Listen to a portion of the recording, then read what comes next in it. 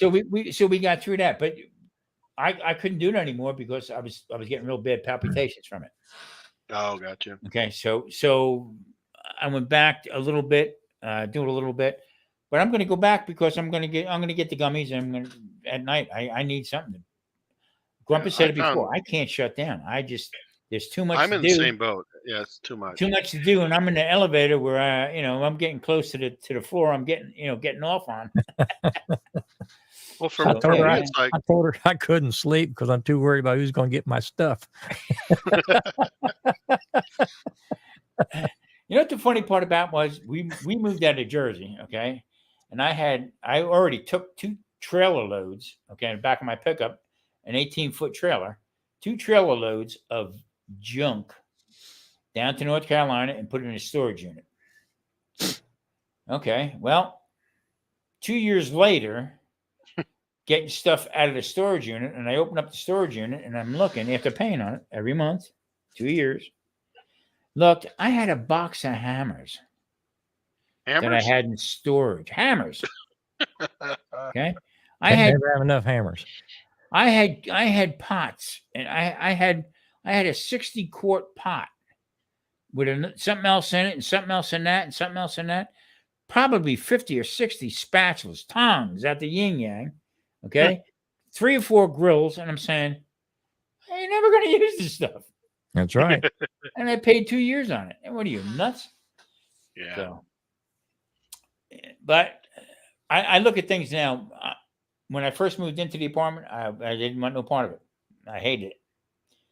Now, hey, it's home. Something goes wrong, I can't climb ladders no more. I can't do half the stuff that I think I can do. Yeah, I'm with you. And so I'm making repairs. I pick up the phone. Hey, how you doing? I juice the guy, throw him a fin. He'll do anything for you. Change light bulbs, all that stuff. And this is where I belong. I just recently had all my ductwork ripped out and re-engineered and put back, and blew in insulation about a month and a half ago.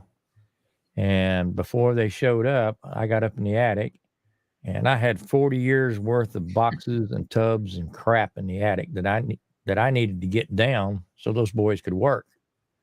And it took 3 days to get all that stuff down. Damn. Wow. And we're about 2/3 of the way through all that crap, sorting through it. And I told the wife, I said, you know what? That stuff was up there so long, we didn't even know what was up there. That's right. We're not putting anything back upstairs. So you find what's the point? If it won't fit in the closet, it's going to go to the curb or find somebody that wants it. Grumpus, was there a box about that big in it? Pardon me? Was there a box about that big in it upstairs? Might have been. No, I told her, I said, you know what? It's stupid. Once you put it away like that, why not just put it at the curb? It's a whole lot easier. We carried dishes, okay? Oh, God, yes, dishes and Christmas. That was Maria's grandmother's set of 12. Okay? That's a little different, though, I think. Dude, don't go there. Please listen all to right, me. all right. Hear me out. We humped from Jersey to North Carolina to Florida, okay? And we were going back from Florida, going back to Georgia to pick up her sister who lives in Georgia with a daughter. And I said to Marie, I said, that box of dishes that I've been humping around for 30 years. And it gets 10 pounds heavier every time you pick it up. Yeah. I said, there any possible chance that maybe your niece might like them? We're talking about your dishes. Yeah. That's what I was getting at. Give it to a family member. So if you got a set of 12, give a set of 4 to 3 different people. Yeah. Easier to give it to one, though. But that's whatever gets it out of my house. Exactly. we gave it to our niece, and Jay loved it. This was Nana's stuff. Okay, blah blah blah. I know we never used it. Okay, I couldn't tell you what color it was. All right, but that's the junk you carry. Oh yeah, tradition. My mom. I went up to Indianapolis years ago and moved my mom down to Garland, which is right outside of Dallas. Yep.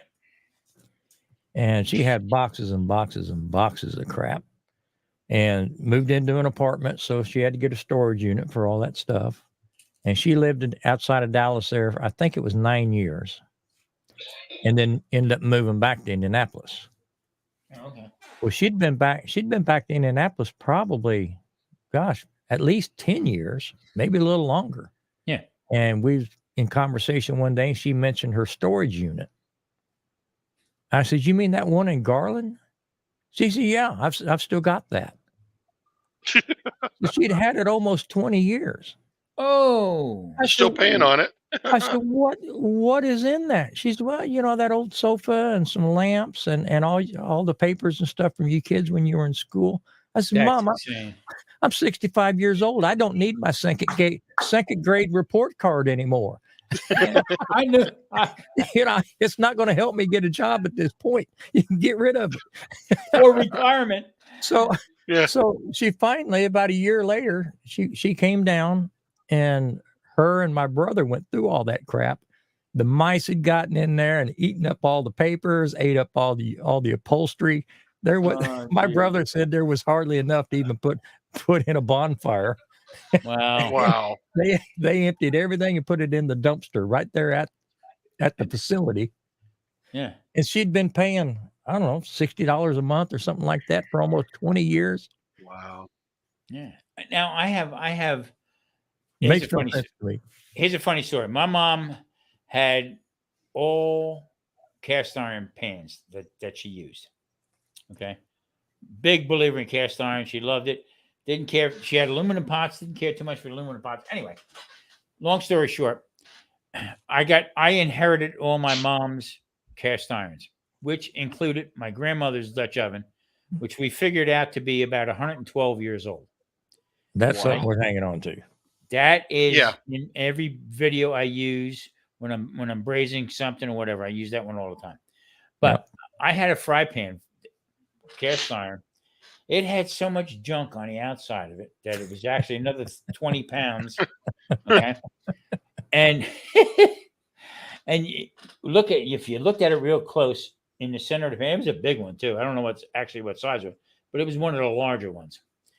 So I told Maria, we do steaks, whatever, bacon, anything like that, we do in that pan right there. Okay. Well, over the years that I think that was my grandmother's also, but that my mom had, but the crust on the outside was probably about 1/2 inch thick all the way around. All right.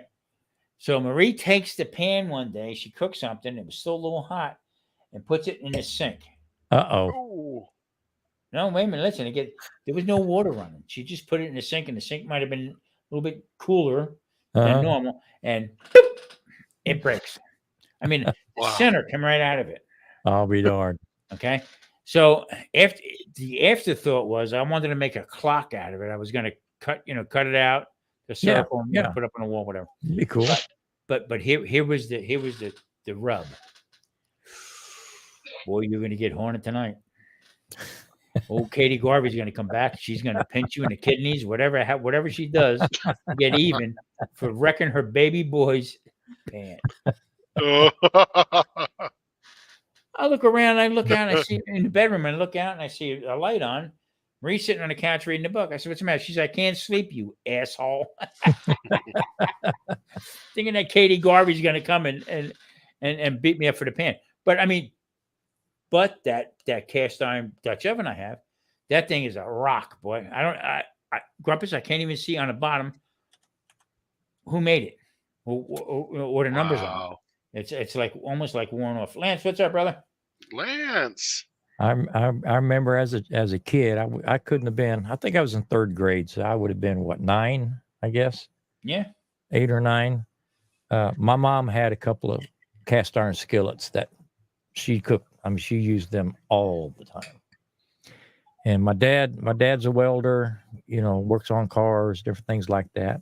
Well, he took some stuff to the sandblaster and decided to be the hero and grabbed her cast iron skillets, took them and had them sandblasted with some of his car parts. And I remember my mom, I don't think I've ever seen my mom so mad in all these years. It's when he walked in the house, just full of grins. He was so proud of himself. Showed her them pans, and she flipped out.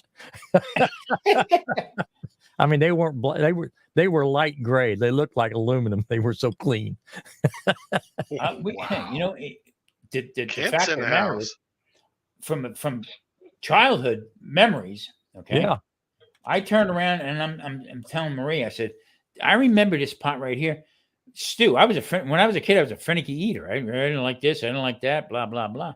But they would make stew in that pot, and that meat was so tender, and carrots and the potatoes, and just that flavor and everything like that. I use it all the time. I mean, I said to my daughter today, I said, here's my will and testament. YouTube. I got 701 videos and more before I kick the bucket. That's my legacy. That's what I leave you. Whether it makes money or not, it's up to you. Other than that, close your eyes. What do you see?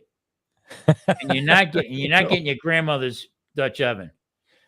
They're going to burn me in that. That's for sure. Yeah, I mean, you know what I'm having a hard time with? Any more tradition? There's no more tradition.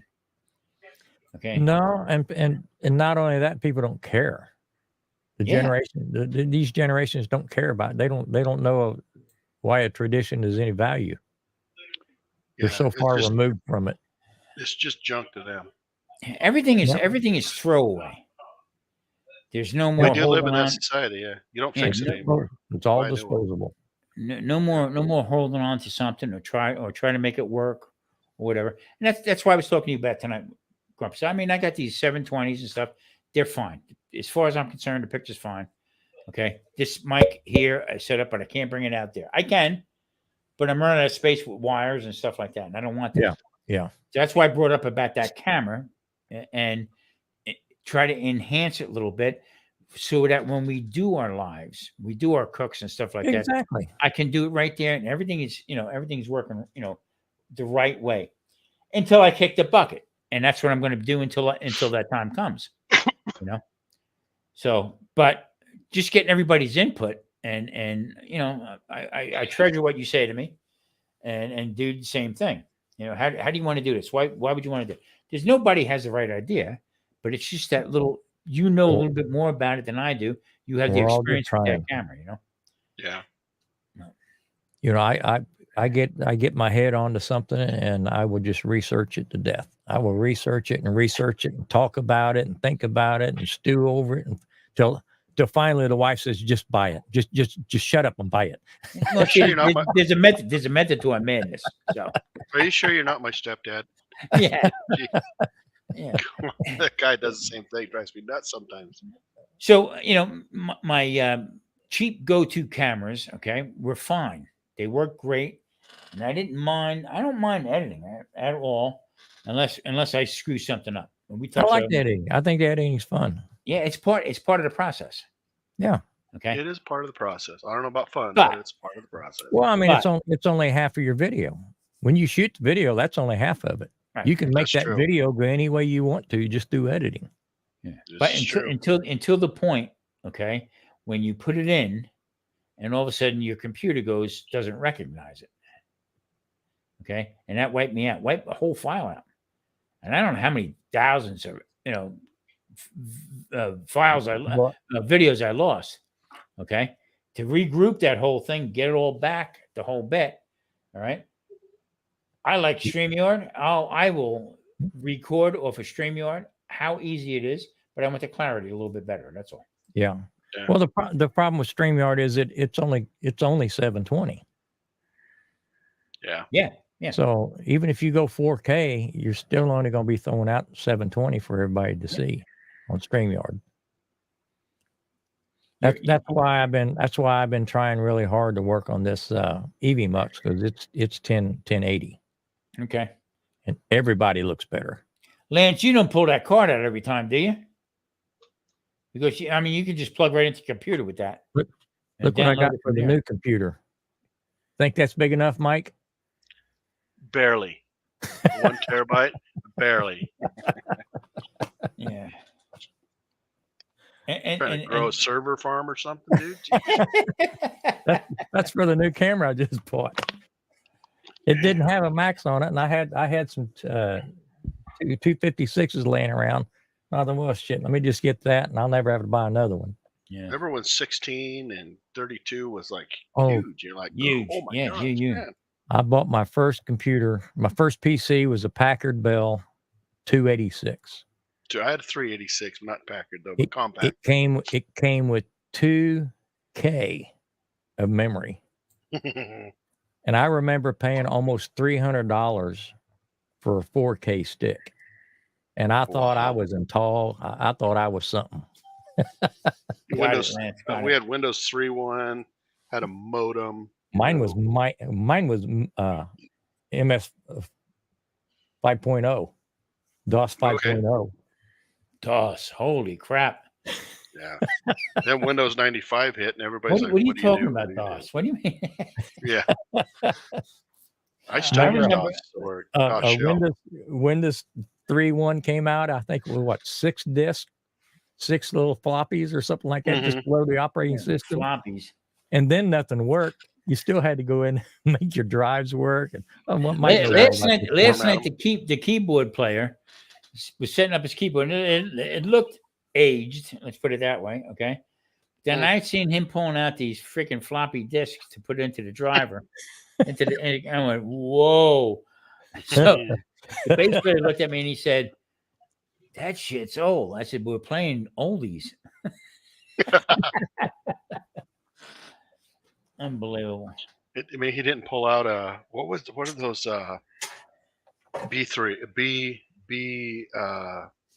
what was that stuff from the 60s and 70s? The Hammond B3? You mean these? Yeah. Yeah. Oh, the floppies, yeah. Floppy. Holy shit. You got something that's so Hammond B3s, yeah. If you needed a good deal on some 3.5s, I got about 10 boxes and still got the plastic on them. I can remember putting the computer on, okay, and waiting probably 3.5 hours for it to boot up. And beep, beep, beep, beep. But everybody breaks my chops because I have AOL.com. Is my email address. That's your email. I remember giving you crap. AOL. Yeah, never had a problem. Nobody. There's one guy. They got one employee left, just waiting on that one guy to give that account up. There's the one guy right there. Right up there. I had CompuServe at one time. That was great. Mike, you must be talking about the that Hammond B3 organ. B3, Hammond B3, yeah. Hammond B3 with a Leslie amp. Yeah. Yeah. Good. Hey, those were rocking at one time, man. Hell yeah, they still are. They still rocking if you get your hands on one. Yeah, I mean, there's guys out here that unbelievable. That's the other thing. I mean, I'm 69 years old. Okay, I play every Saturday and every Thursday. We rehearse on Thursday with another band that's coming out, but I play every Saturday night. Now, the Saturday night gig, I don't know how much longer this is going to go. So the question was that once Newsbreak took off, which it did, okay, what was I going to do? How was I going to do this? Well, I was going to buy another set of drums, another electronic drums, okay, that was compatible with what I have, all right? And then I'm saying, I really thought about this really hard. I'm not making that much money from playing on the weekends, okay? But it's starting to take off with the YouTube and Newsbreak, okay, all coinciding. So what would I rather do? Buy another set of drums, and if all this stops tomorrow, I got 2 sets of drums in the freaking apartment. What am I going to do? Yeah. Okay. So I'd rather. There you go. Dueling drums, set of pianos. She wanted a violin, but I don't know. That's a little squeaky for me. But the whole idea was, okay, I'm 69 years old. Let me use my head a little bit more than what I normally do. So that's why I am I'm looking to get different cameras. Well, that's what I did. I figured out, I haven't really spent that much money. I seen you, Simon. And I thought, I need to reinvest into my hobby. Yeah, and I like where we're going. I like what we're doing. You know what I mean? As far as us between Wednesday, holy crap! Look at that. He's got a Dinosaurs tiger by the moved in. tail. Dinosaurs Damn. moved in. There you go. Say hi. That's the wrong end. Oh, wrong website, Cat. You got her eye on you, Tom. Yeah. Close that website, Cat. The winking eye at me.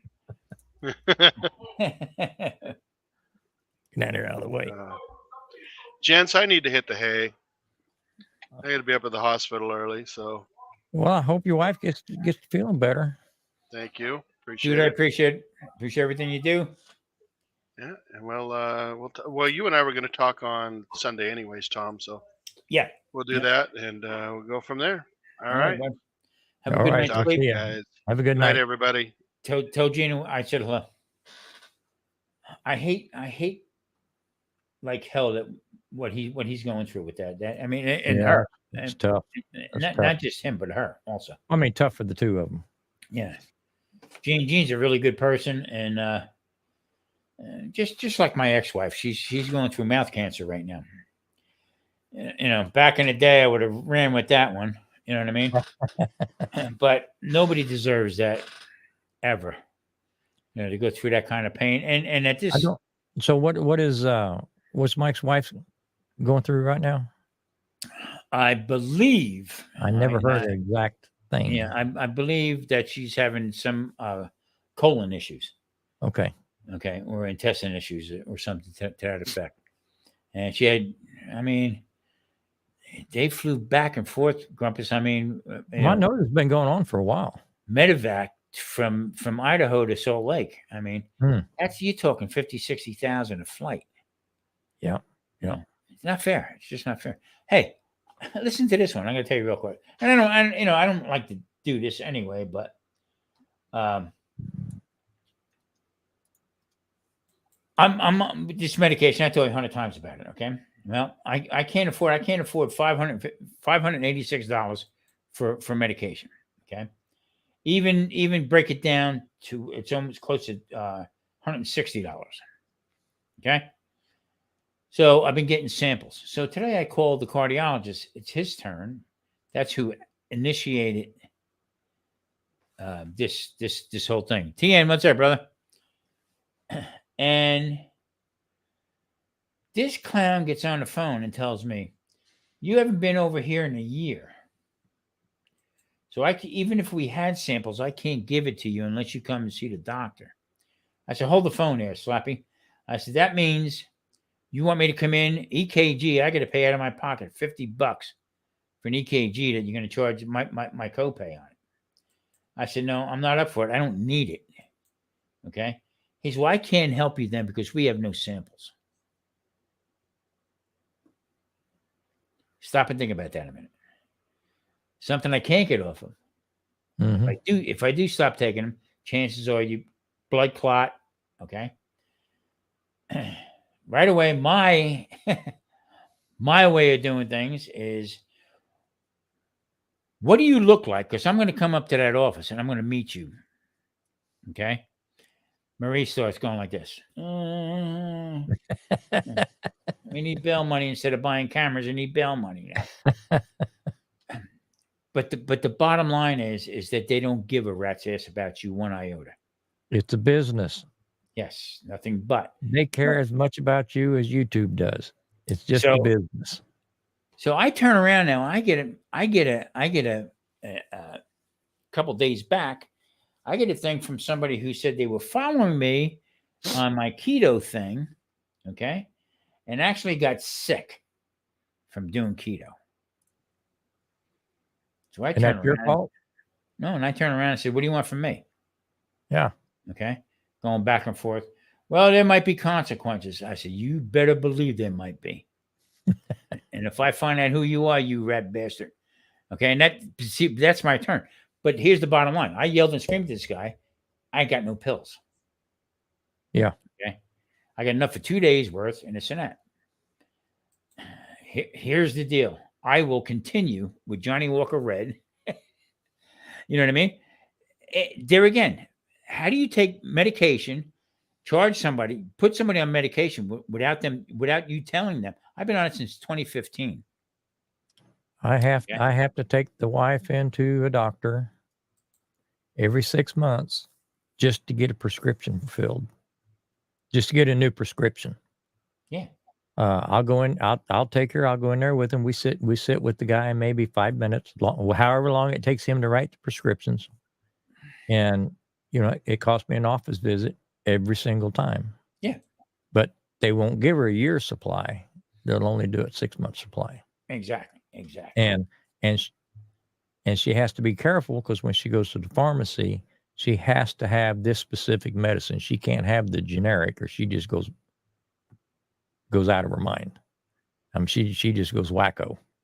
Wow. And then the insurance doesn't want to pay for the name brand that works, but they'll pay for the stuff that doesn't help her. Right. Yeah. So exactly what you're talking about. So they turn around and said to me, well, maybe you should go to the company. I said, whoa, hold on a minute. I said, I'm on 2 other medications and I get them through my plan. Okay. I said, so your threshold is $500. I don't get other than your medication that I have to pay for till I hit the donut hole. So this clown on the phone, he turns around and says, well, you're in a donut hole like 90% of our patients. I said, why is that? Why is that? 90% of your patients are in a donut hole for a medication they can't afford. Why is that? You're not special. We screw everybody. Yeah. Bill, that's exactly how I interpreted it. So I had a few things I had to say, but other than that, is what it is. Mary says, what are you going to do? I said, what am I going to do? I am not paying for it. I can't afford it. I just cannot afford to come up with $586.39 for pills. I can't do it. Sorry. My wife has been on my ass nonstop because, I'm finally on Medicare and all that kind of bullshit. Wants me to go into the doctors, get tune up, get the full diagnostics. And I don't want to pay for it. Number one, I might have got a couple little issues that might want to look at, but I can't afford to find something. So yeah, I'd rather just check out stupid and clueless than to worry myself into an early casket. Now, if you noticed before, I blanked out. I asked you to take over. Okay? Yeah. Knock on my door. My next door neighbor, they just carried his ass out in the ambulance, and they asked me. I have his key, and they asked me to lock his door. Oh no. Yeah. Okay. This guy, his name is Chris. Great guy. Don't bother nobody. Okay. The other day I went over. I knew he had some issues and stuff like that. And I said, Chris, I'm cooking. You want me to? I'm making chicken and stuff. Would you like some? I'm on a strict diet. Chris, hello. You know what I do. Okay. Ain't no stricter than me. No, I'm good, Tom. I appreciate it. Thank you so much. Okay. They carried his butt out tonight. So I don't know what's going on, but this is what it's all about. So now he can't on his own. He needs people to come in with him. He can't do it himself. Okay. So what do they do now? They haul his ass out, another charge, another copay. So I know for a fact an ambulance ride, which from here to the hospital is 1.8 miles. Okay. And that's exactly how much it costs you. $1,800 year end. No way. Yes. So I know that for a fact. So now here's this poor bastard. Okay. Now just, get plucked up. I don't know. I don't know. I'm not fair. That's why I tell you and I tell Dude and everybody, let's do what we do, because you know what? Why ain't Tom here? He's the source of the fire tonight while we're eating Boston butt. Charlotte, come up. Well, I talked to my sister today. She, my dad. How's he doing? My dad has got dementia, really bad, and gets violent and all that kind of stuff. Well, he's been in the hospital last month and a half, and they've found a place for him to go, but the hospital wouldn't release him because he couldn't go 36 hours without, wanting to fight somebody or getting himself in trouble. Sounds like me. So I talked to my sister, I think it was last weekend, and she said the hospital had finally released him. His insurance had run out at the hospital. Bingo. So they put him in this, it's not a rehab place, it's just a nurse's assisted type situation. Yeah. That was the first part of this week. She called me, or she sent me a message this morning. He fell down and broke his pelvis. Been there less than a week. So I guess they did surgery on him today. He's 93. So I haven't found out the whole story and the outcome yet. I got to talk to her tomorrow. But I thought, man, he didn't last a week out of the Not hospital. yet, Lance. Yeah, I mean, God almighty, 93 and doing surgery. Get that frig out of town. Yeah, well. And he don't even know who he is, let alone anybody else. And Can he take care? It's sad. Yeah, it's sad to the point where this guy get mouthy with me on the phone. Right, more than likely, younger guy. Okay, I would probably swung at him, slipped, fell, and he would have put my head up my ass. All right, not likely. Okay, but I feel like the older I get, the less control I have over what's going on. I'm starting to feel that too. And the fact of the matter is, they don't know where I came from or my capabilities. Okay, and these young assholes, I shouldn't go here. I really shouldn't go here. My bark doesn't have the effect it used to. Yeah, but I'm afraid that I'm going to do something that I shouldn't do. You know what I mean? Well, you need to reel that in, Tom. Yeah, I know you're right. No, I really do. I really do. It's scary sometimes. My wife looks at me and she says, "You need a tow truck to get out of a chair." You know what I mean? She says, and you get yourself fired. You need to carry a mirror around when you get yourself fired up. Look at that vein right here. Yeah. and you know what? Here's the thing. Okay. Today I'm at a stoplight. I'm trying to rush home to get online with a dude for a show and this and that. And at this light, all of a sudden the light changed green, and this guy didn't look at nothing, but he's got his phone in front of him. Yeah. And he's walking across the road. I laid on the horn, okay? Didn't budge. Okay? The guy next to me saying, "What are you blowing the horn for?" "Up your ass." So in 10 seconds, I started getting heart palpitations. You talk about a stress test. But I mean, there ain't no amount of medicine going to fix that. Exactly. Hey, up his medication, make it 1,050 a month. More gummies. He needs Johnny Red plus blue. But that's, I don't know. I mean, I used to be like that. I had such a short fuse, and it didn't do anything for me. Get me in deeper shit. Yeah, and blood pressure's going up, and I'm thinking, I'm bitching at somebody else, and I'm gonna put myself in the grave. And anybody who ever worked in a restaurant, okay, knows that sometimes a chef can be a miserable bastard, yell and scream all night long. I didn't do that because you know what? People that worked for me didn't deserve it. Yeah, they're doing their job like I'm doing my job. So if there was goof ups and stuff like that, I am not gonna intimidate a waitress or anybody, dishwasher, anybody for what's ever going on. We got to get through the night together. Yeah. But I worked in a place, okay, where this was later on. This is just before I got out of it. Okay. I worked in this place, and this chef was a yelling, screaming, no good rat bastard. Okay. He turned around and said something to me one night, and I said, "I'll tell you what, I will see you when we're done. We'll discuss this later on." I ain't no tough guy or anything like that, but I ain't taking no crap from nobody. I walked out and I had a pan in my hand. He was out back smoking. Mm-hmm. He said, yeah, what do you want to see me about? I said, I'm going to plant you right in the bang, and I nailed him with the pan. Okay. Hey, folks. Robert, how you doing?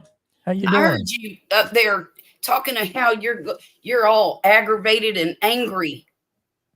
Who, me? Yes. What are you No, aggravated? no, you know better than that. You know how mild-mannered I am. You know, I was telling Grumpus that. You know what? Yeah. He's saying his bark don't have that bite anymore. Mm-hmm. And I hate to admit it, but damn it, he's right. Yeah. But these people Sucks nowadays getting older, doesn't it? Well, I mean, I never ran from a fight, but I do everything I could to avoid one. Right. Yeah. I see. I would. But as long as somebody believed that you could, rip their head off and shit down their neck, that's all it took. But they don't. That was my favorite saying. Anymore. That was my favorite saying for a long time. They don't think that anymore. So my bark has lost its effect. No, because you know what, their lawyer's bark has a little bit more bite than That's true too. Unbelievable. We were just having a very similar conversation in this house because Wesley was talking about how he's tired of my insomnia because when he goes to bed, I'm getting up, and when I get up, he's going, whatever. And he said something to the effect of, why is it he has to take the anti-asshole medicine just so everybody else's feelings ain't hurt? I said, wow. Do they have that? Oh yeah. Well, you know what's funny is my dad is the one that started that. My dad is a lot like Tom in his volatility. What is it? And I need me a big bottle of that asshole be gone. Yeah. And my stepmother my stepmother told my dad she was tired of him being such a jerk and he needed to go to the doctor and get some anti-asshole pills. There you go. So he did. And so they put him on some kind of anxiety medicine. And it pretty much worked. And it was so funny to hear my dad say, yeah, I don't feel so much like I want to choke somebody.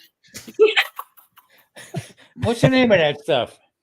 I don't know what, something like, oh gosh, what is it that he takes?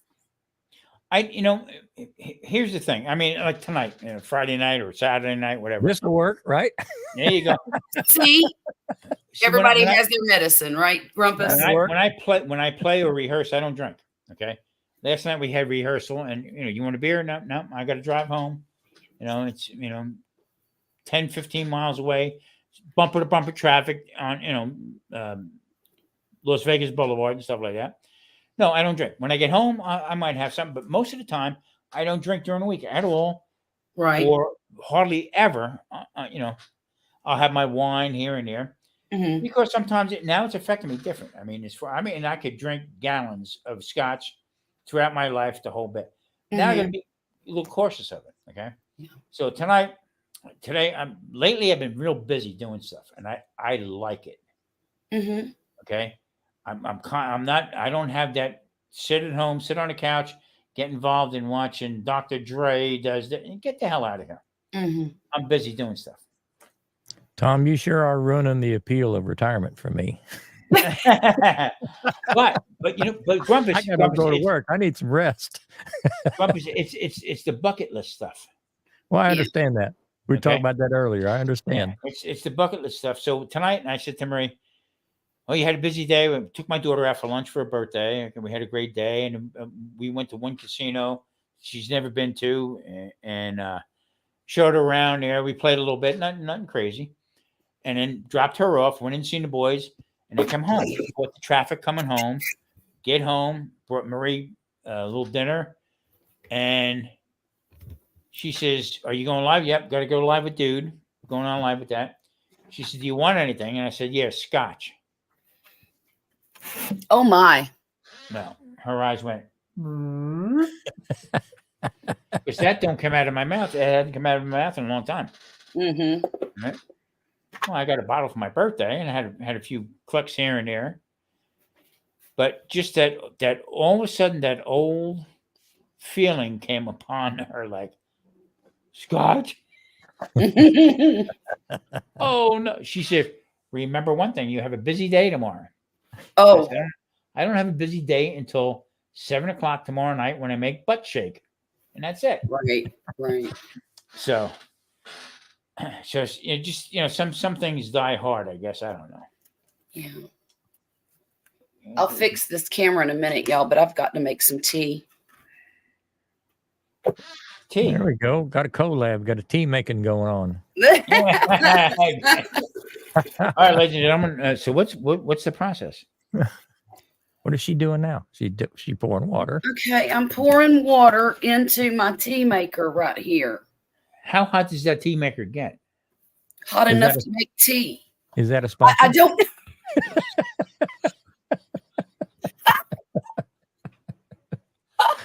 And approximately, what is the degrees? I should say. I'm going to say at least by the way, 110. Is it Tetley? It is Tetley.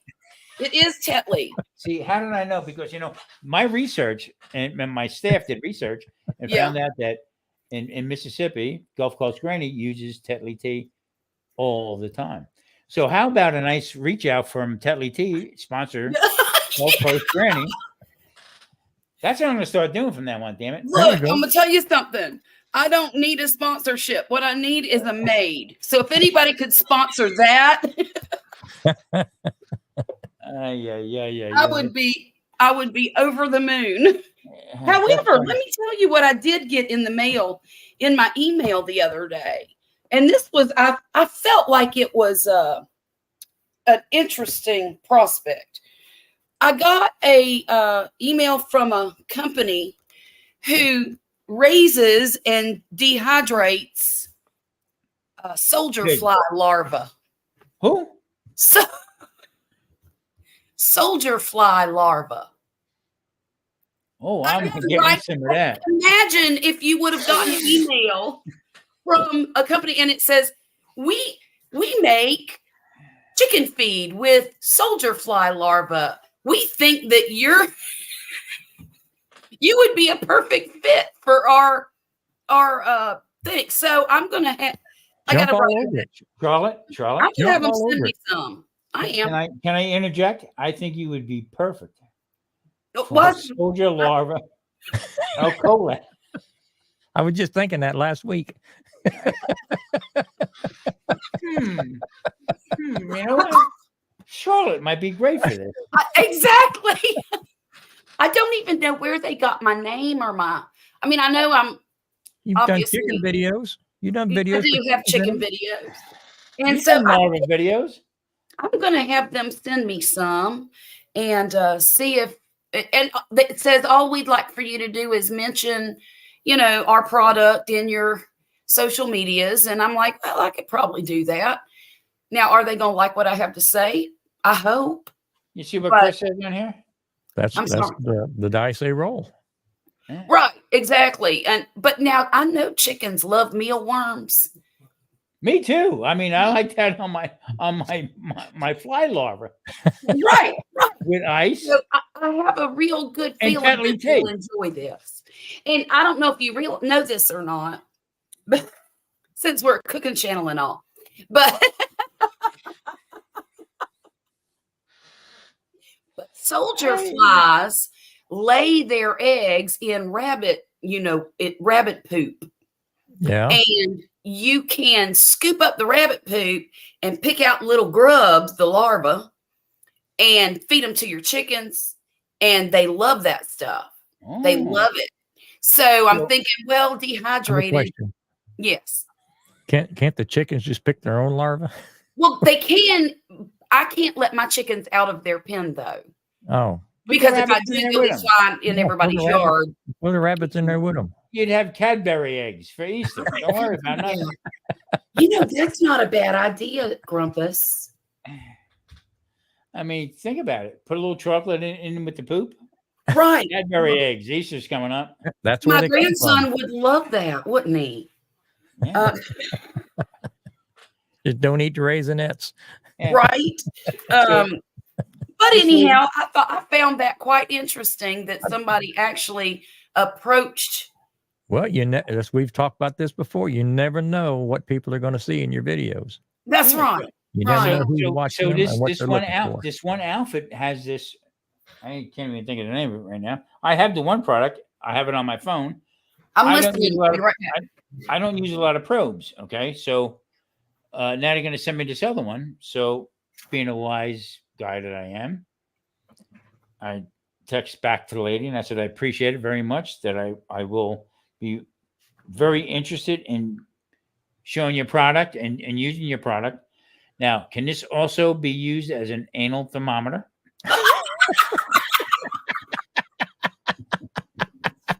You did not. As of now, I have not gotten any response. Roll him over, Maria. He's done. Yeah. Oh my God. Yeah. Hey, don't take it out yet. He's almost done. We're waiting for the phone to beep, beep, beep. And then she's going to wrap you. Yeah. Oh my God. 98.6. He's good. Take him out. But you know what? I look at it this way. Somehow or another, they're recognizing what you're doing, whether it's the big thing was with me and Patrick with the wooden spoons. Yes. In the beginning, you all remember in the beginning, I made light of it. Okay. Yes.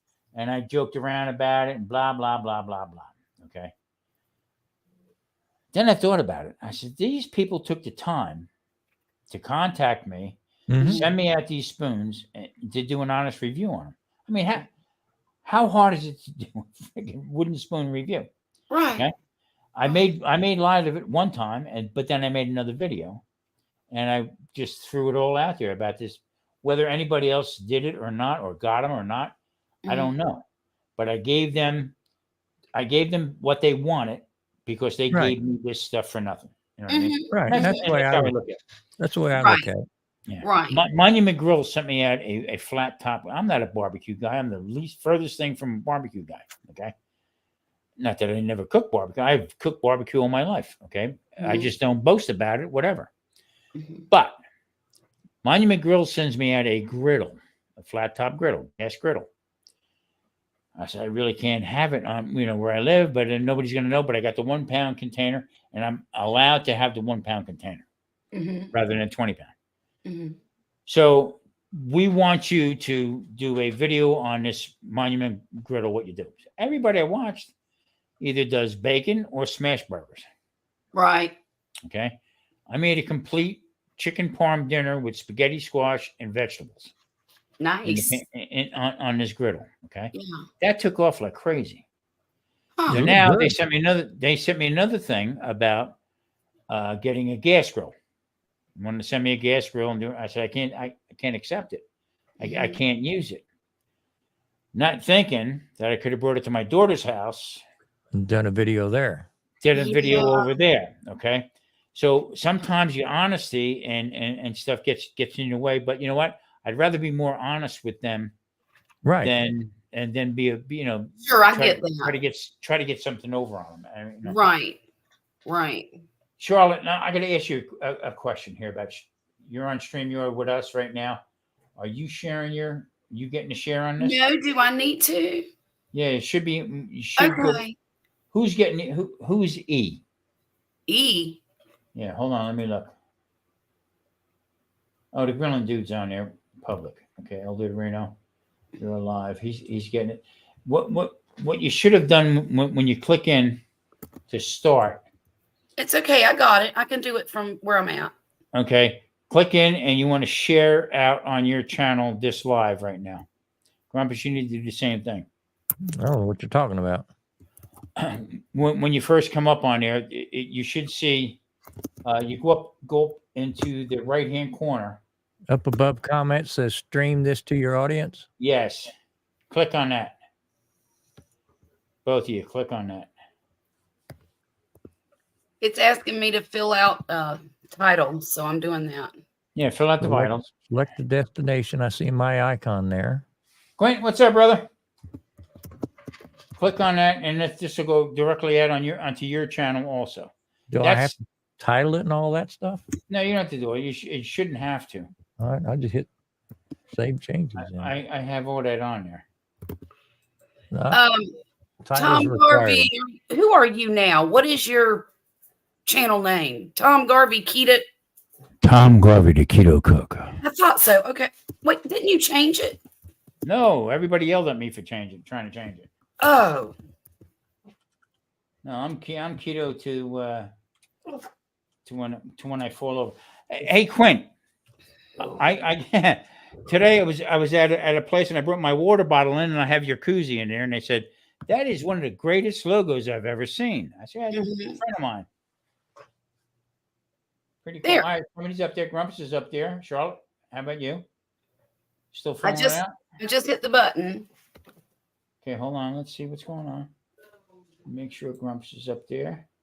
It's got a check mark. Granny. Gulf Coast Granny is there. Okay. Okay, awesome. Okay, Grilling Dude. I probably should get my phone so I can see people that are chatting to me. We're all there. Why can't you see the chat? You should be able to see. You should see your own chat now on that screen. Oh, okay. Okay. Okay. Hit comments up on a timer up in the corner there. Now this is a great feature. This is a great feature because you not only you know people to follow you, follow me, and this and that. So now everybody gets a shot at this live. That's awesome. Thank you. You get the time. You get the time shared. Well, that's pretty cool. Thank you. It is cool, isn't it? I never thought of it until you just came back on again. Okay, where am I? I'll be darned. Yeah. Oh, and it even gave me my my thumbnail. So this is what I'm talking about, Grumpus, about the live cooking. Is that something new that just came up? It's been out for a while. Couple of months. Yeah, a couple of months anyway. But we go up live cooking, and Granny, you are going to cook with us on a Friday night. Okay. Or a Wednesday, whichever good for you. Okay. You know, we're doing November. The keto show anyway is doing November, anything but turkey. I can't stand turkey. But if you could take a can of SpaghettiOs and put them in a pan. I want you live up there with us, and this is how we're going to do it right there, just on top there. Share that to your guys, the whole bit. We're going to do it for an hour and 10 minutes, whatever. Okay. And I want to get everybody involved. Okay. Not just keto, not just I want Chris, Tennessee Bushcrafters. Right. Come in, cook out, whatever he's doing. Right. Come here, you stinking dog. Quentin, I got to get a hold of you. I need to find out what's going on with you there, partner. I don't want to discuss it now, but. Well, yeah, turkey tacos. Somebody else. Nothing but no turkey, no MBL. Come on. You know what though? I'll tell you some turkey that I do like. I don't like making a whole turkey. They're gross in my opinion. I just don't care for them. I'd rather have a chicken or some quail or little Cornish hens or something like that, right? However, they got if you've been to the store and you've seen the pork tenderloins in the plastic and they're logs and sometimes they season them. I don't like the seasoned ones because I think they have a weird texture, but they do the same thing with a turkey breast. And I really enjoy that. It's got, it never has dried out on me. It is quick to cook. I just make little medallions out of them and put some kind of sauce or whatever I want. And I really like that. And that might be what I make for Thanksgiving this year. You know what we're doing this year? My ex-wife has some cancer issues. So my daughter's going to have to go back east, be with mom. Okay. So I told Marie, I said, you know what? We're going to have the boys here. Right. Or I'm going to go to their house. My ex-son-in-law is there with them. Well, she's got to go away. And I don't get into that who and why and anything like that. But we're going to carry this into our tradition. Anything but turkey. Right. All right. So I think I'm going to make some steaks. I'm going to do some seafood for myself and stuff like that. And that's to be with the boys. Seafood sounds pretty darned amazing. Hey, Jonesy. That's what I'm doing. Radio Jonesy. My man, what's cooking, brother? How you feeling, Buzz? In fact, Charlotte, I was telling Tom that I made reservations for me and the wife at a seafood restaurant down on the seawall for Thanksgiving. We're going to go down there and pig out and leave the mess behind and call it a job. That sounds amazing. I'm not cooking this year. My daughter, she'll be having Thanksgiving at her house, and we'll all meet over there. We've done that for years now. Well, ever since I sold my big house and moved into the little house. And yeah, there's more room at her house, and we don't have to clean as much. Yeah. There you go. You know, before that, it used to be me and Wesley cooked everything. Me and Wesley cleaned up everything. Right. They would come, they would eat, and they would take a bunch of leftovers home with them, and we're left holding the bag. Yeah, I told my daughter today. Like I said, we went for lunch, and I told her today. I said, "Let me tell you something. Whatever happened between me and your mom is between me and your mom. Okay, right? And no matter what she has right now, nobody deserves it. Nobody. She's been very, very good with you, raising you, right, and everything like that. I have no qualms with her when it comes to that. But nobody deserves what she's going through right now. And you got to get your butt up there and take care of your mother. End of story. And she said, she looked at me like, whoa, because I was afraid, I don't even want to go there. But the bottom line is nobody deserves it. I don't care who you are or what it is. So, well, about a year ago, my ex-husband, a couple of my kids' dad, he had to have a kidney removed from kidney cancer. And, it was really scary for my kids. And I told them they were, forget what it was, they weren't going to be able to show up for. I said, go be with your dad. Yeah. What's important right now, Y'all will hear from me when I had a heart attack. Go be with your dad. The older I get, okay, I mean, I guess I don't know if I'm getting soft or what, I don't know. But you know what? It's a good feeling because, we argued. I mean, step out of the circle. I always say, step out of the circle and look into that circle that you're in. And is this really happening, or do I go this way? Do I go that way? I am a firecracker. That fuse is that big, I'll explode in a heartbeat. But you know what? It ain't doing nobody no good. It's killing me. Yeah, killing me. But they look at you and say, "Look at that asshole," and walk away. You know what I mean? Right. And so it doesn't make sense. But she was like, my daughter was. She was going up there or anything, but the boys are older. My grandson, the youngest, is like your son, same age. Yeah. Okay, and the other guy's 21. The father's father's there is gonna take care of him.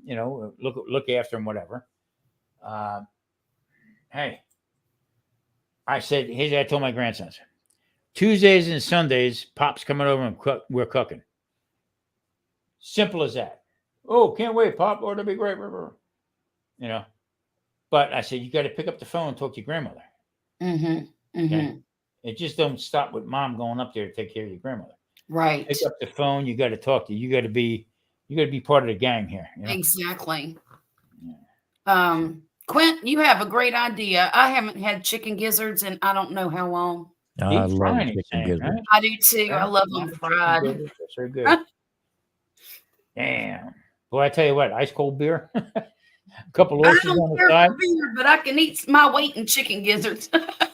Quinn, I'm on my way to Iowa, brother. Fire at the grill. Jonesy says he's lost 8 kilograms. Well, nice job. I don't know how many that is in pounds, but nice job. Yeah. Did I have anything to do with that, Jonesy? Probably his doctor did. Yeah. Oh, it's 17.6 pounds in 3 weeks. Whoa. This is what my grandson says to the horsies. Whoa, easy. Yeah, that's it. He's a cute little guy, by the way, Charlotte. Thank you. He's a cute he little is guy. Precious. I just love that little boy, something fierce. Now, my daughter, her friend, they moved in. She's got a little boy, and he's 3. Mm-hmm. And he just was, I guess, diagnosed with, I I guess autism. I guess I don't know exactly what they said it was. Mm-hmm. And this little guy, when I go there, okay, he comes over and he just grabs my hand, puts his hands up, and I pick him up, okay, and he hugs me. Come on, you know what I mean? Yeah. Well, I'll tell you, I was blown away today because usually he calls me mama. And he doesn't say much else, but he says mama when he wants something. And he loves these Lucky Charms. Top of the morning to you now. So every Friday, I have to make sure I got a fresh box of Lucky Charms for him to eat, or he gets real bent out of shape. And today I had given him his Lucky Charms, and I was really tired because I didn't sleep much last night. I said, come on, boy, let's go lay in the bed and watch the dinosaurs. He said, soars, because that's what he calls dinosaurs. And I said, yeah, come on. So I put on the dinosaurs. It's a little kids program called Dino Ranch. Come on, I know what you're talking about. Come on. And they look like they're riding horses, but they're riding dinosaurs. Yeah. And they're, and he loves that program. So we're sitting there watching it, and something happened to the computer. It was buffering and it quit. And he looked at me and he said, Mama. And I said, what? And he said, Granny. And I went, did you just call me Granny? tears. Oh, yeah. I mean, He's 3.5, and he finally called me Granny. Yeah. I was so happy I didn't know what to do. Jonesy, I got a little tip for you, okay? There is no set way of doing this, okay? No. The bottom line is make it your own. Make it work for yourself. That's right. Okay? And it looks like he is making it work, Exactly. And you know what? You'll go a long way. Eat clean, lay off the garbage until you get you back in the mode again. Until you get back into, hey, I'm doing this. You're doing good, brother. You're doing really good. Yeah. And Quint said he was down 40 pounds since June. Oh, you're not trying? Oh, Quint, some health issues, and don't drink alcohol anymore. Well, you know what? You got to take that to where you can get around that. Whatever makes you feel better. Plain and simple. Plain and simple. I quit drinking for 10 years. Okay. Oh, yeah. Yeah, I'm serious. For 10 years. And in that 10-year period, drinks went up. Alcohol went up 20%. I was like mortified. I ordered a scotch on the rocks, and the guy told me $15. I said, what are you, stupid? You want to fight right here and now? But I was out of it. I was completely. Yeah. And yeah, I mean, it's just crazy. I stopped drinking every Sunday. Yeah, me too. Well, I didn't drink the first 50 years of my life. Monday. Say what? I didn't drink alcohol the first 50 years of my life. Quentin, that's good to hear, brother. I got a lot of making up to do. Yeah. That's what I think. You're behind. Yeah. So here's how I'm taking everything. I just had my 69th birthday. Mm-hmm. Okay. And my friend over here, okay, He made a lot of sense to me. He made a lot of sense to me one day, and he said, you know what? It's catching up to me. It's working on me. Okay. And I said, don't worry about it. You know what? Yeah. It's your turn. It's working on me. Yeah. It really is working on me. And the fact of it's like a everything clock ticking in your head all the time. Yeah. I mean, God, so now I play on Saturday night, and we'll take a break, and somebody come up and say, hey, Tom, can I buy you a drink? Nah, not right now. I'll wait, maybe later, whatever. Okay. Right. Because the effects are different. I mean, it does take a toll on you, but there again, the mouth still runs. Okay. And I'm afraid, I get up with a cane and say, you rat bastard. Okay. That's as far as it goes. I mean, I'll have to shoot somebody, No, you know what I mean? I mean, it's just getting old stuff. It's not made for sissies. I'm serious. It's not made for sissies. Grumpus, are beers really $5 in a dive bar? No, $12.50. How about The dive bar I go to? They're usually $4.95. Oh I love Troy. I love when Troy. I was bartending, they Five- were $2.25. $5.95 on a Friday.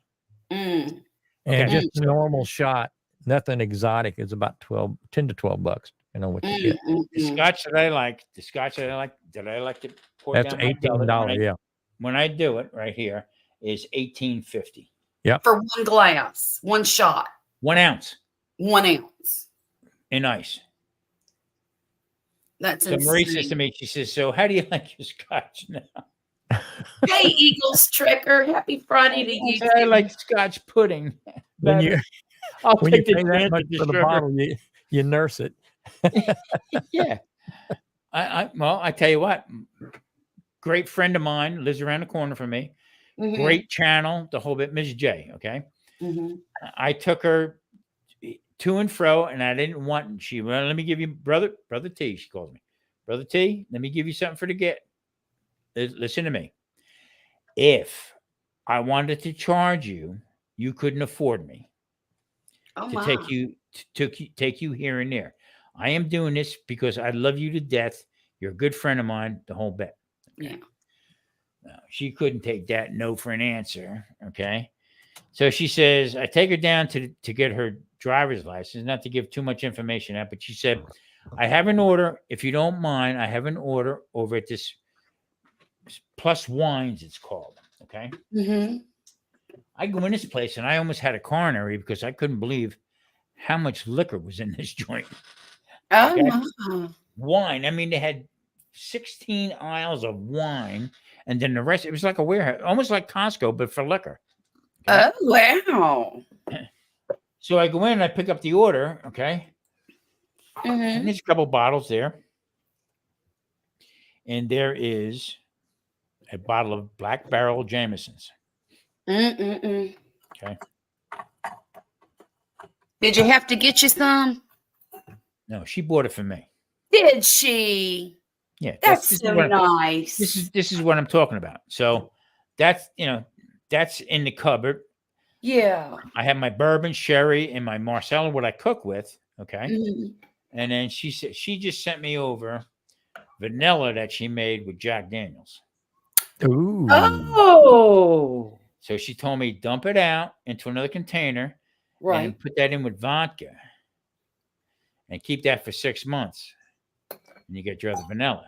That is some of the best vanilla you will ever have. She is like unbelievable. So we're going shopping. I'm going food shopping Monday. Mm-hmm. So she called me, hey brother Tom, Brother T. She called, Brother T, would you mind carrying me to the store? And not only carry you, I put you in a walk and I'll walk you there. Carrying you to the store. She's a great person. She made me dehydrated vegetable powder, vegetable seasoning. Mm-hmm. Okay. Teaspoon in a teaspoon. Take a teaspoon in 3 cups of water would make you a nice vegetable broth. Okay. Like a bouillon. Yeah, but all freeze dried. Not freeze dried, but just naturally dried. Right. Great person. I mean, unbelievable. That's the people I meet right here on YouTube. And come to find out, she's right around the corner from me. And you know who she's friends with? Daddy Dutch. Daddy Dutch. You're kidding. Yeah. Yeah. Oh no. She said, "You got it. You want some kick-ass powder?" She said, "I'm gonna bring it over." I said, "Looks like we're doing a drug deal by my balcony." Yeah, I got. Oh, that's hot.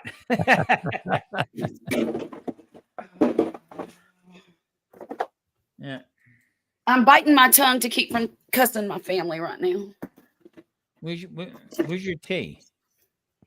Well, it's over here, but I'm out of ice. You're because nobody refilled the ice trays, and I'm too poor to buy a refrigerator with an ice maker. because I just spent a whole bunch of money on a brand new stove. So I'm just going to have to save my money again and buy me a new fridge. There you go. Are you buying your house? We haven't decided yet, to be honest. We just haven't decided. I would like to. Well, that might not be so true either.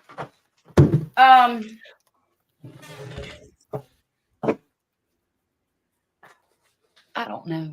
I can't make up my mind. I tell you what, the prices out here are just freaking Well, and that's crazy. the thing. And I told Poppy, I said, if we decide we can't take it and we don't want to live here, to put a for sale sign out front, the dang thing would only last about a week. Yeah. Because homes in this town that I live in do not last on the market, and they will sell for as much as you ask. Yeah. Yeah. Whether they're brand new or dirt old, I have, well, where we're at now is an apartment, 2-bedroom, 1-bath apartment. Mm-hmm. I always had a house, always in Florida. I went mobile home. Mm-hmm. Okay. For now, I bought one for $2.5. I think it was $2,500. Mm-hmm. Sold it for $30,000. Yeah. $30,000. Fixed it up, did a little here and there. I Yeah. did the whole backyard in like a tiki setting. In fact, some of my videos, I have some of them pictures there. Sold that, moved up further north, up in Florida, up in Hudson. Mm-hmm. Okay. Right on the Gulf. I mean, right there in the Gulf. Yeah. Right? Until that year, I think we had 5 or 6 hurricanes come through. I told Marie, I'm done. Not too much to scare me, but I tell you what, when that place started shaking like this, and there again, another place I bought, I paid $6,000 for it, sold it for $40,000. Right. And I said, that's it. We're out of here. We're going west. Well, we looked at Texas, and then my daughter says, Pop, I can't be picking up the kids. And if something happens to you guys, I can't be packing up and coming out to see you the whole 9 yards. Right. I get it. So in Vegas, and I tell you what, this was one of the better moves I've ever made in my life. Not because I'm 10 miles, about 10 miles from downtown Vegas, and where I'm at, I tell you what, really, really, really old guy friendly. But there's a lot of us out here that say, get off your lawn. In fact, we screaming at each other. Get off my lawn. No, you first. You first? Yeah, you don't get off my lawn first. Well, I think that if I can get this place for less than $120,000, I'll buy it. I think that's fair. Anything more than that, I'm probably not going to bother with it. I hear you. Yeah. So is your landlord threatening to sell the property, or? Mm-mm. He is unloading a lot of his rental properties. And I told him, I said, look, I got at least 3 more years I've got to stay here because I don't want to leave until my son graduates. So you need to let me know what you want to do. He says, I'm not worried about you. He said, I will let you rent this house for as long as you want to. He says, you're not one of my problem people that calls me every Friday wanting me to fix this and fix that and breaks this and breaks that. Because, Wesley and I, we work on this house. We'll text him and say, hey, we're about to fix X, Y, or Z. And he'll say, fine. Let me know if you need anything, Yeah, exactly. And that's the way. Go ahead. That's the way it actually should be. Where I'm at, they have a maintenance crew. Mm-hmm. But they turn over quite a bit. Okay. I'm pretty handy myself with things. Right. All my videos and stuff, I invent all my booms and my light garages and coffee cans and PVC pipe. I'm a happy guy. But to have them come in, and I can't climb a ladder no more. I just can't do it. Change a light bulb. And I looked at when we first moved here. I looked at Maria. I said, "This is not going to last. Not going to last. It'll be fine. It'll be fine. It'll be fine. You'll be all right. Blah blah blah blah blah." This year, I said to her, "Now we're going on 4 years here. this year I said to her, "Dude, I am freaking happy right here where I'm at. I love it. They got a pool. I mean, it's really nice. Pool, Oh, big it's beautiful there from the videos that you've shown. cabanas and stuff like that. It's just I don't play well with others. That's the only problem. Mm-hmm. You know, what are you looking at, you rat bastard? You know. But the whole fact of the matter is, I'm good with my age. I'm having a hard time thinking that I'm going to hit 70 next year. Marie's going to be 70 in January. Okay, I have a problem. I have a problem with that because the adjustment that haunted me for the whole year, Tom. You know what? Me and you talked about it, and I said, "Nah." I turned 69. That next day, I was depressed. 70's coming. It's another day closer. And my nephew was here from Charlotte, North Carolina. He was here. He's at this one thing out here. He's in the racing, the whole Good night, Quint. Good night, Quint. Good night, Quint. And the problem was that my nephew says to me, he says, "You're too happy with what you're doing." He says, "I remember the guy, hey, screw you, blah, blah, blah, blah, blah." He said, "Now all of a sudden, it's okay." I said, "I really sound like that? Is that how am I coming across like that?" I've been working on me. I've been working on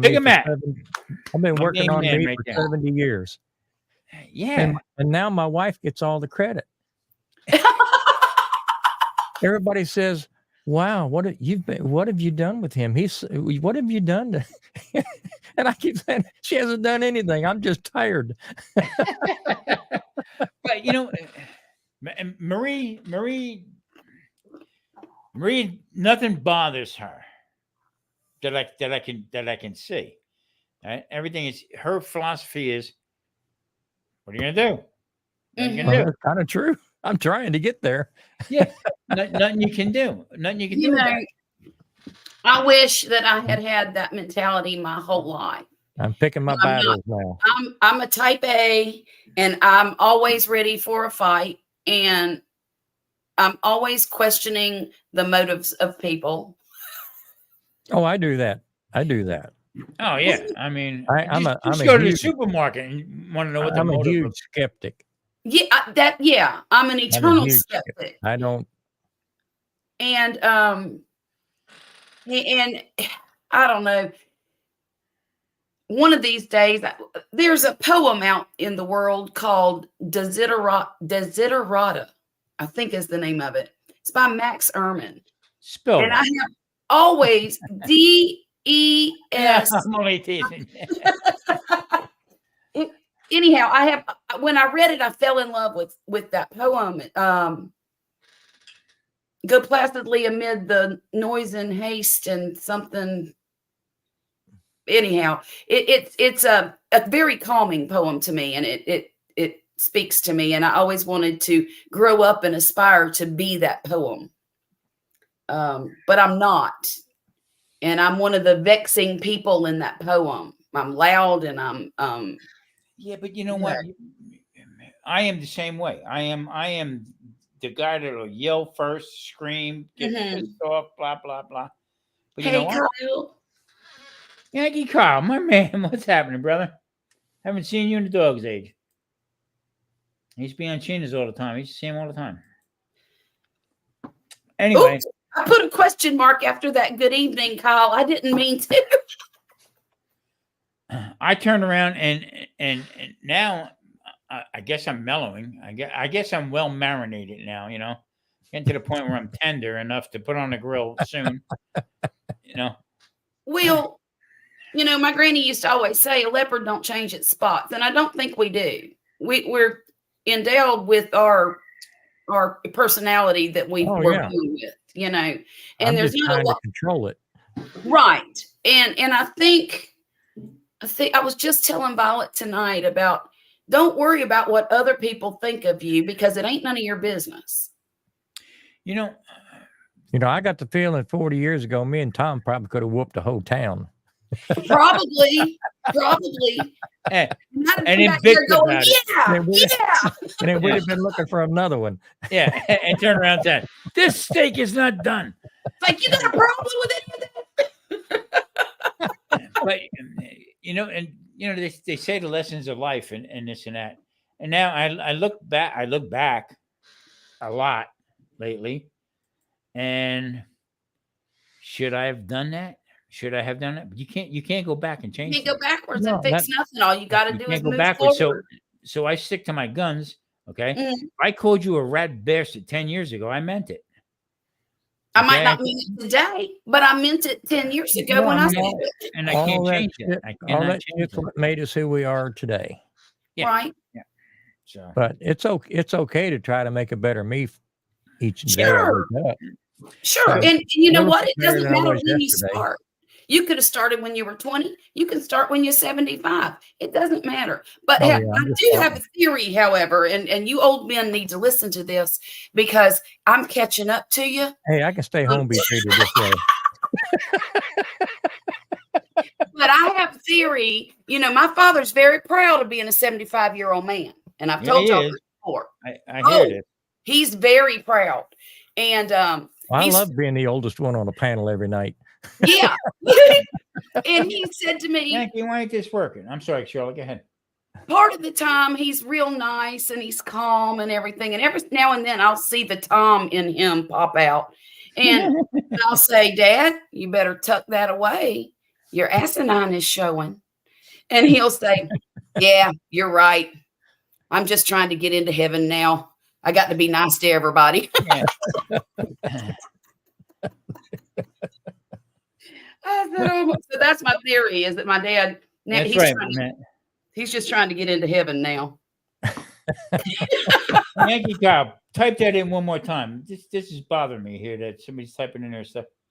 What happened, Kyle? Is it not working? It worked. I just typed in and it worked for me, but I don't know why it's not working for him. If he's on, Kyle, are you on my channel watching? More than likely. But because Nightbot won't work on mine. I don't have a Nightbot on there. So if you want to come to Tom's channel and put your, in fact, why don't you just type his stuff in there, Charlotte? Hang on. Let me find it. Jesus Christ. Am I a moderator on your thing? Oh my God. Because I got to go to calm down, lady. Look here. Don't I'm too confused. Because I get confused on this technology stuff real easy.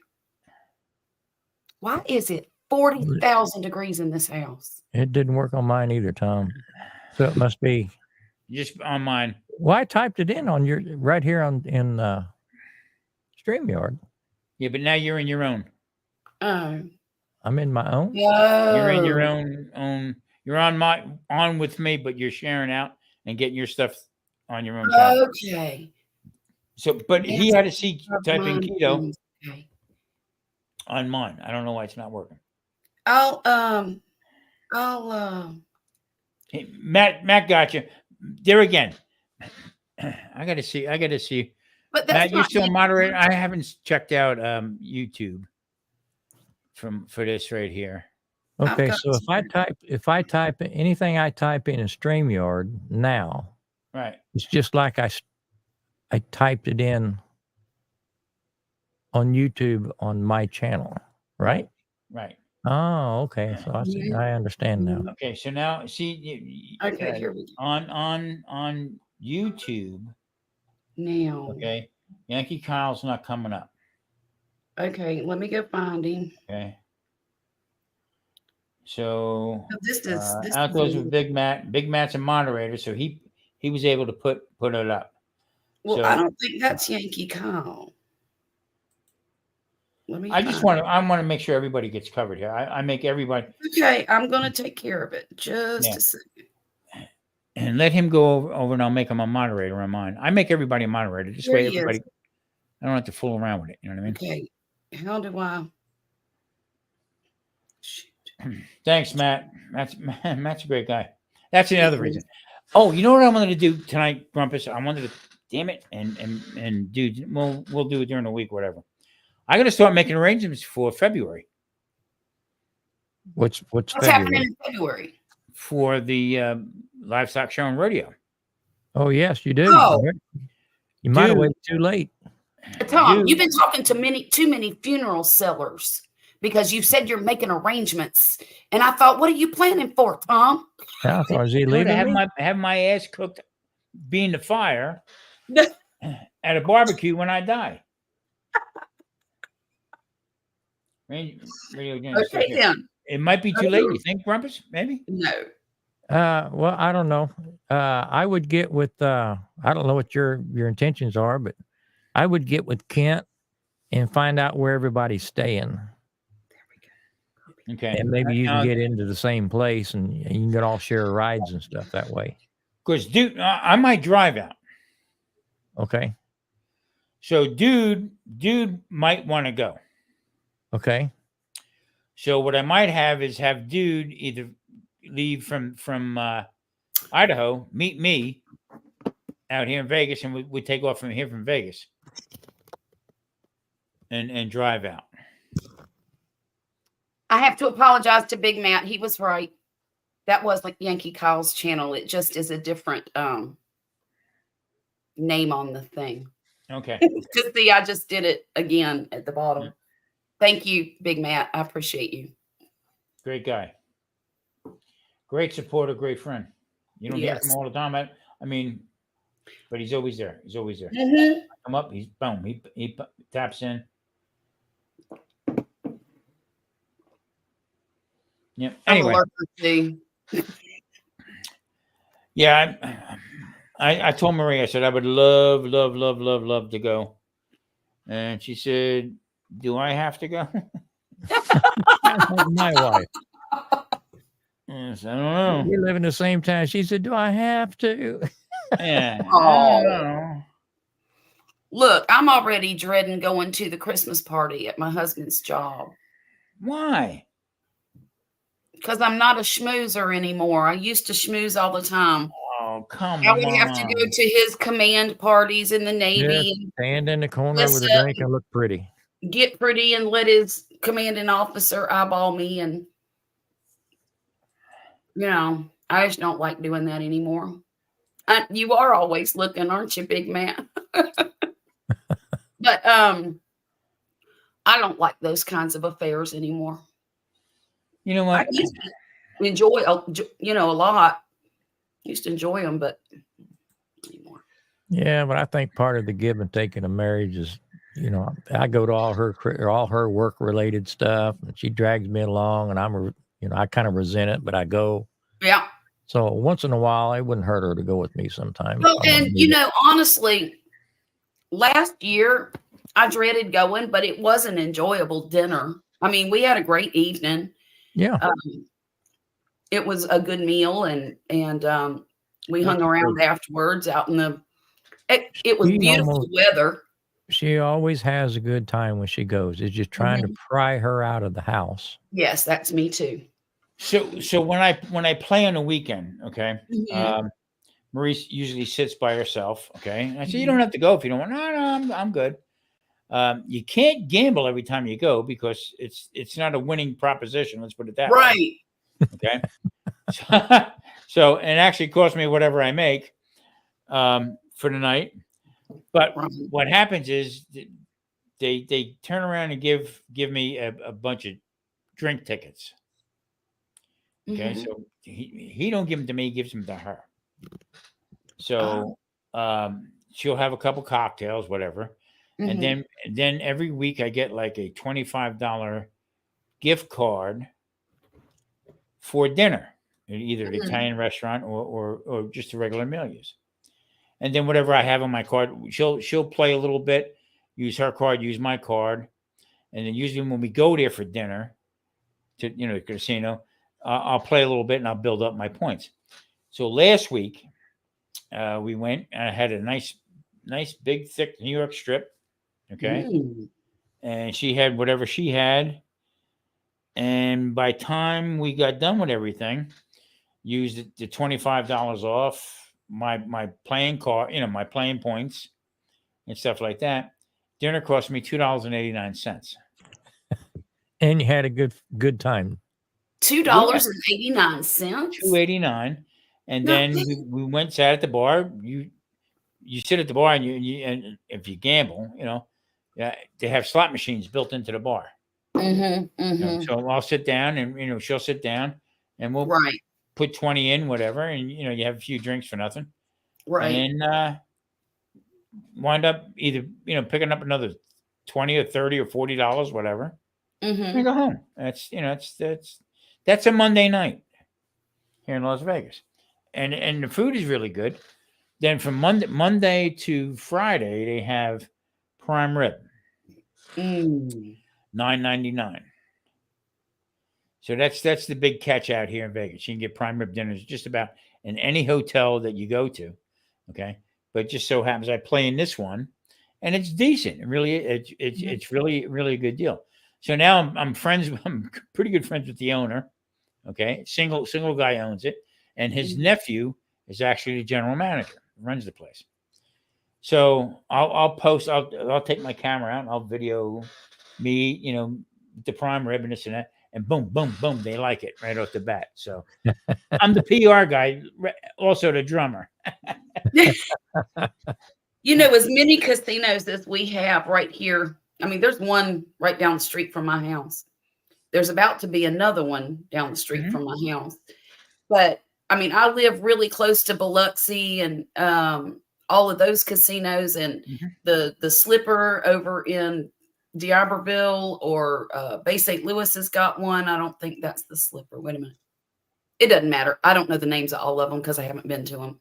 But, we got the Hard Rock. We've got the IP. We've got Harrah's. We've got all the big ones, some of the big ones. And you can't find a deal like that here. You can't find a $9.99 ribeye here.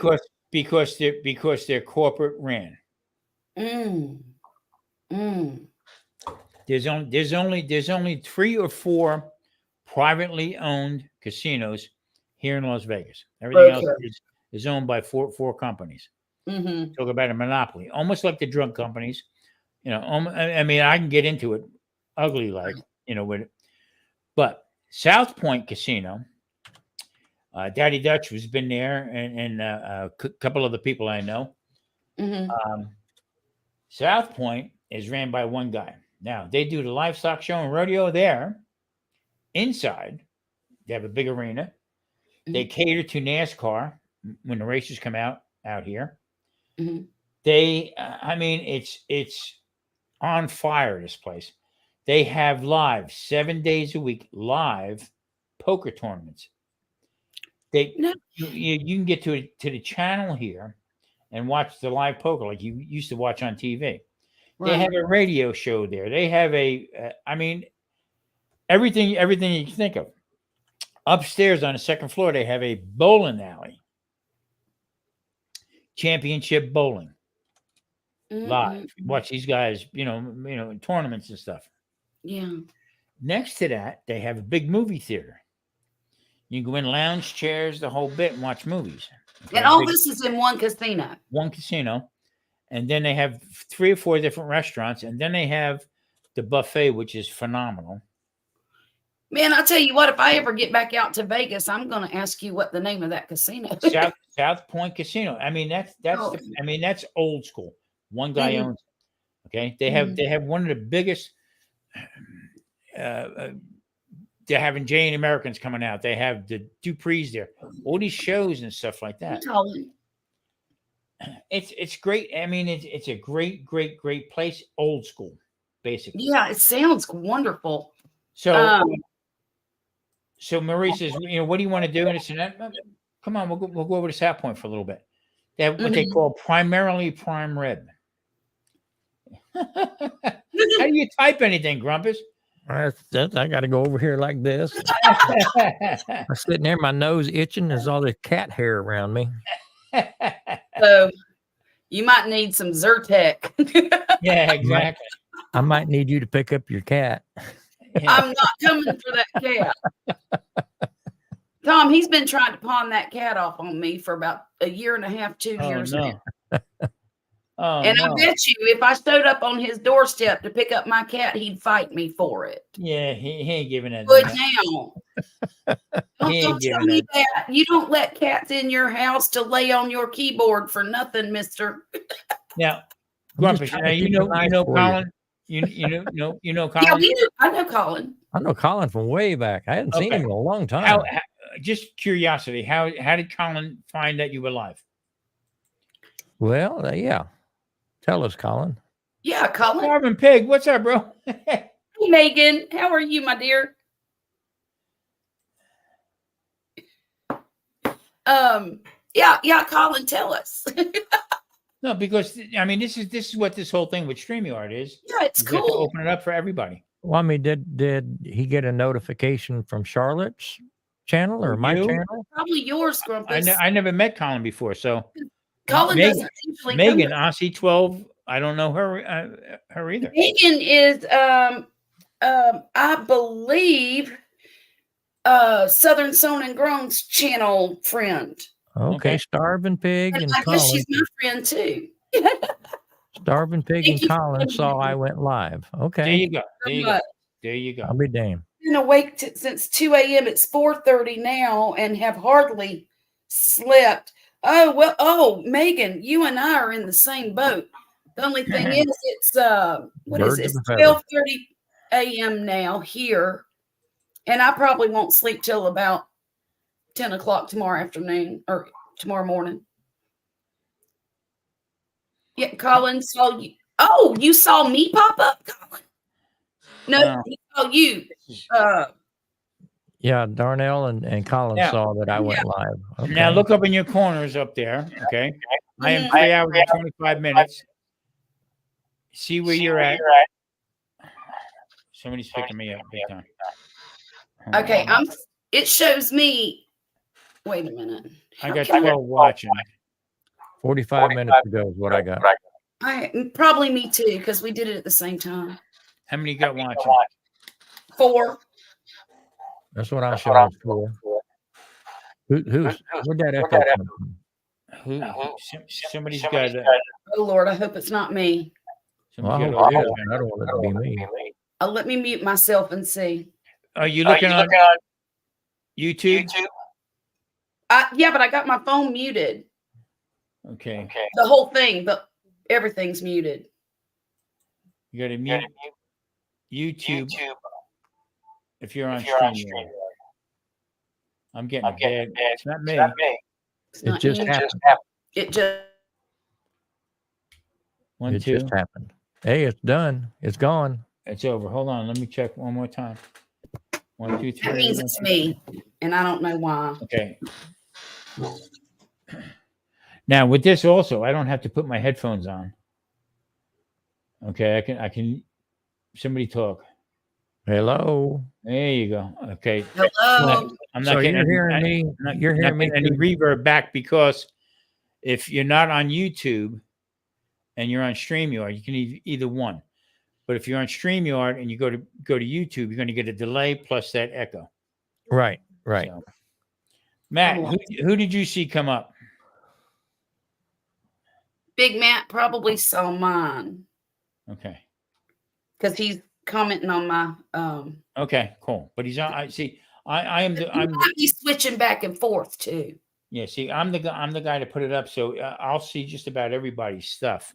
Mm-hmm. You won't see mine now. Who I'm seeing. Okay. Somebody just called Grumpus. Who just come up here and called Grumpus? You rat bastard! No, I'm only kidding. Look at him trying to provoke you. It could be any of 3,000 people. But this is pretty cool because I mean everybody gets a shot now. It's not just one person. Oh. You know, everybody gets their time. Works out pretty good. Starving Pig Barbecue. Oh, he's got all 3 of us. Yep. Big Matt does.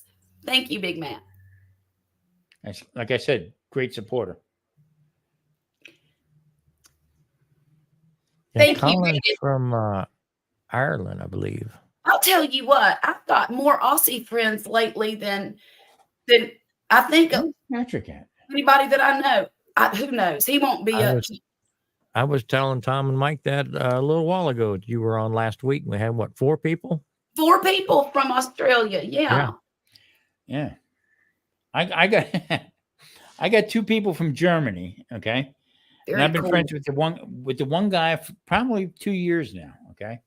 He gets on, he no English. And for some odd reason, I can't turn on my translator when I go on with him. I guess he don't have it clicked on, whatever. Right. But I know what he's doing from his cooking. So he says when I like something, he writes back to me and he goes, "Thank you, brother Tom." Oh God, that's Okay? nice. and I said, this freaking guy, you know what I mean? But if I wasn't on YouTube, I wouldn't know him. You know what I mean? Right. He said, "Und your keto don't work for me." Oh. Whatever floats your boat, brother. You know, It did. that schnitzel coming there, Slappy. I'm good with you. Oh my goodness. It's outrageous. It's just completely outrageous. Yeah. Well, I think I'm going to get back into cooking a little bit. So. Okay, that's cool. Very good. Because it's too cold to garden anymore. Well, no, it's not. Who am I lying to? It ain't too cold to garden.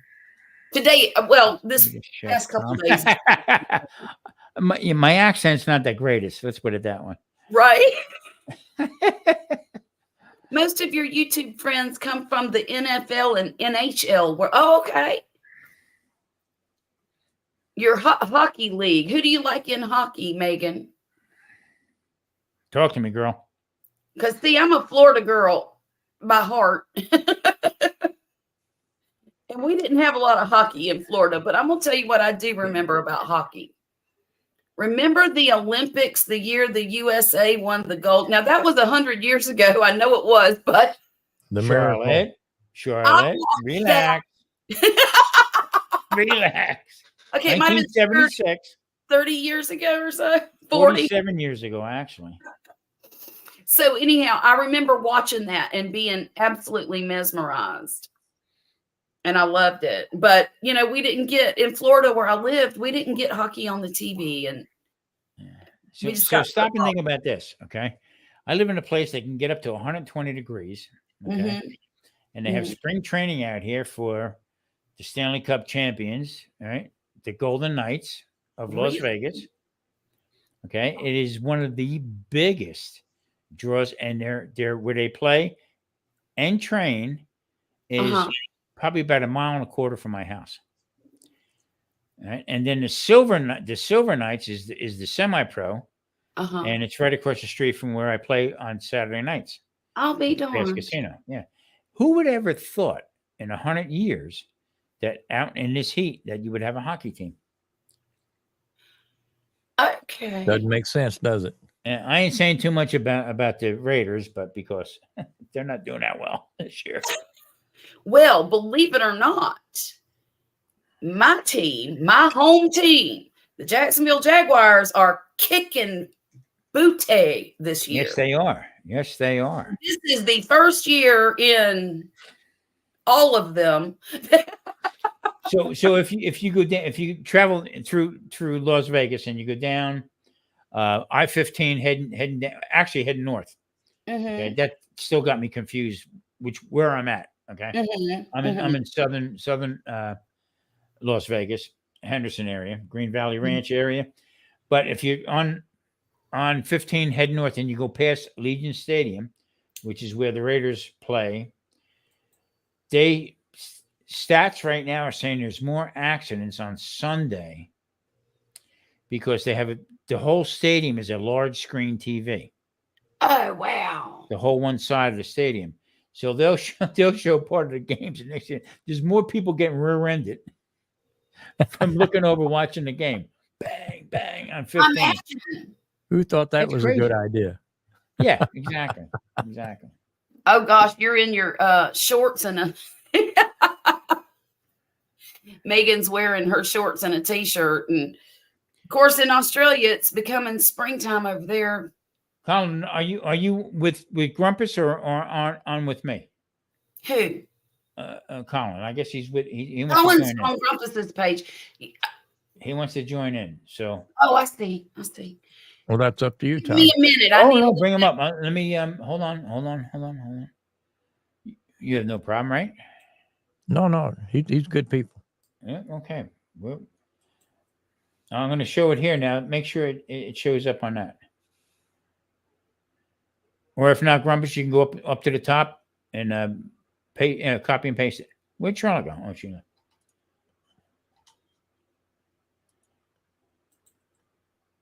Here she is. I needed a break. I'll be right back.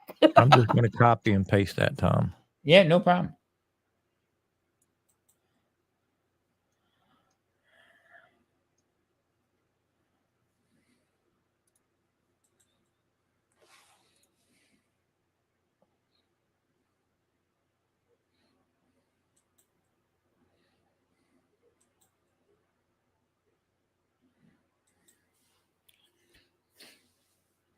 All right, let's see what happens.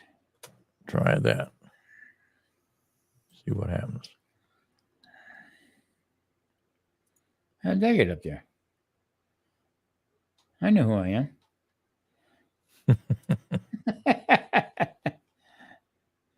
What the Grumpus Live has 4 watchers. Tom and Granny numbers will be different only, but will not get the credits if they came in through host link.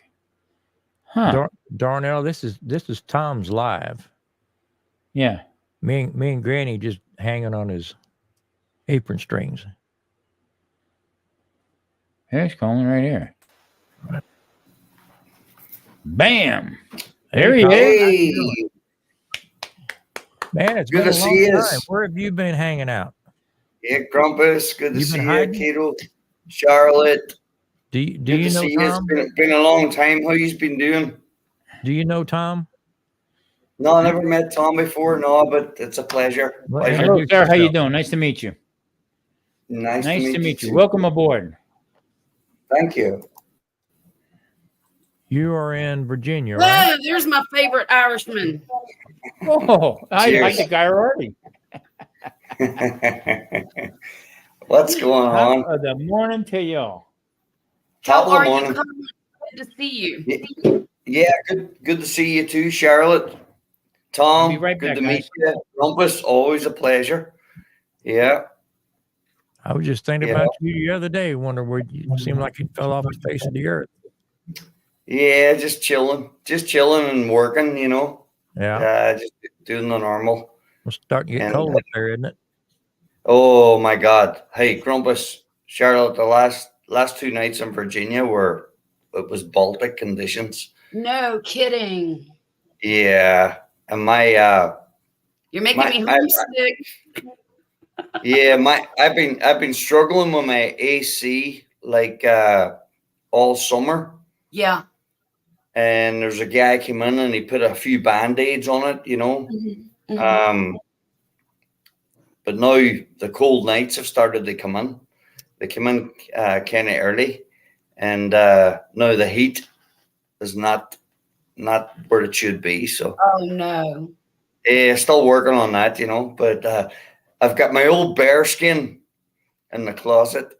So Tom, be- I mean, Colin, I just went and bought at Walmart a radiant. It's a radiant heater, and you just plug it in. And I'm telling you what, it is a great piece. oh of really? Heat. I wish I could show it to you. I Well, might that's a be. good idea, Charlotte. I ought to go get a couple of heaters now before it gets cold. I don't even use my heater Won't be here in the refined. wintertime. Well, I just the only time I turn my heat on here at home is usually companies coming over because I don't want them to think I'm too cheap. there it is. But I use the fireplace. That's awesome. Yeah. Oh yeah. And it's only $48 right now at Walmart. And I've got 2 of them, one from last year and one from this year. I put one at the back of my house and one at the front, and it keeps this house toasty warm all winter long. Does it get hot or just warm? It's got 3 speeds. So you can turn it to 1500 watts. You can turn it down. Excuse me. Would it be good in my greenhouse, you think? Oh, definitely. Definitely. Yeah. Definitely. I really like Megan, it. It's 57 here, Megan. Oh, are they 57 there? No. Megan says she's about the temperature. I said right now it's 57 here in Houston. Fahrenheit. It got up to 77 today. Yeah. But yeah, I need to get something to put. I've got one of what they call them, the milk heaters. You know, the little heater. I've got one of those. I got out in the greenhouse. But it barely makes a difference. So you think that thing you've got would be better? Or you think about the same? Probably the same, honestly. You're gonna need insulation in your greenhouse to get. Well, if I close it all up and it gets below freezing outside, I can keep it in the high 30s, low 40s. Oh, yeah. Then this might work. This might work then. Okay. But if you've got air escaping anywhere, I would say probably not. But here in Houston, you get one cold snap, you can't find a heater, you can't find any pipe insulation. Yeah, it's that way here too. Gone instantly. Yeah. Mm-hmm. Oh, she had it was 88 degrees there with thunderstorms. Where? You will be in Australia. In Australia, they're going into their spring. Actually, they're good and solid into their spring. 88 degrees. Jeez. Hey, Big Matt. What's up, brother? How the hell you been? I've been good, man. Good. Good. Well, you look good. I can't complain because you know what? Nobody will listen. Doesn't do any good to complain. Tom, I'll listen. I know you always do, Matt. Out the other one. Yeah. that hollow listener. It's okay, Megan. We're not freezing, not down here where we are. Actually, I really enjoyed the cool mornings. I mean, we got down to 37 Fahrenheit 2 nights ago, and last night we were at 39, and I loved it. I absolutely enjoyed the crap out of it. Megan, hello. You know, hello. I am glad we finally got a cold front here in Texas because I've been able to get back in the forge during the day and do some work. Right. And I've been chasing crazy critters throughout the night. Oh my goodness. Really? Welcome. I feel so bad, guys. I'm about to go down with a migraine due to a thunderstorm, and I am literally in shorts and t-shirt. No, don't feel bad. You're all talking about heaters, and I'm going, I love the heat. I Today can't wait for December. So we are in November, so we are in the last month of spring, and so it's nice to meet you. I just wanted to pop up and say hi. No problem. Today I had to go in the had to go in the backyard, and there was a trap set up, and there was this big fat raccoon sitting there, and it was inside the trap. You know, a trap. I put him in the back of the truck, and he was in the back of the truck all day long. And hang on, I'll show you a photograph. And he just curled up under a ball. He curled up. So like 5 o'clock in the afternoon, and you know, you know they're keto, right? And opened the latch. They bang the front, and then no, we don't euthanize them. No, we take them up under the country and let them go. You know, and he just ran away. He just ran away. And with a son, I'll be tell back. you what. I tell you what, it would have made a great cap. You know, but no, I just let him go. So sorry to interrupt. Somebody asked me about my sporting teams in the football and the hockey. Just very quickly, I was one of the first 32,000 people in 24 hours to drop 5K to join the Seattle Kraken 3 years ago for the hockey.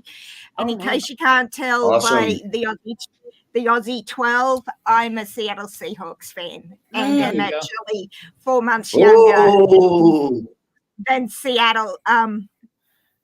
Seattle played the first game in August the 1st, 1976, and I was born the 1st of December, 1976. So sorry to change the subject, but I wanted to answer that before I forgot. So you're as old as my daughter.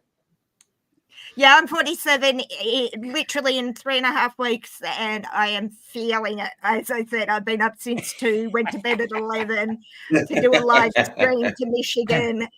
Because I love Megan, feeling what? Yeah, I am very much. I've just come off a 4-day migraine, Charlotte. You know something? I'm about to go down with another one. Do you have any preventative for that? I get hemiplegic migraine, so it's basically like I'm literally having a stroke. And by the time I know that I am literally paralyzing down my left side, it's too late. Oh no, I'm sorry. My son and my husband have migraines, and I'm the only one in my family that gets this type of migraine, which is hemiplegic.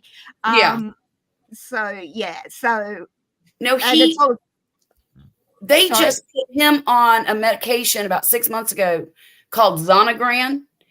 Yes, and he's had 2 migraines in 6 months, which is an absolute miracle in this family. I would chill for 2 migraines. I literally can finish one as I did yesterday. And then go into another one. And intractable, keep rolling. The shortest time I have had a migraine was for 6 months. The longest was 2 years.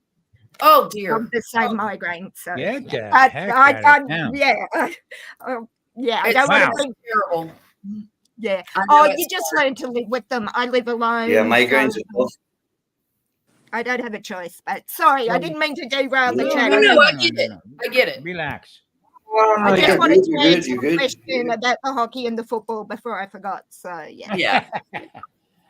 Holy moly! No, you're good. Colin, where are you actually located right now? Thanks for coming, Ian. What's up, Colin? Where are you? What was that? Located? Is that Tom? Yeah. I'm in Northern Virginia, Tom. Oh, okay. Okay, cool. And Colin, Northern Virginia. I know that's an Irish accent, Colin. Sorry.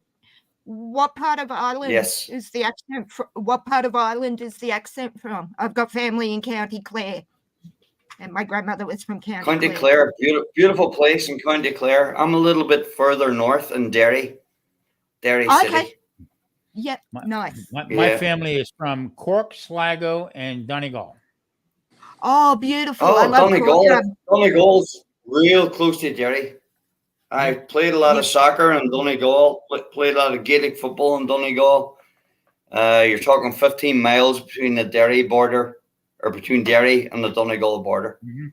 Yeah. And a lot of our people passed back and forward, in history. You know what the sad part is, Colin? Because I'm 100% Irish American, and I was never to Ireland. I'm 69, just turned 69 years old, and that's one regret I have, that I never went back to the motherland.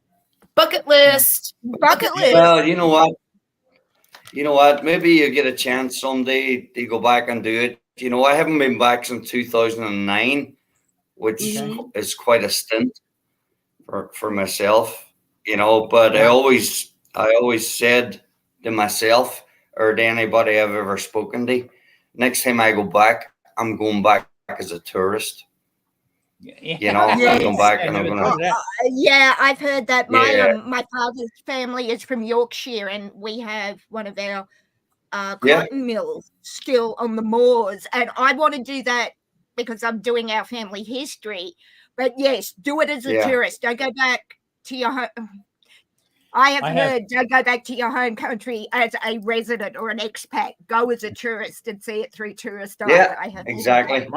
My family had a restaurant, and actually we had a rock and roll club to start with, and the name, the original name was Emmett's Inn.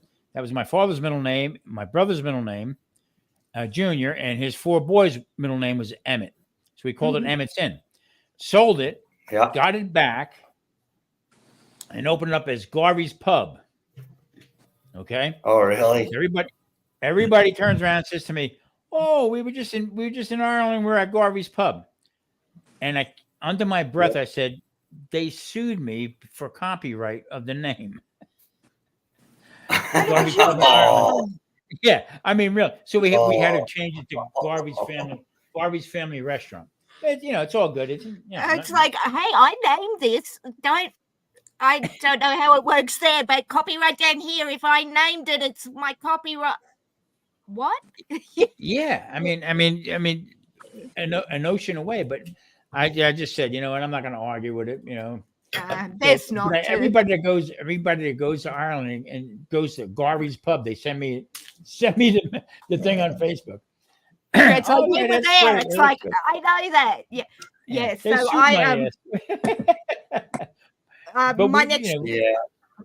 my next trip is to climb. Actually, to go back to Seattle for my 50th birthday. Then on a dare to climb Mount Kilimanjaro, which is going to be hilarious because cheers, everybody.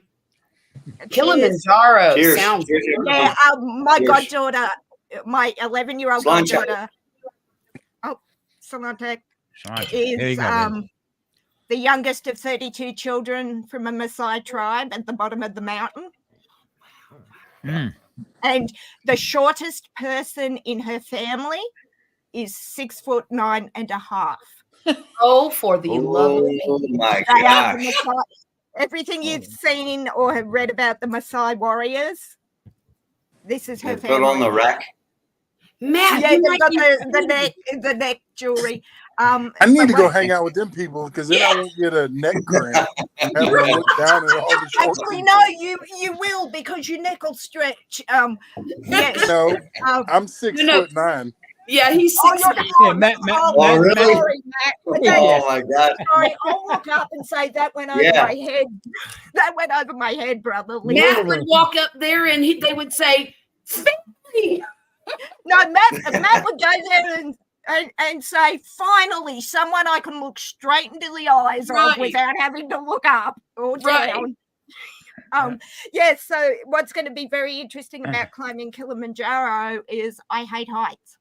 I am literally phobic to heights.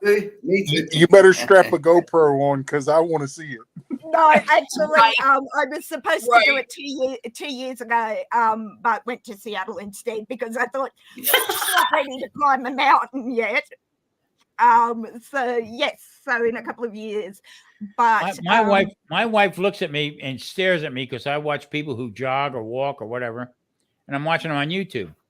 She said, "What the hell are you doing?" I said, "I don't know, but I'm pretty tired watching this guy jog." I tell you what, Tom, the only reason I am going to be running anywhere is if it's to get a cup of coffee first thing in the morning. Right. Or there is a Tyrannosaurus Rex on my backside. Or I'm on fire. I am 100% with you with that one. And for me, it would be a bear. I'm petrified of bear. Petrified. Why? Did you not see my short? I was tickling. I did, and it scared me, and I don't want to see it again. It was a wooden one, but still.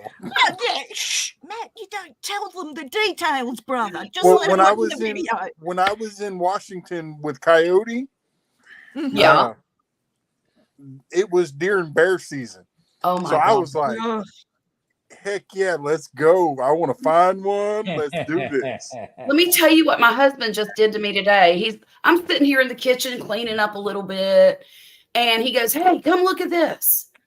And he shows me this video of apparently a bear attack on a metal camper, and a black bear did it, and which really surprised me because they're the smaller ones, usually aggressive, like a grizzly. Exactly, like Matt. Exactly, they're the smaller ones. So I'm thinking he was probably more hungry than anything, and he was just trying to get to the refrigerator. I was going to say, did he need a can opener for the top of, the roof of the camper? No, the walls worked really well. It was destroyed. That camper was destroyed. Well, if you go into the Wright's Trappings channel, on his shorts, he had a game camera on one of his big, large, heavy animal traps. Yeah. And a black bear was picking it up and throwing it around like it was a toothpick. Yeah. No kidding. There was Yeah. I don't know if you guys saw it there, but there was the video a couple of weeks ago in all of our papers down here of the bear. There was the mother and child on one side of the picnic table, and this bear literally doing Yogi Bear, going through the picnic basket, and the mother's got the kid there. The kid's trying to look around to see the bear, and the bear's just like, hey, breakfast. I'm good. Thanks. And he moved on, and the mother's sitting there going, see, I'm out in Las Vegas, and out here there's nothing but cougars. Right, mountain lions. Cougars scare me more than bears. Loaded with cougars. I mean, the female type that walk up and down Las Vegas Boulevard. You got to watch out for all them cougars. That's them kind of cougars. Tom, I say cougars scare me while drinking out of this. My favorite movie of all time. There you go. You know those are cougars in disguise, right? But you want to know something interesting about the theme song to Jaws? We don't get many shark attacks down here. You want to know why? Because nobody goes in the water. The theme to Jaws is used along the beaches on the East Coast. That's my favorite movie. The theme to Jaws is used as our shark alarms. Oh, no. I'm not kidding. I actually heard it. And it's actually now the ringtone on my phone. But yes, that's funny. Because when you think about it, guys, think of it this way. I hear those first two notes, and I know that a shark is on the way, whether I'm watching the movie or swimming. Right. And that is psychologically, that's exactly why the government chose the theme to Jaws. Yeah, I bet it says if you hear a siren, particularly in Sydney, you look around going, where's the accident? Or, you hear Jaws, and I am out. I love sharks. I want to go cage diving in Johannesburg, South Africa, but I hear that music. Oh, yeah, we're not going. Megan, nobody's ever been the same since that movie. No, not since that movie. But even like recently, like our previous summer. I guess sorry, Colin. Guess who I dressed up as for Halloween? Sorry, Colin, to interrupt. I think you're going to need a bigger boat. I know I'm going to need another can. Yeah. I'm going to need another can. Sorry, Colin, please. I interrupted you. I'm going to need another beer. I'm going to need the bottle of vodka. But no, actually, I don't want to go to bed yet. It's only 5 p.m. I don't want to go to bed yet. Okay, now Patrick tells us vodka is like $5,000 a bottle over in Australia. Johnny Walker. Tom, I've got the Game of Thrones fireball. Johnny Walker sitting on my microwave. That might actually wake me up a little. You said fireball, and I thought people had been telling stories about me again. Well, Charlotte, I didn't want to tell tales out of school, given I've just met you, my dear. Now, Matt's been going for a while, and I will tell you all the stories that you want to know about Matt. Probably ones he doesn't even know himself yet. But I've just met you, Charlotte, so I don't want to do that. Probably. I do need another can, so I'll be right back. We got to go. Big and Matt, how's the family doing? All right? We're all good. Good to hear. Good to hear. We have tomorrow. My wife has a baby shower, and Sunday we have a funeral. Oh, yeah. Talk about both ends of the world, right? Mm-hmm. Holy crap! The best and the worst. Yeah. Well, the best thing about it is I don't have to go to either one. Right. Ian says he's just having a coffee. Wait a minute, we've got an echo. A coffee with whiskey. I haven't touched anything. I haven't either. Yeah. Nope. Not me either. All I did was touch my pork rinds and scotch. Well, Figure that one out. This He's is guilty. this is O'Doul's. I got O'Doul's. Oh, duels. Okay. No, I'm joking. It's a beer. You know, I was thinking, I well, got- hold on a minute. My I was man, on a live stream, watching a live stream earlier today. It's Tom. there you go. Yes, sir. Oh, Look at that's there, pretty. look at there, Tom. So this is the fireball. Oh, nice bottle. Megan, I knew I loved you. I knew it. That's a gorgeous bottle.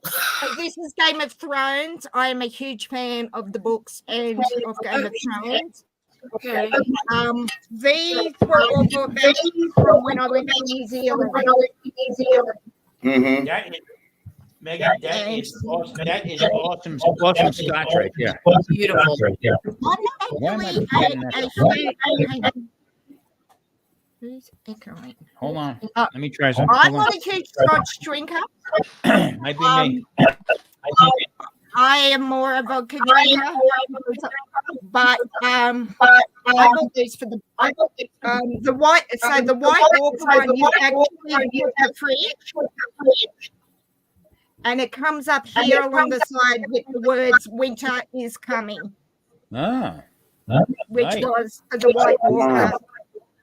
But Did- yeah, so these came from GD Free, where they were Did- $37 a bottle. Yeah. If you had tried to buy them wholesale here, $275 a bottle. So Serious money. Serious money. Wow. I got. oh, That's come what on, Colin, as an Irishman.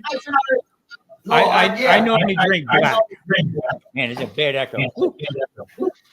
I'll show you this one. There's a guy, and he went back to Ireland a couple of weeks ago. Mm-hmm. And now I'll be honest, I'm not a big liquor drinker. I like a glass of wine, neither but I'll am I. drink my beers. I gotta go easy on the whiskey, otherwise it's like cuckoo, you know. No, I'm But snoring. he brought- Oh, is that Jameson's? Jameson's? yeah, Oh, but- wow. Chef's kiss. That is beautiful. it's this one. He said at the bottom. He said it's not been sold in the United States, and Yep. you know what? I'll take his Not word bootleg, but for it. I don't know. contraband. Is that contraband Yeah. in the? So I'll keep it for Thanksgiving or Christmas or maybe the 4th of July. But I Hey, tell you, I'm not a big liquor drinker at all. It sends me All right, nuts. Colin, I got a proposition for you. Throw a Yes, stamp sir. on it, send it up. Throw a stamp on it, send it out to me, and I'll do a review on it. And I tell you what, Tom, you then rebound it to me down here, and I'll finish the bottle, go to bed with a migraine for a week, and call it even. Sounds good to me. I think Megan, this would probably cure all migraines. Yeah. No, I'm a Hey. Oh, you want to know? I have a You better want to know idea. the very stupid thing All right. about it? Okay. I'm allergic I to have a better alcohol. idea. Send me your address, and I'll come up there Mhm. and we'll drink it together and do a review on your channel for it. Oh, I all love right. this. Okay. Brainstorming ideas, people. I love this. Grumpus, you got my email address? I'm allergic to still do? alcohol, hence the migraines. So that's why these haven't been opened yet. But this one, Yeah. No, This that's the one. first thing you got to take care of is the migraines. Migraines ain't funny. Yeah. Ain't funny at all. no, and as I said, the type I get, I'm literally paralyzed, head to toe. Yeah. So, Yeah. I've got to be careful. But I do have a drink every now and then. But Oh yeah, that's a release, you know. My I mother thought when so. she got go Hey, ahead. Megan, are you on YouTube also? StreamYard and because we're getting a bad echo. I think it's coming from you. no, I just flicked off YouTube. Sounds a little bit better. There's something else with it. Yeah, I'm just looking for. I thought that. Tom. Hang on, let me see. Let me see what's going on. I thought that bright light was shining. So I have Colin. I have the black label. James. Johnny Walker's. No, James. Jabez. Oh, with a black barrel. Oh, that's smooth as hell. But I tell you what, that'll let you know you're not Polish. That's for sure. It'll let you know also that you're not Irish. No disrespect to Colin when I say that. Woo. Yeah. Good stuff. And the Polish are great people. I love the Polish They people. are. But no, that would blow that. Black Label like Jameson. Gone now. No, it might have been me. I didn't realize. Sorry for that if it was. No problem. No problem. We work it out. It could be Granny too, because she's muted right now. Could be. I've got a bottle of Moët and Chandon champagne that my father was given when he retired. Mm-hmm. I'm a fan of the band Queen and the song Killer Queen. Oh, yeah. You keep your Moët and Chandon in a pretty cabinet. Yeah. That's going to be a very special occasion because my dad passed away. So that's going to be opened on a very special occasion. So. Megan, that one with the wolf on the back of it, I got to tell you, that's a blend. That's a blend between red and the other one. The hang on. This one. Sorry. Yep. Okay. That's a blend between the black and red. Yes. Somebody told me that. And again, I love these bottles, which is why they're not decorative purposes. Yeah. Very cool bottles. They put that out as a promotion. They put it out as a promotion. They did. It was so the White Walker, which is this one here, with, as I said, the Winter's Coming here, was 2019 for the last series. And I grabbed it in Brisbane on the way to New Zealand, or I ordered it to pick up when I came home from New Zealand. And that was my Christmas gift to myself that year. And then these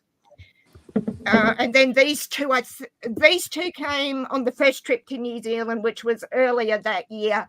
And then that one was my Christmas birthday gift when I got home. So the one with the wolf, the blend between the red and the black, is really good sipping. I mean, just no ice, no nothing. So you want to say with this one, Tom, you're saying sip it, not do what I do and just throw it straight back. You want to. Yeah, I'm interested. I don't drink. It depends on what kind of mood you're in. Yeah, I mean, what kind of mood you want to be in.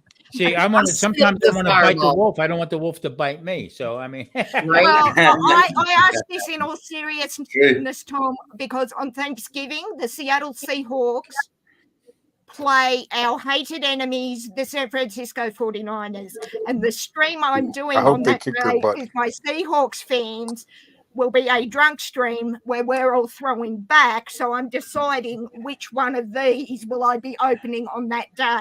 Hence, I got to get to you. I got to get to your channel very quick because you know what? I want to be part of that.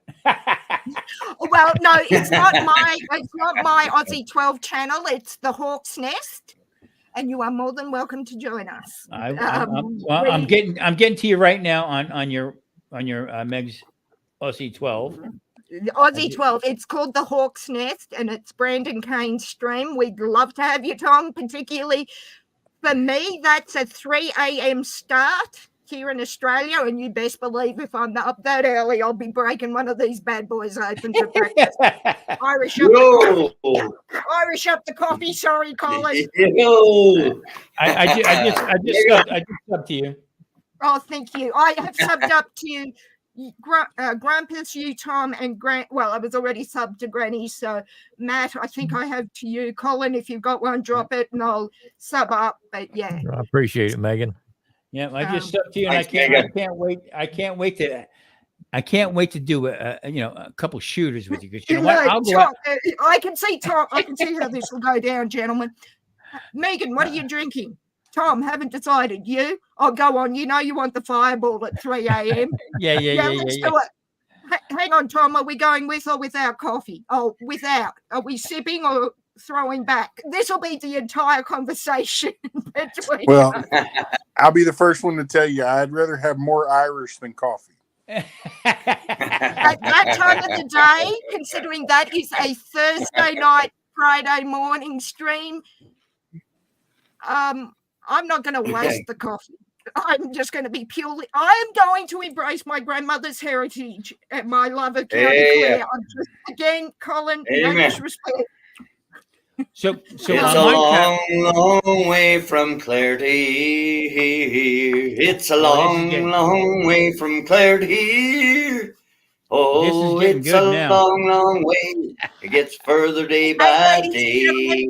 It's a long, long way from Clare to here. Well, not yet. And 3 a.m. for me is a 10 a.m. Seattle game day time for Seattle, because I'm, of course, in New South Wales, Australia, and we're 18 hours ahead. So 3 a.m. is a late start for me. So yes. Let me see here. Hold on 1 minute. Let me see here. That sounds awesome.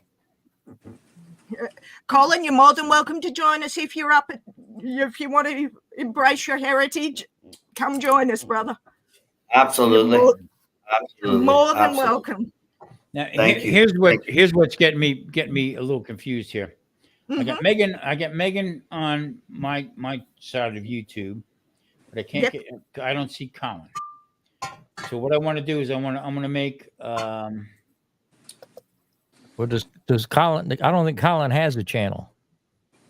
Well, Colin, between now, Colin's homework, aside from sipping and deciding what he's drinking, is to make a channel, or at least get a YouTube page, so we can all sub up. Don't have to have anything on it, brother. I didn't until my trip. We'll all sub up. All right. So mine's is under Colin James Michael McMenamin.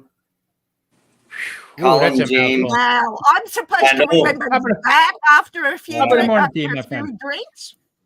But Megan, I just make you a moderator on my channel. Oh, thank you. Mine is very, very basic. It is just travel videos at this point.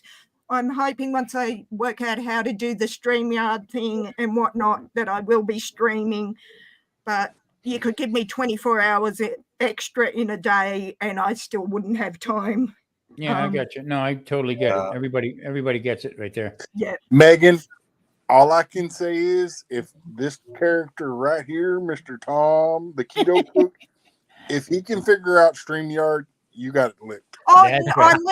It's not necessarily that, Matt, and thank you for your confidence in me.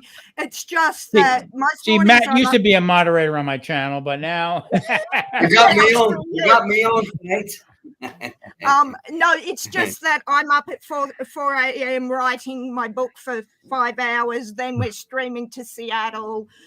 You know, life. I mean, I'm probably not preaching to you guys, but trying to write a book and see the big thing is that we're all getting to know one another. Okay, me and Matt go back. Amen. Matt helped me out getting to where I'm at today.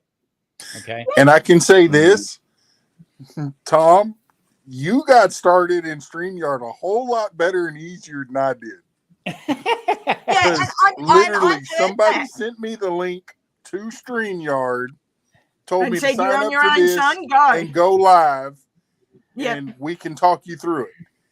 What they didn't plan out was that was my very first live stream, and I had over 100 people in my stream at the same time, and they're all, calling me on the phone trying to tell me, and I'm like, well, see, I've been a head mod on the Hawk's Nest for about 3 years now. So while we don't do this kind of thing, so what happens is our host will be calling the game. I'm watching the chat, keeping it.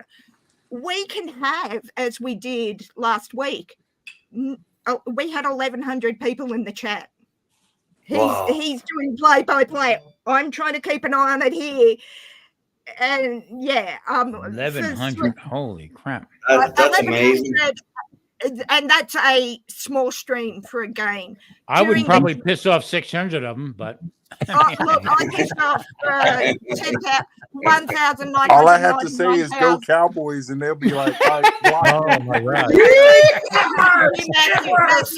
Matthew. We wear our throwbacks in your backyard. As funny as hell. We just beat the Browns, the best defense in the league, in our backyard wearing our throwbacks. Okay, I'm just saying. I stayed awake for the 2.5 days of the NFL draft. The smallest day we had was the first day, and we had 1,700 in the chat that day. Yeah, heck. Well, that's okay. Everything is bigger in Texas, though. Yeah. Not the brains of the supporters, though. Oh, wow. Did I say that? I think I did. Jerry, I tell you what, if you come onto our chat, I'm going to ask Brandon to do his impression of Jerry Jones, your owner. It is priceless. It is so. I have been. Everybody's got I was a Cowboys fan before they ever won their first Super Bowl.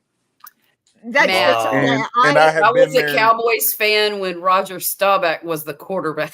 Oh, gorgeous Roger. I've only ever seen him on throwback. And not trying to say my age or anything, but, you know, I like the Oilers, but I still chose the Cowboys over Houston Oilers.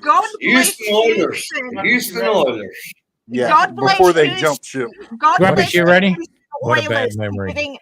The Seattle Seahawks, their greatest player in a trade. You might know him. His name is Steve Largent.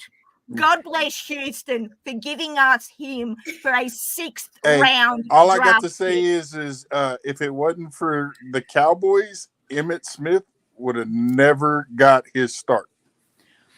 Well, I used to love the Cowboys. The Gators kind of gave him his start. But Grubbers, you want to go back? How far back you want to go? You want to go back to Bum Phillips, Kenny Stabler, Earl Campbell? Bum Phillips, man. Columbia Blue.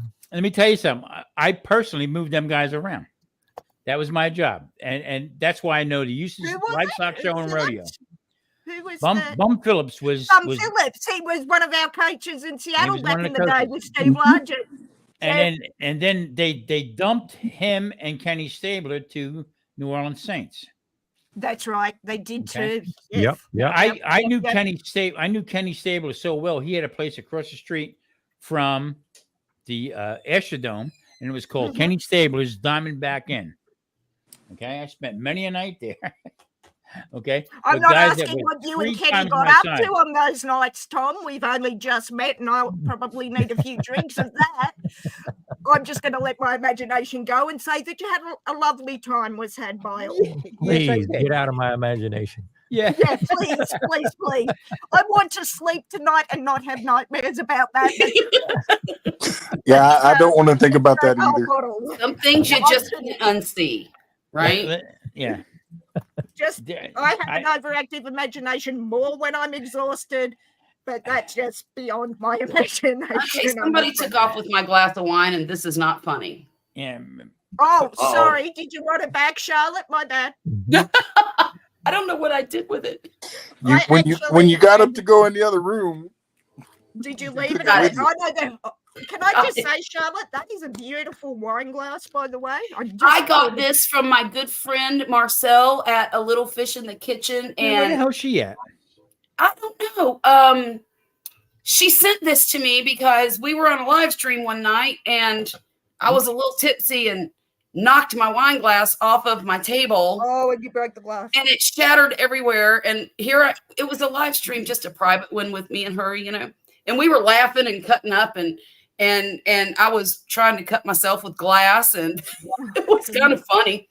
And it was maybe a month or two later, and she asked me, did you ever replace that wine glass? Because I had been drinking it out of a short little jelly jar. Yep. And I said, no, not yet. And a couple of days later, this showed up in the mail, and it's absolutely gorgeous. And I'm sorry, but that's not a wine glass. That's a daggum fish bowl. I know. That is no. Seriously, that goblet is for red wine. How do I know? I drink red wine. That's like a King Henry VIII gauntlet. You know, that's just a no, Colin. It's the holy freaking grail, son. And that's exactly. Well, it's about 3 times the size of my other wine glass that I was broke. going to say, I've got one. No disrespect to you using it as a wine glass, Charlotte, but I've got one in the kitchen that is my holder of jelly belly jelly beans because it is well sized. I'll be back. I'm going to use it because my friend sent it to me, and by goodness, that's what it's for. You use it to drink, you use it for candy. I'm going to put these back before I am tempted to break one of them open, so I will be right back. Okie doke. Hey, Big Matt, quick story. I think it was probably 18 years ago, close to 20 years ago. I was in a bar in Northern Virginia. I know, it's awful. I feel bad. I was in a bar in Northern Virginia. I actually at that time I was working in the place, but it was a Saturday night. I had the night off.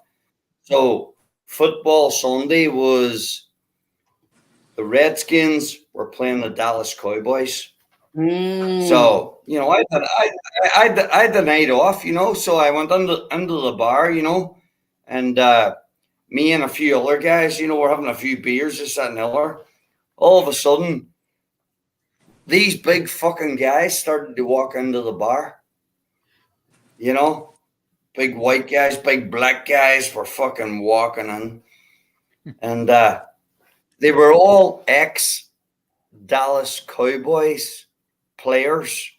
No kidding. And they must have been staying in Northern Virginia, you know, to go and see the game that day. But you know the crazy thing about it? I was in a contingent where we all got together.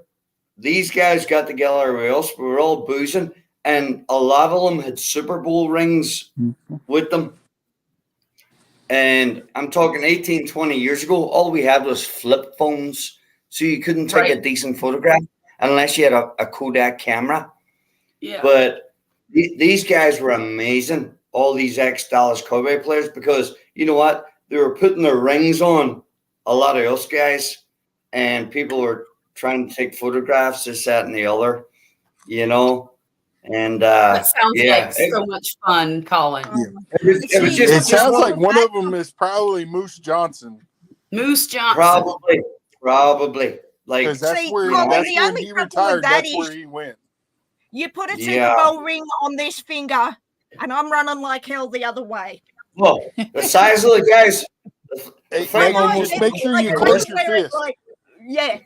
I've seen the Seattle ring from when we won in 2014, and it is like that big, and it's got sapphire diamond, like 32 karat diamond, sapphire, emerald. I think was in it for the Emerald City.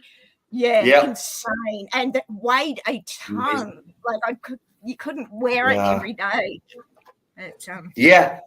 Exactly, Megan. And like I was saying, the Big Matt there, you know, these guys were so cool and so cordial and so in the atmosphere. They knew everybody was good. Obviously, we were all good. It's called professionals. That's what it's called. I would have loved to have been in Seattle. Yeah, Tom. That's what's missing today. I live in Vegas. 100%, Tom. I would have. Yes, Tom. I live in Vegas, and I'm probably 4.5 miles from Raiders training camp. Okay, and everybody has Porsches. They all have I'll be right back. Okay, all these different crazy cars, and they all think that they're race car drivers. They got to either toot something in their nose, or they drink a little bit too much, and they go on I-15, and they think it's a racetrack. Okay, there's no more professionalism ever. Okay, 25-year-old football player thinks he's better than everybody else, and that burns my ass to no end. Really does. That Well, they think they can get away with whatever they think they can get away with. Well, so. we had a player that we nearly drafted in Seattle named Jalen Carter. And I don't know if you guys knew what happened with Jalen. Was in a drag racing accident that killed an assistant coach in the other car. And as you say, they're 22, 23, 24, whatever. I think they're 10 foot tall and bulletproof. As you said, well, in his case, he had one too many after a championship game at college, which is fine, but don't get in a goddamn car. And if you're going to have a drink after the game, well deserved, you just won the championship, don't go drag racing down the main street at 100 clicks. We had one guy out here in a Corvette, did 130 miles an hour in a Corvette on I-15, crashed it, killed 2 people. Okay. Well, Jalen Carter killed an assistant coach. And that playing on his mind, yes. But I said, is that the player you want in Seattle for the 5th pick? Not me. Yeah. He's a brilliant player. He's showing that for the Eagles, but do you want that kind of nonsense in the locker room? No. Sorry, boys. I don't. Did anybody see the tackle? Oh, the hockey game was played in England. Yes, Adam Johnson. Yes. Yeah. I did see that. Used to play for the Penguins. Anybody see it? Mm-hmm. The opposing team's hockey player went in with like a Bruce Lee kick. He caught him in the neck. And the razor sharp skate slit his throat. The guy bled out on the ice. He's dead. Mm-hmm. No, he didn't. No, he didn't. That's all right. Didn't bleed out on the ice, but was close to it and died in hospital. Yeah. And so what happened, as Colin said, was this player, they were going in, and for some reason he kicked his leg up, and the razor sharp blade on the skate slit this guy, literally holy shit, almost decapitated him. It severed his artery, right? Yeah, it was horrific. And as soon as I saw him fall, I thought, God. And I'm sorry. Go ahead. That's what I'm talking about. There is no more honor in what people do nowadays. There's no more sportsmanships in it either. Right. I mean, it's do or die type of stuff. That's why my this is going to sound nuts, but I like all sports. I was always a football fan, baseball fan. I hardly watch baseball anymore. Hardly watch football anymore. I don't watch hockey anymore. Okay, because I think they underrate it. It's a great sport, but the network's underrated. No, okay. It's the roughest sport on ice. Exactly. And, it's the roughest sport anywhere. Takes, it takes skill. It's the roughest sport anywhere, Tom. Have you watched? And anyway, why should a hockey player be raising his leg that high? Well, that's what I couldn't understand, Colin. It's like you're going in aggressively, fine. Since when did Bruce Lee play hockey? Exactly. Yeah, I watched it a few times, not to see him fall and bleed out, but to see what actually happened. And it happened so quick, you really had to slow it down to see. Mm-hmm. I like horse racing. Oh, yeah, pucks hit fans. Me too. That's why they have I like watching bull riding. Yeah. I see. I can't do horse racing. I can't do horse racing because of whips on horses. But no judgment, because being an animal lover. But yeah, I've heard of Dwayne's comment. I've heard of people who were at NFL games and they've passed away because of pucks hit them. That's why they have nets and perspex. Yes. Yeah, but then you look at that. Megan. Yes, that is true. But look at how many of the old football players that have passed away because of old brain injuries. Yep. From, that's another great point. My good friend Earl Campbell. My good friend Earl Campbell. I'm going to tell you a quick story about that. I was in charge of taking the Houston Oilers, their equipment from the training field to the airport, in Houston, and loading Braniff Airlines. That's how far back I go. Okay? Oh Lord, how? Okay. And here's what they did, because I was from New Jersey. Okay, moved to Texas.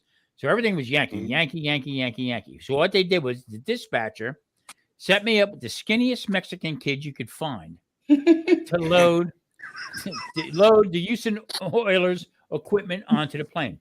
Now, at the same time, the next year, my other account was the Houston Astros when they were National League. All right. But getting back to the football, Earl Campbell was the only guy that spoke up about it and said, that's not right. Meaning me, that guy does not deserve that. Okay. And he would actually help us load the stuff onto the plane. That's I'm talking about guys that had arms that big. You know what I mean? Matchsticks, yeah. I'll never forget that from him. Okay. And just look what the NFL did to him this many years later. Thank you, Rudy. He is. Yeah, and that's the whole thing. You talk about the roughest sport. You want to watch rugby. We do not wear helmets and pads. And you know why? You talk about, Colin spoke about the hockey player that got decapitated. I remember, I'm an All Blacks fan, so that's New Zealand's national team. John a player O'Loon had the shoulder pads and got pulled over his head in a tackle. Let's just say he was very lucky to keep his head on his shoulders. Yeah. And that is now why we wear very thin shoulder pads and no helmets. No doubt rugby is a rough sport. I don't watch it because it's not televised here, or I have no idea with it. Same with cricket. I have no idea. I watch it on YouTube. Time out. No cricket, no rugby. We're not fans because they are my two favorite sports in the world. But I don't watch it. I'm kidding. All right, hold on. Let me go back and unsubscribe. Yeah, okay. See, Tom, you're the culprit. See, I lost 2 subscribers last week. You were one of them, right? Yeah. Damn it. Oh, sorry, Charlotte. I'll go and subscribe. My bad. No hard feelings. But my whole thing is, let me tell you something. A couple things I liked auto racing. I was into auto racing, NASCAR, so big, so bad because I had a couple people I knew that raced. Okay, and it became I got into it pretty much. Okay, when it got too commercialized, okay, just like every other sport's getting too commercialized. No, it's not right. I can't, for the life of me, I cannot see paying somebody $6 million to take a basketball and throw it into a hoop. Right. Okay. That's 7 foot tall. Here's what I would do. I would make the court 100 yards. Okay. I take the baskets and raise them up 10 more feet, make it 20 feet. Now you're 7 foot. Now dunk that son of a gun. Go ahead. Now right. Now run up that court and let's do it that way. Get the air. You're 7 foot. Okay, you need to be 14 feet in the air to hang off the rim. Do it. And you cannot wear Air Jordans. No disrespect to the great one. And you can't jump off a trampoline or have springs in your shoes. Go your hardest. Good luck, my son. The thing that does my head in with football is we all know what happened to Russell Wilson in Seattle and the contract the Broncos paid for him. $280 million for one player. Not even a good one. Stop and think about that. $280 million is the salary cap for the 26 players and I think it's 12 reserves of the New Zealand All Blacks, the greatest rugby team in history. God love them. So, I've been in debate. Well, I just can't get my head around. My greatest regret in life that is I didn't meet one of those $208 million players and marry them. Me too. No disrespect. Yeah, I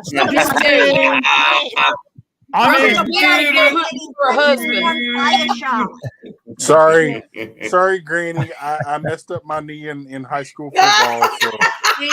Oh, jeez, Matt. You had one job, brother. You can't hold a knee together. Sorry, I fucked up. As my father used to tell me, it's just as easy to fall in love with a rich man as it is a poor one. I know which one I'd rather, but hey, that's just me, Sean. But what I mean and you know what I said to him? I don't need nobody's money. I'll make my own money, but it'll be nice if I had the $280 million quarterback. I was that rebel, you know. My first wife said to me, "What do you mean you're broke?" No, but what My I mean is mother-in-law, one God love her. player gets She that in passed a America. few years ago. But her main thing was, if you can't dance and you don't have no money, move on. Yeah, nothing to say here. Move along. Move along. Nothing to say. No one to talk to here. Move along. Yeah. I can try and man dance. who couldn't dance and didn't have no money. I guess I was good then because I can dance. I can dance badly, but after a couple of bottles of that whiskey, I'm gonna make John Travolta in Saturday Night Fever look like an amateur. Well, you know, she was a girl of the 20s, and she was born in the late 20s. Yeah. And back then, dancing was a thing. Oh, good. You know, good it was Lord, the thing. What are you doing? You went to dances just to, socialize and stuff. I wish they would bring stuff like that back. I think that is love nice. the 30s. Well, I don't love the 30s, but the whole 30s, the 40s, the 40s. You know, for the whole Great Depression, Second World War thing. I don't love it for that, but I love jazz. I love jazz. Yeah, love. I love jazz. Ella The old jazz. Duke Wellington. Ella Fitzgerald. Even John Coltrane on the tenor sax. Oh, stop teasing me, Colin. You've already got me thinking about opening the bottles of the bottle of old jazz. No, I was at a function last weekend here in town where we had 40s cover band, but they sang the Spice Girls in the style of the 40s, which was amazing. And I turned to my friend and said, I was born taking 6 years too. Yes, I love it. Brilliant, beautiful, brilliant. Hey, George. Love it. People ask me what do I do on Saturday night. I said I make people's ass shake. Sorry, Tom, I didn't hear that. People ask me, what do you do on Saturday night? I said I make people's ass shake. That's right. Oh, I was going to say, voluntarily or without alcohol? Somebody's got an echo again. Yeah. Somebody got a bad echo again. Let's see. Not me. You're good. Not me. It's not me. I think I don't think it's me because I'm not in YouTube. Is it me? Hello.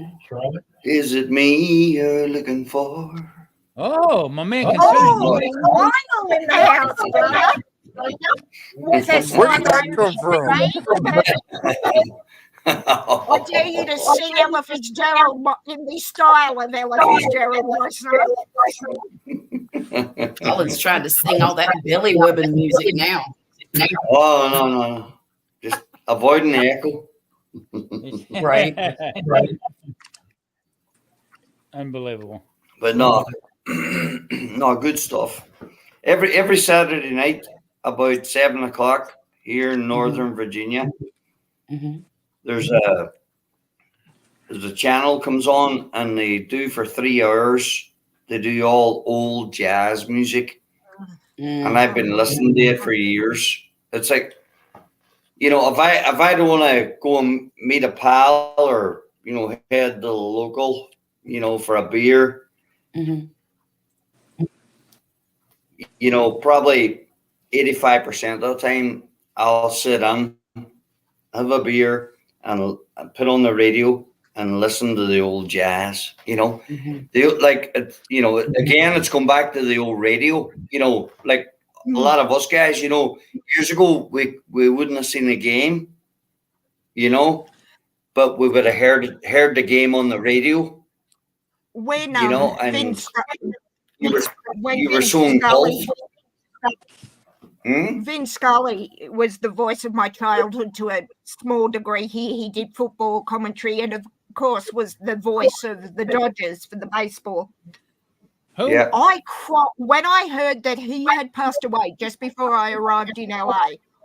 I cried more for Vin Scully than I did for my own father passing away 6 years ago. Because that voice, one of those beautiful voices. The radio voice. you grew up with them. We got him every so often here because we didn't get NFL football down here till we had cable TV in the early 2000s. So we didn't have ESPN, but it was on very late at night. And occasionally Vin would be commentating or doing the play-by-play.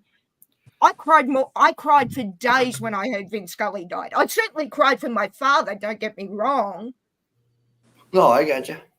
But it was a different, it was because of all the memories I had of, and I've since found him on YouTube, you know, as you said, it's those, Howard Cosell is another one I love. I mean, one of the funniest voices you'll hear, you know, but those voices, as you said, Colin, those memories. Yeah, Megan, those guys were legends. They were legends. You know, Ella, you know, I got a Vin Scully. I got a Vin Scully Dodgers jersey, and I wore it a couple of times when I was in LA, and people would stop and tell me their Vin Scully stories. Then when they heard the accent, they're like, "How do you know Vin Scully?" Well, I love the Dodgers, number one, although the Mariners are my main team, and Megan, I think you should become a sports fan. It sounds like you don't have enough sports in your life. Are you sure? I don't know. I have an inkling that you might like sports. Give it a shot, will you? The first base. I'll give it a try, but it's on you if it doesn't work, brother. That's all I'm saying. I shouldn't tell you that in my closet, in my bed, in my spare room, I have 3 sides of my closet full of jerseys, should I? Well, you know what?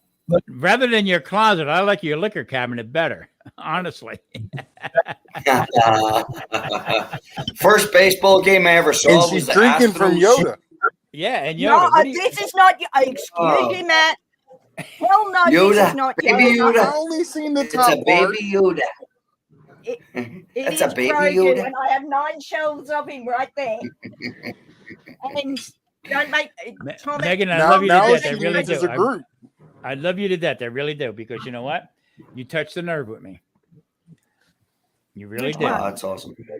Well, that's Scotch nerve I got. You know what I mean? It just, that just freaking hit home. I actually teared up because you know what? I was going to hand you a tissue for your issues, Tom. But I did see it, and I'm like, oh, just let him go. Let him I go. love a man who can get in touch with it. With his Scotch, with his heart. Awesome. Hey, don't make me start singing Danny Boy. Oh, good Lord. No. The lights are calling. No, the first baseball game. I think I'll go for that one, brother. First baseball game I ever went to was in 1986. It was in Philadelphia, and it was Astros against the Philadelphia Phillies in the old stadium.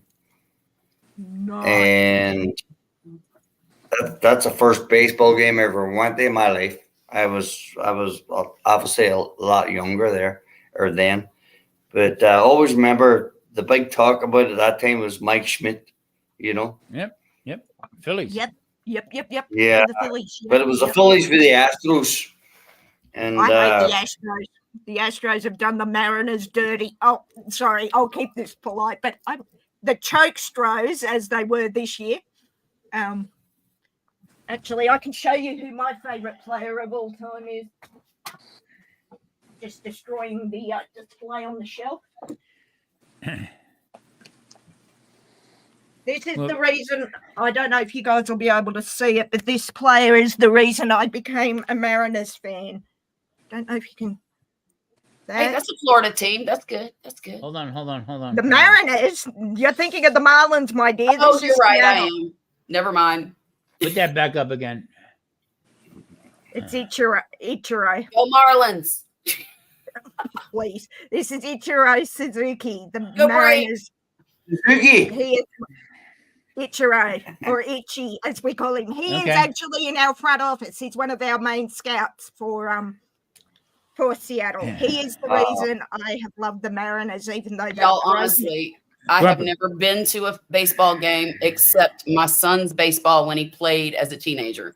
That's it. I was in Seattle in October of last year, and it was the first time in 21 years the Mariners had played in the playoffs, or like in the postseason. My favorite. I'm sorry. Go ahead. Oh, sorry. And I could see Lumen Field and T-Mobile from the apartment I was staying in. So I got there on the Friday night. There were fireworks going everywhere. Didn't have an internet connection. Messaged a friend, yeah, what's going on at T-Mobile? And his quote was, "You must be the only freaking person in Seattle that does not realize that the Mariners have just made the playoffs." And I have a shirt. I have a shirt that says "Drought freaking" with curse marks ended 2022, and on my door there is a sign that they had. You know how they have the signs at the games with the towels that says "Embrace the chaos," which was basically Seattle at that time last year. It was insane being in the city. Hey, Grumpus, me and you go back as far as Nolan Ryan. Hey, absolutely. That was the one and only baseball game I watched. Was Nolan Ryan pitching against the Yankees? Yep. In the Astrodome. Yeah. So check this out. Okay. I am the team mover. I work for Wool Mayflower. Okay. And that was I was a commercial mover. So I had the Houston Oilers and the Houston Astros, because my who I actually did the work for was the Astrodome, separate entity. Okay. Okay, yeah. So I would have to move them. I would have to move, like I said, to and from the airport for away games. So here I am, the key guy that moves them from point A to point B, box seats behind the dugout. Okay. Oh, stop. Yeah. And Ryan's there the whole bit. And my daughter was, I think, 4 years old. And what hat does she pull out of her bag? But a New York Mets hat. Sitting behind the Astros. Quickest way to annoy the Astros. No. Monday, when I went to work, I caught, you wouldn't believe the hell I caught. Why'd you let your daughter wear that hat? It's like, why did you let your daughter? I didn't know she had it, and she just bloop, popped it on. And the big screen, beep, there she is. Oh no! Waving. I said, I went like this. No, you know what I would have done, Tom? I would have pointed to her and gone, I don't know her. I would have been like, "You've been disowned. You need to step away from her." And she's 4 years old. But here's what happened. Okay, the next time they had a home game, and guess who was playing? The Mets. Mm-hmm. Okay. Oh. Do you know where my box seat was? On the third base side, behind the Mets dugout. That's where they put me to watch the game. Wow. I nearly got your hands were tied, Tom. Your hands were tied. Yeah, I nearly got tickets to the final. That's crazy. What ended up being the final playoff game for the Mariners, except the following day, we were friends and I were going to the Seahawks game. If the Mariners had have won that game, because their stadiums are very close to each other in Sodo in Seattle, Sodo would have had over 350,000 people in the center of Seattle, with the Seahawks game at Lumen and down the road the Mariners.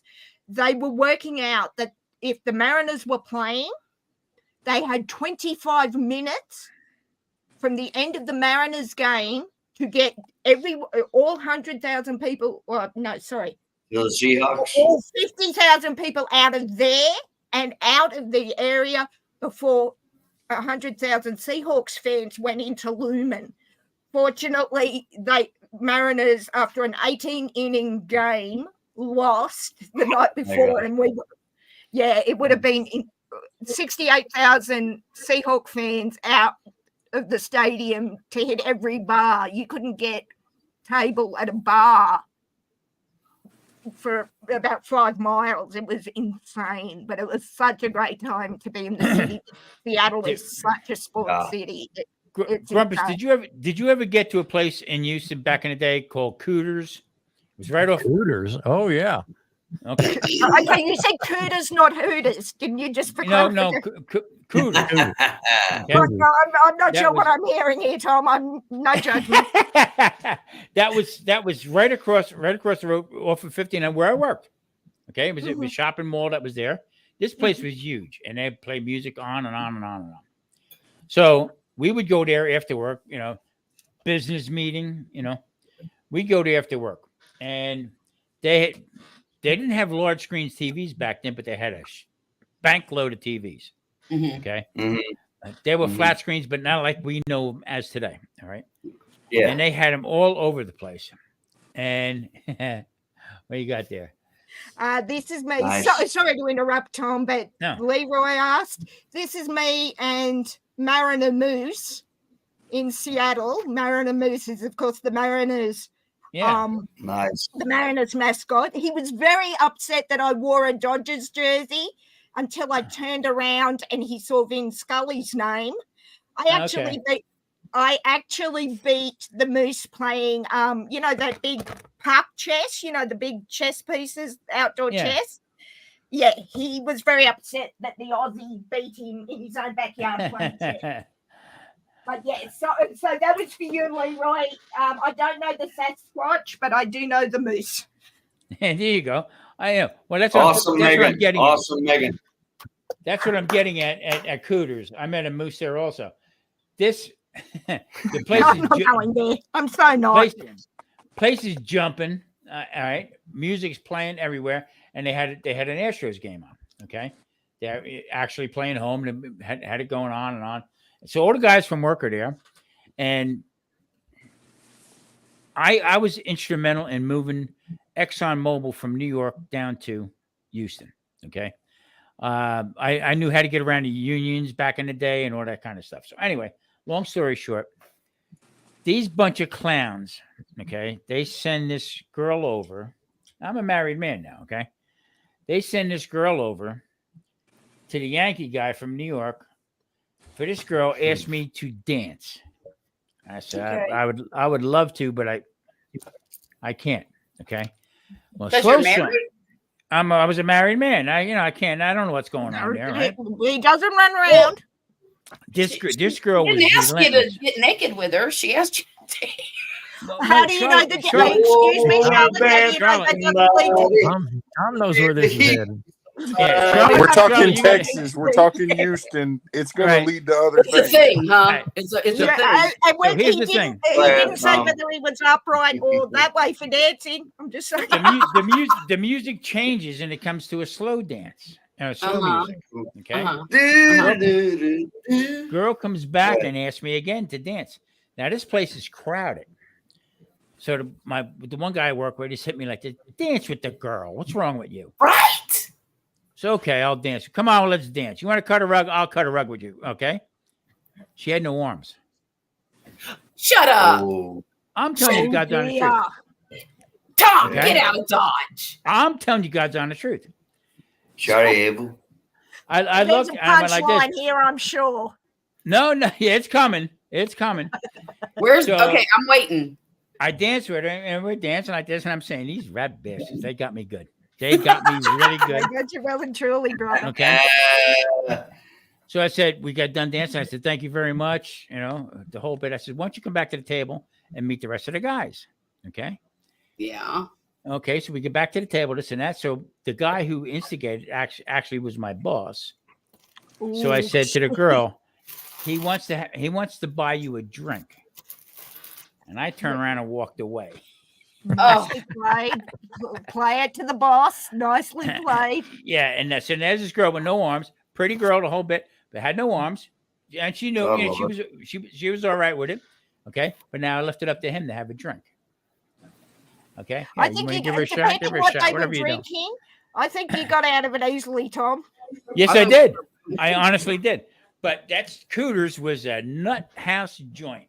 I don't care what anybody says. Sounds like That's I'm not good in crowds, Tom, but that sounds like my kind of party after a scene. Well, that's what Sodo was like. We literally went into a bar that was called a speakeasy. It was underground, and this wasn't underground. This was wide open. No. Into the great. If you had been there after a Seahawks game when we're all toasting the team and you can't hear because your ear, like I have a damaged eardrum, and I literally had earplugs in my hand, in my pocket, and I pulled them out and I looked at my best friend and he went, too late. That's like, I can't hear you. Yes. Yeah. It was insane. But yeah, you go around to Houston, you're going to hit water. It's like a time I went on vacation one time and dated a girl on vacation. Not prolonged dating, but was with her the whole vacation. She had 6 fingers and 6 toes. How do you know that? She was beautiful, but she had 6 fingers and 6 toes. She wasn't how'd you good know that? counting. No, I just, yeah. She was bad at mathematics, No, but I'm deadly serious. She actually was called a calculator back then. Yeah, probably. Yeah. I'm not even joking. 6 fingers, 6 toes. Oh my God! And she was beautiful. On each hand and foot, or just one hand and one foot. Yeah. There was like another one coming out where the small one is here, and then where the pinky is, and your toe. Another one hoof. coming out there. Yeah. I'll be damned. Yeah. No bullshitting. That's yeah. Yeah. 6 fingers, 6 toes. She's a 22 no matter how you add it up. my friends used to joke with me and said, "Hey, she'll give you a good hand job." You so did not as I walked back in, did you? They're muted. But I mean, we were teenagers. But that was the joke. The guys when we were teenagers. Not me now as a 50-year-old. I don't joke. Wonder where Patrick is. Wonder where Patrick is right now. Megan, you good? Sorry, I just realised it's almost dinner time and I'm eating candy instead of something more substantial. Oh, you got to talk. No. Yeah, I know you're keto, but do you do keto vegan? Because that's what I am. Well, not keto, but I am vegan. No, I are you vegan? Really? Uh-huh. Yep. Okay. Oh, excuse me. Yeah, I eat vegans. Is what That's I do. I hope it's better tasting on the second go. Never mind. I do vegan. No, my dad got sick in front of me, and I'd always wanted to do the changeover, and that sort of was the Megan. Here's where I'm at. Okay, if this is working for you, you go for it. Exactly. Plain and simple. Simple. Exactly, and that's my viewpoint. Just because I don't eat meat and you do, I'm not one of these vegans, nor will I ever be, who, if I see you with a nice piece of steak or throw red paint at you, I'm not that militant. It's like more cow for the rest of us. Right? You have you want to check on the cow? You have no clue of how many people. Say that nicely. It's their own. I judge not. I don't jam the fact that I'm vegan down people's throats. If they take me out for dinner and say, "Where would you like to go?" Somewhere with a vegan menu is my answer. I don't care what you eat. Yeah, exactly. Well, if you ever get to Houston, most of them have a vegan. I was absolutely surprised in LA and Seattle. Well, not so much Seattle, but LA, how vegan heavy, for want of a better word, So where I was staying. Cool. Well, see, you didn't get out of Seattle. If you'd have made it over to Maple Valley, they actually have these restaurants down the strip there. that's right. And it's straight up vegan, and I'm like, that's funny because most of Emerald Coast here. you're hunting. I mean, Yeah. That's what I couldn't work out in Seattle because you have the mountains and, it's like, is this not where hunting? And maybe I'm generalizing that, hey, you've got mountains, you go hunting, stereotype on my part. But it's like, don't you go out and hunt your food or, but yeah, I pass no judgment. My brother will eat steak in front of me and I'll look at him and think, hope you don't choke on that, bro. But that's not because he's a meat eater. That's because he's my younger brother. Here's I catch a lot of hell. I catch a lot of hell because I am Tom Garvey, the keto cook. Okay, I do everything clean. I'm not that keto guy that eats anything out of a box. I don't do that. Right. I eat meat. I eat clean vegetables, green vegetables most of the time, and that's how I do it. Okay. Yep. Now here's my story. I lost 64 pounds, and I'm off out of 13 medications. I'm down to 3, from doing it this way. Well, that's awesome. Now, but if I did it keto vegan and had the same results, that would be my story. Right. Okay. Yeah, exactly. I don't judge nobody on how they live their life. This is not a diet that I do. This is a lifestyle. Okay. Exactly. I'm a retired chef. Okay. That you know it. Yeah. In the background, I cook, and I felt like now I'm thinking back. Okay. Wow. Feeding all the potatoes and all that stuff, all the starch and all the carbs and the sugar. We pushed dessert and all that stuff like that. So how many people did I hurt back then? And I could care less one way or the other. But my mindset right now is that I got myself healthy. You can get yourself healthy doing what you do. Matt can. Everybody Absolutely. can. Matt can. Yeah. I don't give a rat's ass how you do it, as long as you do it. Stay out of the sugar and out of high carbs. Well, out of the sugar, he says, he watches me eat candy. So I'm good all the way up until you said the sugar.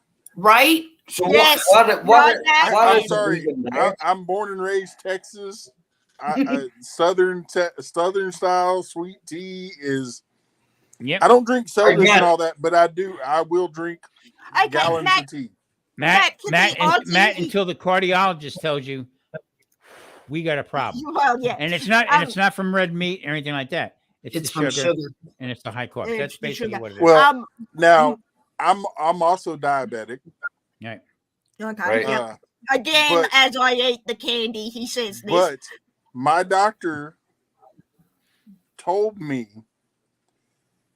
he said you need to cut back on the sugars, and he said the main one is the white sugar. Yes, I use raw sugar, unrefined brown sugar, and that's what he told me. He said switch over to the raw sugar because you won't use as much. And I've been doing that for 3 years now. And my sugars have gone down. They got me on Ozempics. Yeah. I've actually lost 63 pounds. Wow. Well done. My wife, I said, I bet you I can fit in the jeans that I wore the day we got married. And she's like, no, you can't. Guess what? With room to spare. Yeah. I had room to spare. Good. Wow. So here's my point. Here's my point. Okay. Awesome. Ozempic has. I was on Trulicity.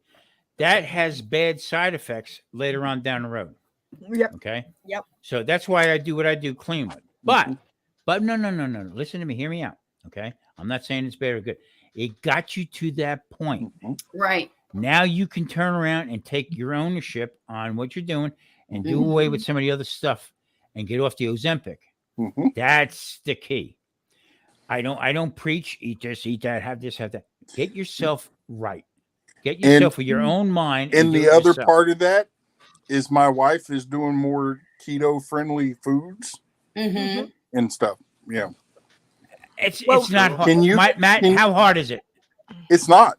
It's not Yeah. hard. No, it's not. Touchdown. But The and since hardest thing- we've been doing the keto, I no longer have to take the blood pressure medicine. Wow. My cholesterol has gone down enough to where I only have to take one cholesterol pill a day instead of That's two. great. That's That great. is You know, awesome. Now, No. listen to me. I'm gonna tell you this though: if I get to Vegas, I'm bringing some elk meat with me because you need to show me how to cook keto friendly. My story is very simple. Why I You ever decided get to Vegas, Big Matt? We are going to tell Keto, kiss my Irish ass. I'm going that week. I'll go that week. My story is very simple. My dad had less than 2% lung capacity in both lungs due to smoking. He was a good example of how not to look after a human body. Mm-hmm. He was on life support for 3.5 weeks before he died. I was with him the whole time. He came home and passed away 4 days later. I hit rock bottom catastrophically. I had a severe mental breakdown, a disconnect. So I decided, and then was diagnosed with anxiety, depression, post-traumatic stress, and severe insomnia. So I thought, I'm done. 2 years of struggling with this, I'm out. I'm done. Not that I was ever suicidal, nothing like that. I just wanted to make changes. And my dad was a red meat eater. You know, we'd have steak and, you know, sausages, all of that right through childhood. And I just said, you know what? I don't need this anymore. Mm-hmm. So I slowly started going vegetarian, which my brother's looking at me going, 3 weeks ago, you were eating steak. Yeah, 3 weeks ago, I didn't have this mindset shift. I am now all off my antidepressants. I still may need them and have them as a reserve if I do. I have severe asthma and was on prednisone for my lungs. I'm off that now. I used to be on seven kinds of inhalers, off those. I am now sleeping 8 hours a day, which was insane for me to think of. Are you totally vegan or vegetarian? I'm working towards it. I'm more actually pescatarian because because I'm dairy free as well, because it just does not agree with me. That really has a lot to do with it right there, because all right, a true vegan doesn't eat any dairy, no eggs, no nothing like that. No, okay? I don't eat any eggs. The hardest thing for me to give up, and I joke about it now, was eggs and bacon. Okay. The rest of it, like gradually phasing it out, was not a problem. But that's in your genes. That's in your genes. How much weight did you lose? I have lost the equivalent of, I think when I last checked, it was close to 65 kilos. Wow. But I'm not sure how much of that was the change in diet. But I also, when I came home from Seattle, had very bad long COVID. So, of course, I wasn't wanting to eat as much as I normally would. I'd like to think it's a little bit, I joke that COVID's the best form of weight loss. But having said that, fair play to you, Megan. Fair play to you. Keep it going. I can't say no to bacon. Yeah. No, I would either, Matt. The neighbor can be cooking it, and I'll smell it, and then the next thing you know, I got a mile off and think, oh, I really love whether the neighbor likes it or not, right, Big Man? I got a New York strip ready to go tomorrow. You know, maybe I should learn about these diets. But what I'm most proud of is not only has the weight come off, I am now down like 4 sizes in clothes. It stayed off. Yeah. But you know, I could lose weight before and then put it straight back on, and sometimes double it. But it has stayed off. What do you do for your protein intake as far as amino acids and stuff like that? A lot of salmon is. I don't know that that's any suggestion you can give me, Tom. I would love to hear, because that is something I know. Have you ever tried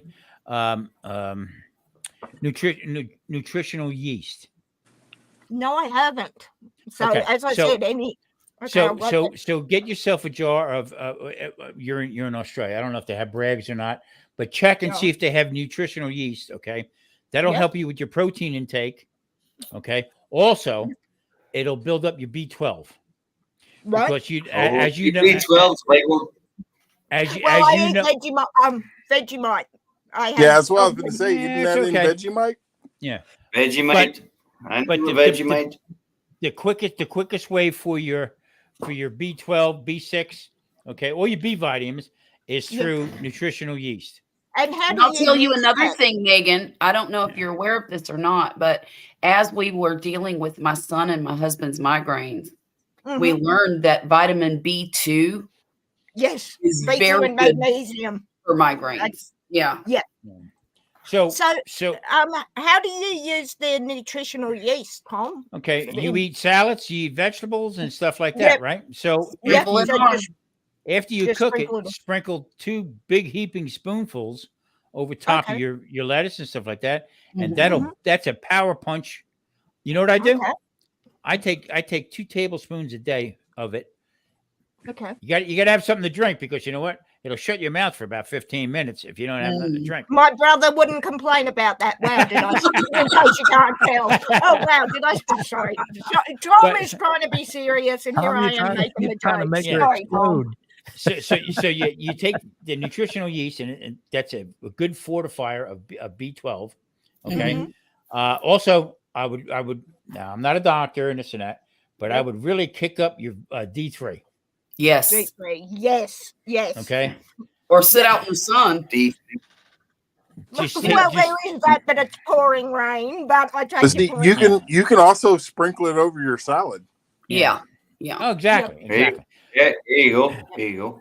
You know, I will say this: when after I had my son, which was 15 years ago almost, I started having joint pains in my hands. Bad joint pains in my hands. However, I had this table that I'm sitting at was a teak table that was my husband's family's years ago. And it was this ugly orange teak color. And I had hand refinished the entire table in a walnut color. And so I thought my hands were sore from hand sanding this entire table. Come to find out, about 2 months later, I was still having problems. I was exhausted. I couldn't get out of the bed. Every joint in my body hurt. And I went to the doctor and I said, something terrible is wrong with me. I think I might be dying. And thankfully, no. Slowly. Yeah. And she said, what was it, arthritis?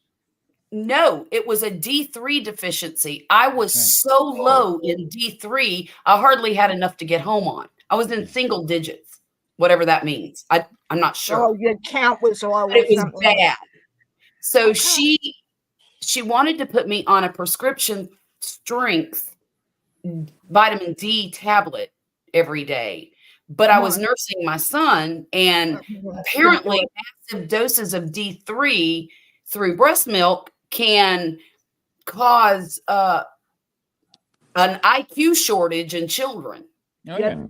And so I told her, I said, it can cause mental deficiencies. Actually, an oxygen defect is actually what it can cause you. And so I told her I can't do that. So you know what she told me? To take 2 Flintstone vitamins a day and sit in the sun with as little clothing on as I could. Hey, it's summer, coming to summer, and I've got a back deck. It was February in Virginia. Oh, and my husband made me sit outside on my porch swing with a tank top and shorts for 20 minutes every day for a solid 8 weeks. But it worked. It worked. And within about 3 to 4 weeks of that regimen, I started feeling like myself again. Now, but when I'll tell you what, when she told me, she said these words, "You're going to think I'm crazy, but I think you have a vitamin D deficiency." And I said, "You're right. I think you're a quack. Something is terribly wrong." I think you're insane, but I'm not going to disagree with you, and we'll try it and see what happens. Well, that's what I told her. I said, I'll try whatever because I hurt every day. I'm having a hard time functioning. Yeah, Megan, do you take any calcium? No. I probably should because I've got a broken wrist that I did in March that is Okay. still giving me shit. Yeah, Pardon me. What you got to do is you got to take what they call calcium glycinate. Oh, Don't- yes. Don't take any other calcium, any other name other than calcium glycinate. If And you you take need something vitamin else, D to process that too. yeah, and the problem is if you know- take anything else other than glycinate, you will spend most of your day in the bathroom. Oh yeah. My mother. Okay. Yeah. So you need the glycinate, and that'll actually help with your bone density, the whole bit, Mhm. and also take you out of, because of amino acids that you're not putting in from red meat, okay? Mhm. Whatever way you're putting it into your system, that'll actually help you with building up your aminos, okay? What In about your MCT? Is that a amino acid? It's a coconut oil. MCT Okay. is a derivative. MCT Right. oil is a derivative of coconut oil. Yeah. Okay, you can take that, but you also got to be careful taking MCT oil because it will also play with your immune system. Okay. Yeah, And and mine is craptastic at the best of times. Right. So the best thing to do right then and there is to take eat coconut. You know, eat some coconut. Right. Okay, coconut flakes and stuff like that. But you got to get the calcium into your system because not coming from any kind of bones or anything like that. Soups made from bones and stuff. Yeah. Right. You So get would away. bone broth or something like that Bone work? broth would be one of the better ways to get it into your system. But it's an animal product. Yeah, that was my next thing. Like, do I? So But the calcium glycinate will actually absorb into your system much faster. You'll get away from restless leg syndrome. It'll help with your heart pumping and stuff like that. Also aid in your liver function. Yep. Okay. Yep. And it's just Which let's face it though, I'm not sure how much I should work on the liver, given I've got those 3 bottles of whiskey and 2 of vodka sitting waiting for the Thanksgiving football stream. Just saying. That'll work on them. As long as they stay in the bottle, your liver will be fine. My liver is all, I can feel my liver saying, "We're already thanking you. Don't open those bottles." You're looking at a guy that suffers from that syndrome. That's why I take calcium. That's why I'm asking. Ask the expert. Ask the expert. But I got to tell you something. I'm a type 2 diabetic. Okay, that watching you eat candy right there, I could probably take off like a rocket ship. My numbers. Yeah, I probably shouldn't have done it for the sugar hit. No, but this right here, this Scotch on the rocks. Scotch on the rocks. A couple of them. It doesn't increase your sugar. Cheers, everybody. Cheers, I haven't got anything. It lowers my blood sugar. Believe it or not. How does that work? Oh, because explain that.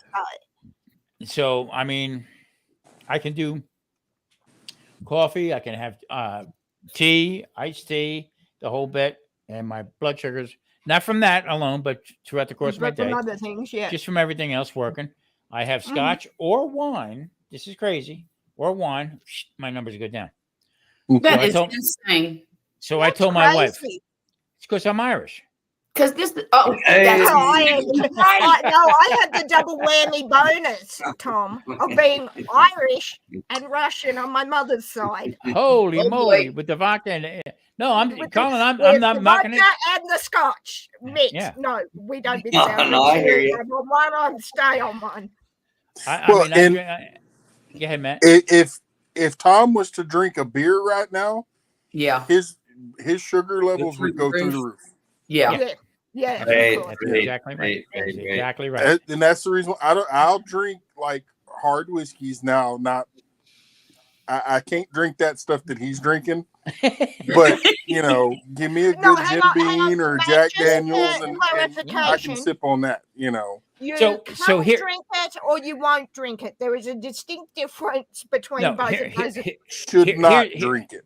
Here's the difference. Here's the difference that everybody they listen to the doctors too much. The hell was that? What was that? I clicked something I shouldn't have, I guess. Yeah. Phew, I got gas. I got gas. That sounds like Game of Thrones, and it's not me. I thought for a minute the aliens were coming. Here's the difference. You haven't worked out the Matt's an alien, or is it just because I need a drink? Sorry, Matt. A doctor will tell you to eat fermented foods. Okay. Oh yeah, like pickles and cabbage and sauerkraut and that kind of thing. Sauerkraut. Again, I love sauerkraut. I love sauerkraut. Oh my gosh. Don't get no more fermented than that right there. That's true. Or this. Does not get any more fermented. Actually, than I haven't got anything, so I need to go and get one. But get that wolf.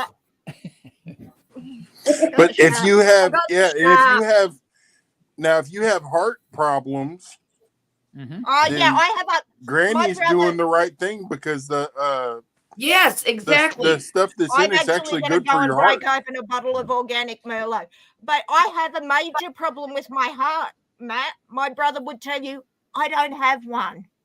Well, my sister would tell me the same thing. You know, it's funny. The other day I told Poppy, I said, honey, it is cold in this house. He said, it's just your heart, honey. Yeah. Oh, that was a good one. Here's the thing. Okay. I've learned in the past 10 years that we are sold a bunch of bullshit. Okay. Yeah. We are sold things because guess what? It's a business. They're gonna put you on here. I walk in, everybody, Grumpus and Granny notice. I go to the doctor's office. They walk me to the end of the building, weigh me, walk me back up, and then take your blood pressure, and then take my blood pressure and say it's high. Yeah. Right. Okay. Right. So this chunky girl walks me down to the back to the scale, and she says, I told you go first. Right. Okay. Yeah. Yeah. And she laughed. We walked back, get in a room. She wants to do my blood pressure. So let me do yours first before you do that. All right. Yeah, exactly. Okay? They don't want to hear that stuff. Okay. So right away, my blood pressure was high because I just walked 3 miles. Okay. Right. And then they turn around and they take my blood pressure over my shirt. Mm-hmm. Okay. I said, this looks like you work for Pfizer. Actually, you want to put me on a blood pressure pill? Okay? Your fights or AbbVie? I said, no, this is bullshit. So then when the doctor comes in, and then me and him lock horns because I tell him I'm vegan. You were not taught anything about nutrition ever in your life. Maybe if you had 3 days worth. Right. The whole time you went to med school, right? So you have no clue. You're telling me to eat more carbs than fat. Fat's not good. Carbs are better. Look, and Tom, I agree with you 1,000% because I know a few diabetics who are told to eat a certain amount of carbs every day. And I'm thinking, are they trying to kill you? No, because they want to sell medication. Doctors know that as soon as the carbs hit your mouth, it starts turning to sugar. As soon as, and it blows my mind. So Matt's on Ozempic, okay, which is one of the better ones to help lose weight, okay, to a point. Well, and to keep that A1C down and your numbers down, and that's what he probably needs right now. Okay, now hold on, Charlotte. Okay, they are matching our A1Cs to people who eat carbs. Okay. So when they take a guy like me who don't eat carbs or sugar, and I go in and they say, "Whoa, wait a minute, your HDL is up and your LDL is down," okay, because that's and your cholesterol is at a certain rate. That's based on a high carb diet. You have a metabolic disorder. They're not measuring me. They're not measuring me on what I eat. That's low right. Carb, no sugar. So my numbers where I'm at are perfectly 100% on the money. Right. But it's not according to them. It's like me looking at the baseball score and I see 11-9, okay? Right. And somebody else sees 10-8. Right. Oh, yes, I see what you're saying, Tom. It's the numbers that they want. I know that to be true, Tom, because when I was keto all those years ago, my cholesterol dropped 100 points. My HDL dropped 100 points in 3 months. Yeah, I'm 6 foot. My LDL went up a few points, and my triglycerides cut in half. Exactly. Yeah. My when I was on the regular American standard diet, my triglycerides were 1,680. See, mine weren't that high. Mine were like They're supposed to be 150 or less. Okay. Yeah, mine were. I thought it was 150 or 400, and it like I said, it dropped in half. So when I walked in, the cardiologist went like this: "Oh, baby, we got medicine for you, brother." Not only that, but the last let's charge you for some heart surgery, for some stents, for some bypasses. You know. So when I turned around and I started this back in Florida, okay, I lost 44 pounds in probably 2 months. Yeah. Okay? Wow. No, that's amazing. That's amazing. And then I started saying, poor me. Mm-hmm. Okay. Retired chef. Poor me, I can't have pizza. Poor me, I can't make bread. I can't make rye bread. I can't have this, can't have that. So what I do, I started cheating. Back. Right. So I lost 44 pounds. And next thing you know, I gained 64 pounds back. Mm-hmm. So I gained 20 pounds on top of the 44 I lost. Yeah. So now they wanted to put a stent in because they look at you, they look at your numbers and look at you and say, fat guy, he's getting stents, he's getting this. I'm like the gold mine for the medical industry. Tom, you are this to them. Yes. But Tom, I was an anomaly because when I had my heart attack, I was 135 pounds. As a stress, and I was 5'1". I was Charlotte. Stress also, Charlotte. Stress. A lot of that.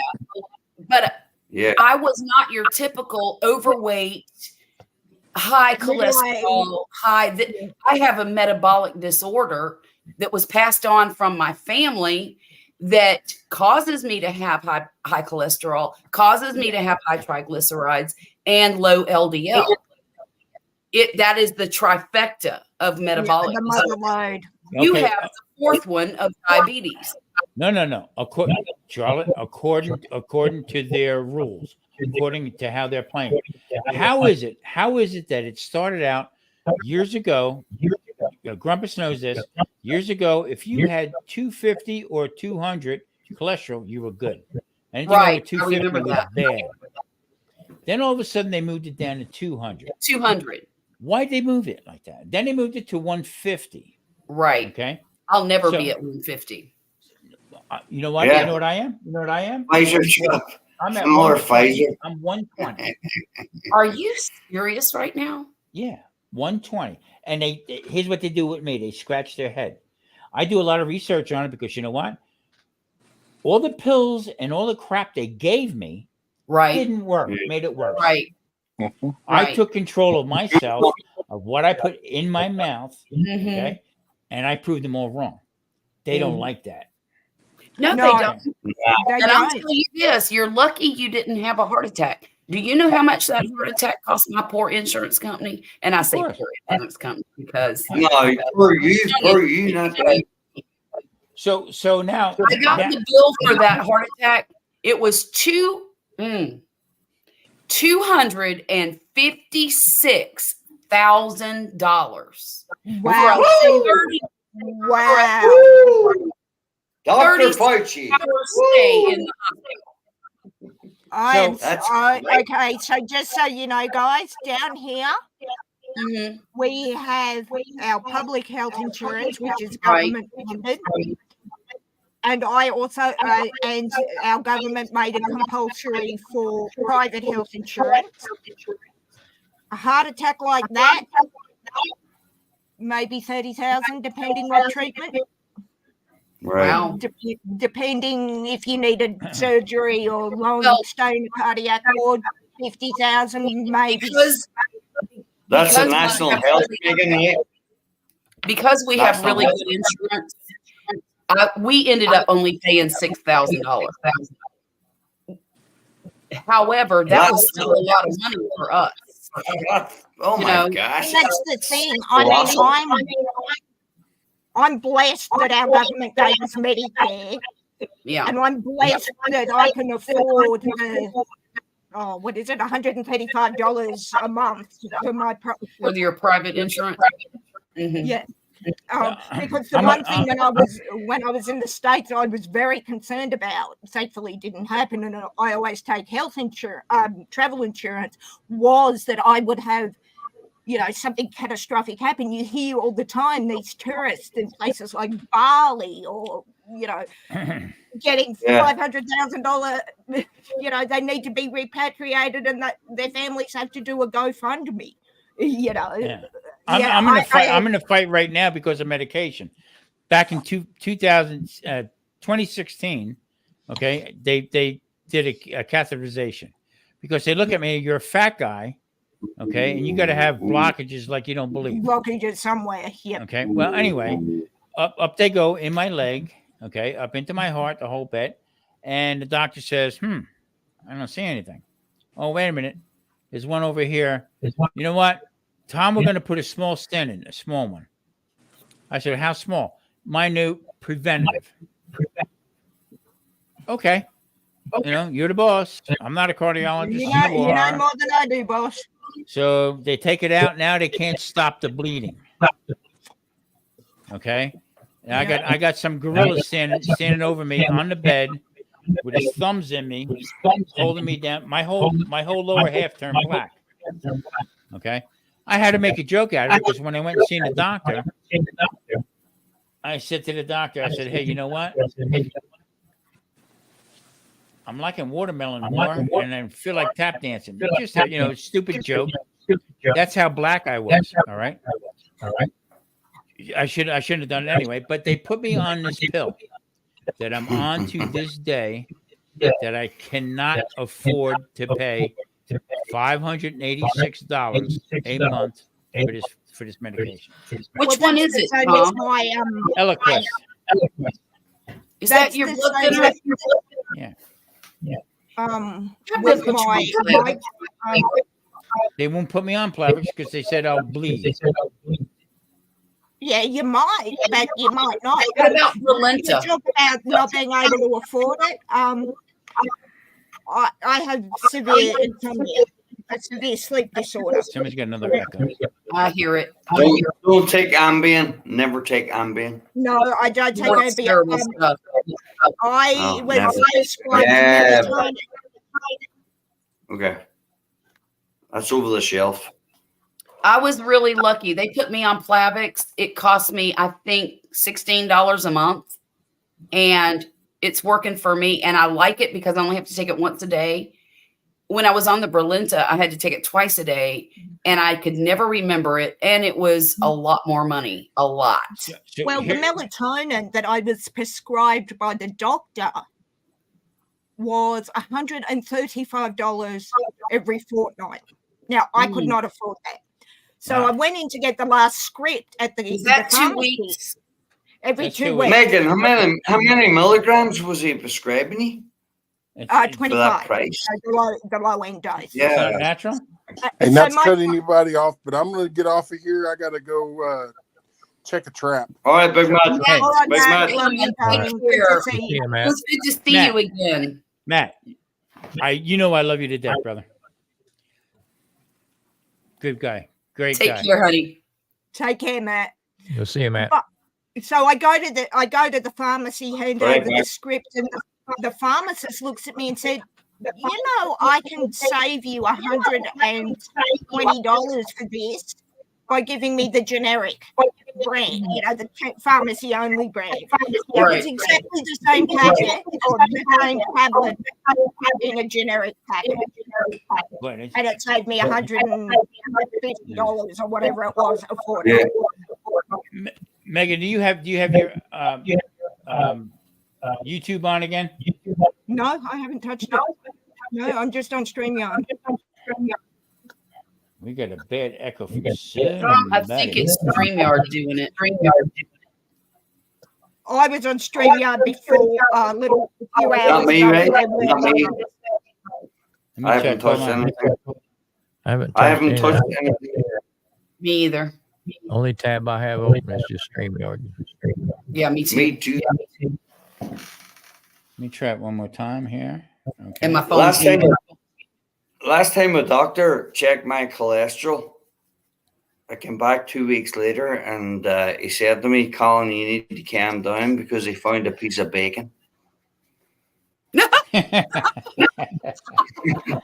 Now- now I want a piece, and now it's like, no, you're not having it now just because Colin's I love my bacon. So I go see today. Actually, I got in an argument with cardiologist. Yeah.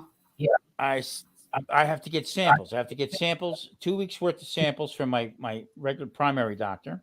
Right. Then I got to get 2 weeks of samples from the cardiologist.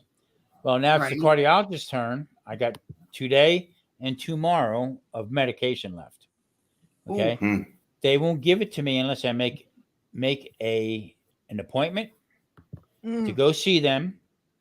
And then if they have, here's what the guy said to me. And you Grumpus and Charlotte know me.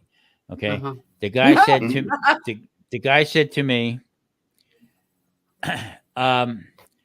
you have to come and we'll give you the medication if we have it. And by the way, you're not the only one. 90% of our patients are in the donut hole. Oh, is that so? Huh. I said, how about this? How about if I put you in a freaking donut hole? You piece of crap. Not exactly what I said. Okay. I said, I'll find you and hunt you down and make you have medication and pay me for your medication. You piece of crap. Okay. So I'm thinking, I said, hey, I'm 69. I'm 69 years old. Okay. And I'm talking to some guy about this. They're talking about my health. That's it. Right. They're talking what they're talking about is your life. Yeah. So Charlotte, so here's what goes through my mind now today as I'm driving. Okay. You talk about road rage. Holy crap. I mean, it was written all over my car. Stay away from this idiot, But here's what I'm thinking. They're telling me they don't have samples to give me. I can't afford $586 for my pills that I got to pay. And they're telling me also that I have to take it. I cannot get off it. That's the eloquence, right? Yeah. So now I said to myself, wait a minute. When I had surgery, okay, I stopped taking it 2 weeks before I had surgery, and then go back and then do 2 weeks after I had surgery, and then I started taking it again. Yeah. So now I live in Vegas, so everybody says it's a crapshoot. Okay. I see what you did there. How do I do it? What would happen, Tom? What would happen if you just took an aspirin every day? That's see, Charlotte, that's my thinking. You know what I mean? But because honestly, I can't stand going to the doctor. I'm sick of going to the doctor. My family is all over my butt about going to the doctor, and I keep giving them this. And I've been taking aspirin every day, and I'm absolutely fine. Absolutely fine. And I was on the Plavix. I still have some, but I don't take it anymore.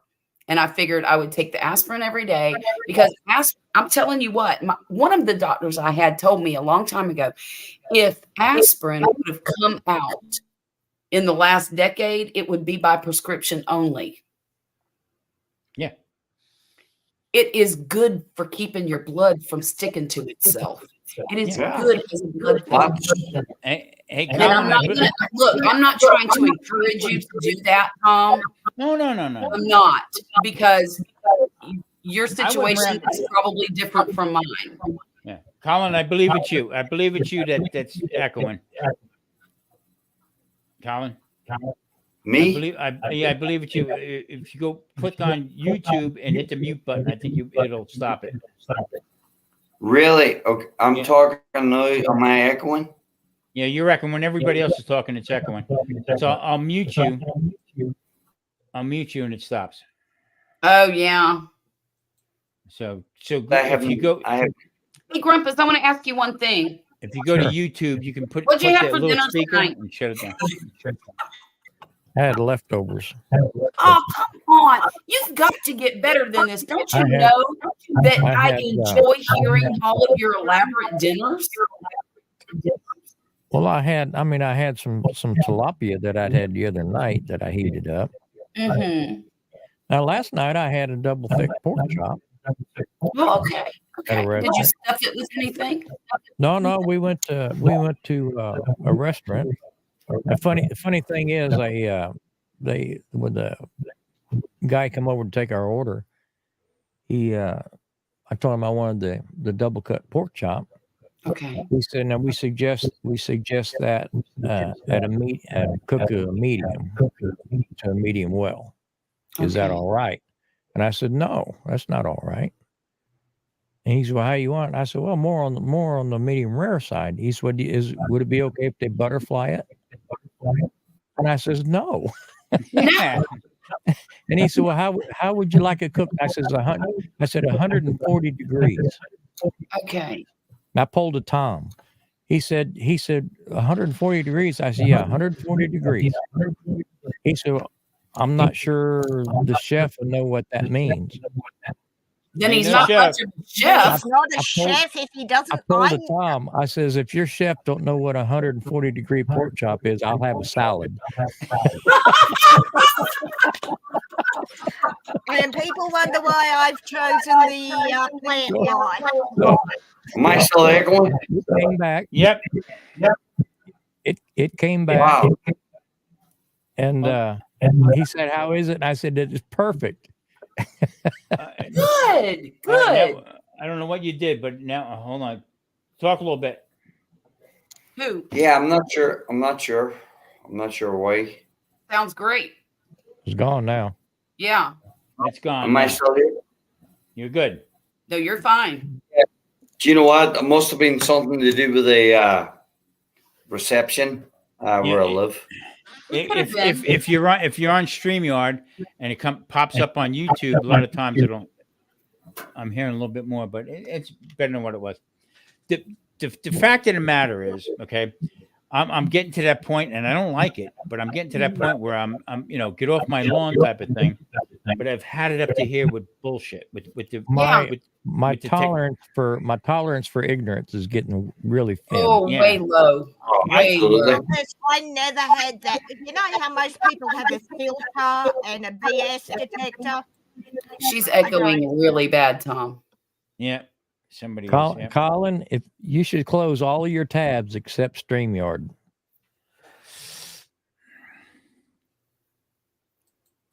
I don't know what he said. Near. No, he's muted. He muted himself. Now he's open again. Yeah, okay. Colin, you should close all the tabs except StreamYard. Yeah, it's coming from him actually. Is it me? Is it me who's echoing? It was. Yeah, I don't know what you did, but now. But now yeah, I haven't changed anything, since the beginning, since we came on the shock.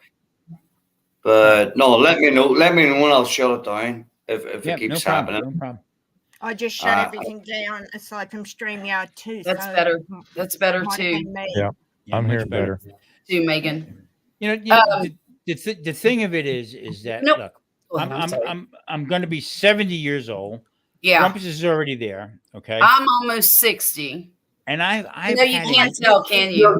No, darling, you can tell I'm close. You guys don't look young.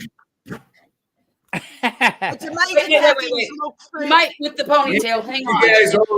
You guys all look very young. You all look very young and fair play to you. Charlotte, it is amazing how the world looks through glasses. Isn't that the truth? Yeah. Through rose-colored glasses, doesn't it? Wine is a preservative, right? Yeah, it is, and it's fermented. When I'm pickled. This is an actually, all jokes aside, this is one of my favorite organic. As they always say, keep low. And I've got guns. See that? Keep eating your Brussels sprouts. My Irish brother right there. Out, Charlotte. My Irish brother, I love it. I yield to the queen of the guns up in the right corner. That's a genetic thing. It's just from throwing around 7 kids for 38 years. So I'm getting to the point. I'm getting to the point in my life where looking back at what my parents said, taught me, okay, it's coming true. Yeah. Okay. My dad told me flat out, one day you're going to pay for water. Stop wasting water now because you're going to pay for water. Yeah. Okay. We're paying for water. Okay. Yeah. 13 channels we had. Okay. You're going to pay for TV and they're going to tell you what you want to hear. And that's exactly what's happening right now. You know what mine told me? He said, Charlotte, if you're not going to do business, don't advertise. Bingo. You said that many times. That makes a lot of sense to me. It does. Yeah. I was thinking about doing a T-shirt that says that on it. I'll buy one. I would hear. I'll buy one. Get a kick out of this. I would hear my dad say that to me, and I would turn around and say under my breath, "Bullshit." Okay. Bullshit. And you're living it now, aren't you, Tom? No. Yes. Yes, I am. Yes, I am. Thank God he doesn't even know it and he can't rub it in your face, right? Oh, no, he rubs it in my face. Every once in a while, I trip for no reason. I opened my mouth. You know all the things you heard your father say as a child and thought, when I'm older, I'm never going to say that. I'm at the point where every time I open my mouth, my father comes out. Exactly. But I swore I would never say what he said to me as a child, my nephew. And I do every damn time. Yeah. And today, now, I'm 69. My daughter's just turned 47. Yeah. So I took her out for lunch, just the two of us. Okay. That's so nice. And I said to her, I said, what? She was 4 or 5 years old when we split up. Okay. Wow. And my ex did a good job bringing her up and this and that. I was in a bar business. I was playing in the band the whole bit. So I wasn't around. I'll admit that 100%. Okay. But I said, what's the one thing I have, Colin, it's coming from Colin pretty good. I said, what is the one thing that you take away from your 69-year-old father, okay, that you'll carry on the rest of your life? And she said, don't take no bullshit from nobody. Oh, you've taught her well. Get off my lawn. Yeah, get off my lawn, you red bastard. And that's exactly. And I was kind of proud to hear that. My father's great lesson was do no harm, take no shit. I don't. Say that again. Do no harm, but take no shit. That's Exactly. right. Let the world know you're there, but not so obnoxiously that they want you to leave, but leave and give them something to talk about on the way out. Yeah. Oh, that was my grandmother's don't let the door hit you where the good Lord split you on the way out. But My grandmother's best advice to me was, I love that. Hey, crackheads, get out of here. she said, never tell all your secrets. my grandmother's other great one is always smile at strangers because it makes them wonder what the F you're up. Well, she didn't say what the F because she was a lady, but Right. makes them wonder what the hell you're planning next. Mm-hmm. Calling at you, brother. Yeah, I mean, it's coming in real bad, real. My granny used to tell me all the time, if you can't listen, you'll have to feel. I don't know. I don't know what you got going on there, but it's really bad. Yeah, have my no grandmother idea. was a real lady, but she didn't take nonsense, and she give you a look like. I think it's your mic is picking up, or Everybody else. and coming out. So Rumpus, what is going on behind you?